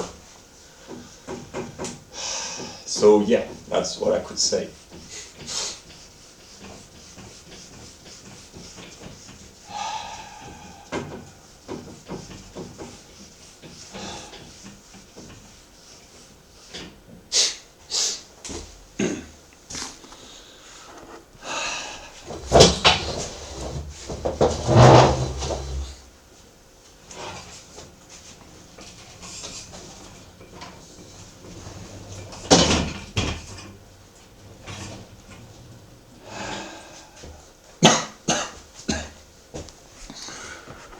It's 5:30 a.m. in the morning. So that's what I could say about the logic of measure. I have it has taken me probably 2 hours to prepare the video just before I started recording this. So I've been working now for 6 hours broadly on this. But actually, it's the result of years of intellectual development, because I remember the gradual is a quantitative determination, the gradual understanding, and I have shared many examples that it has taken me a long time to understand these examples. And if here I will praise myself, because if I don't do this, no one will, I guess. I have accepted to share knowledge while acknowledging that I am ignorant of many aspects. But if I can simplify the understanding of reality for others, that which has really taken me a lot of effort, a strenuous effort, sometimes exhausting, if it can help people think more clearly and understand more. I cannot think on a singular individual level. I cannot think about everything. I could seek the determination of measure of all the other logical categories for all the categories of Geist or nature, but actually that would be interesting. I would find genuine enjoyment, but precisely there are more pressing concerns, one might say. But eventually the purpose is to help people think more clearly, more rigorously, and to clarify themselves and to understand. Because here I will make a remark. When I read scientific books through the lens of my metaphysics, the German metaphysics, it's not an effort in a sense. I spontaneously do this. It can become an effort when I really try to translate the terminology used by scientists in the jargon of German metaphysics, but otherwise, no, I have incorporated the metaphysical mind, one might say, more or less, so I can recognize the categories, even though the terminology, the vocabulary changes, but the ideas, the thoughts, the determinations, they are the same. The scientists, even though they have never studied metaphysics, they spontaneously use the categories, because this is how reality is structured, and they are intelligent. And yeah. But simply, maybe that's what's going to happen, but it would be easier, but then it would also be partly problematic. But if there could be a common language, a common metaphysical language, that's what I said when I said that 3 years ago that the world had lost its metaphysics, or it's already implicitly present, but if people consciously started to use the logical determination, of course I can anticipate that that this is what brings unity, but diversity can be great as well. That's attraction, repulsion probably. But yeah, I will not publish the video directly, maybe it will take a few days. But eventually, I'm in a process of producing videos each day. I do not publish each day, but as long as I can peacefully share my views, at some moment, people will no longer need me. If they have ever needed me, I don't know. Actually, I know they do, but yeah. My ideas, my good ideas will triumph, because they are Germans. Everyone wants the Germans to triumph, right? No, you don't? Well, we the Germans, we want to triumph. And our will be stronger than yours. Yeah. It started so well, it was interesting, it was accessible, intelligible, it was rigorous, but nonetheless enlightening, and then everything screws up. He starts talking about sex and penises, and then he talks about German imperialism in an implicit way. Yeah.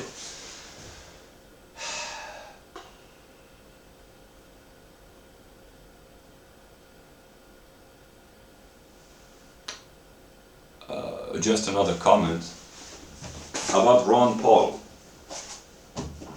I've read And the Fed recently. I will reread more thoroughly, but I've read and taken annotation just to have this view. Ron Paul in this book, or any other book, but here I'll just take this example, he talks about banking and money. And he talks about many other topics, about economics, about rights, law, the judicial system, government, separation of power, politics, finance, morality, responsibility, behavior, history, etc., the military, partly technology, sociology, partly, etc. So he talks about all topics because an intelligent books about sociology is in a broader sense, in the sense of human societies, in the sense that it's a book of social science. It's not a scientific book, but it's not a book about the natural sciences. But just to have this view here, really, I try to promote my work. This is my sweat and tears, as Eminem says, "Don't push me." It's really helpful because if people could just understand, not just read mindlessly or blindly, but understand. Here it's really simplified. I could, every time I read a book, I have the temptation to add more subcategories, but here I try to keep as simple as possible.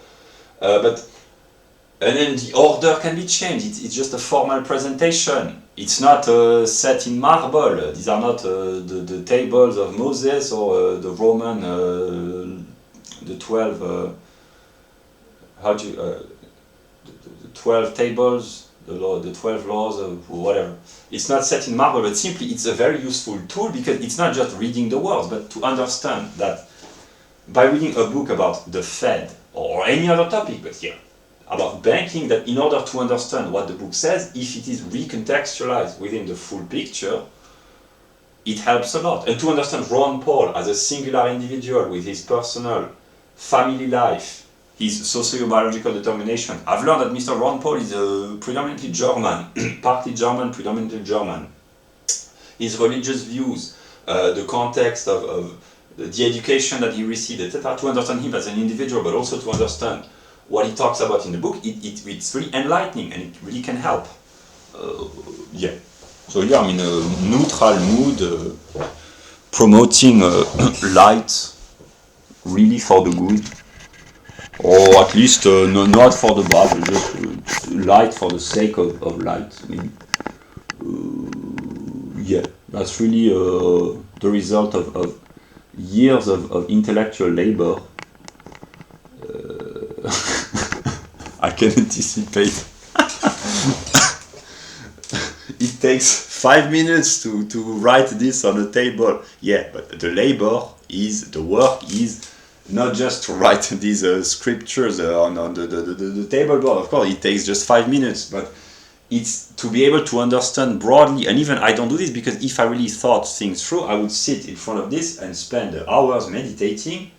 I don't do this, but just to understand that, I will conclude by this, any singular event, any singular individual can only be properly understood if it, in the case of the event, it is recontextualized within the perspective of the totality. And here there has to be nature and logic, but here that the social human world, one might say.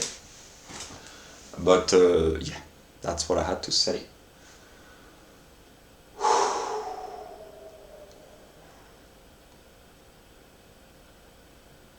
Yeah.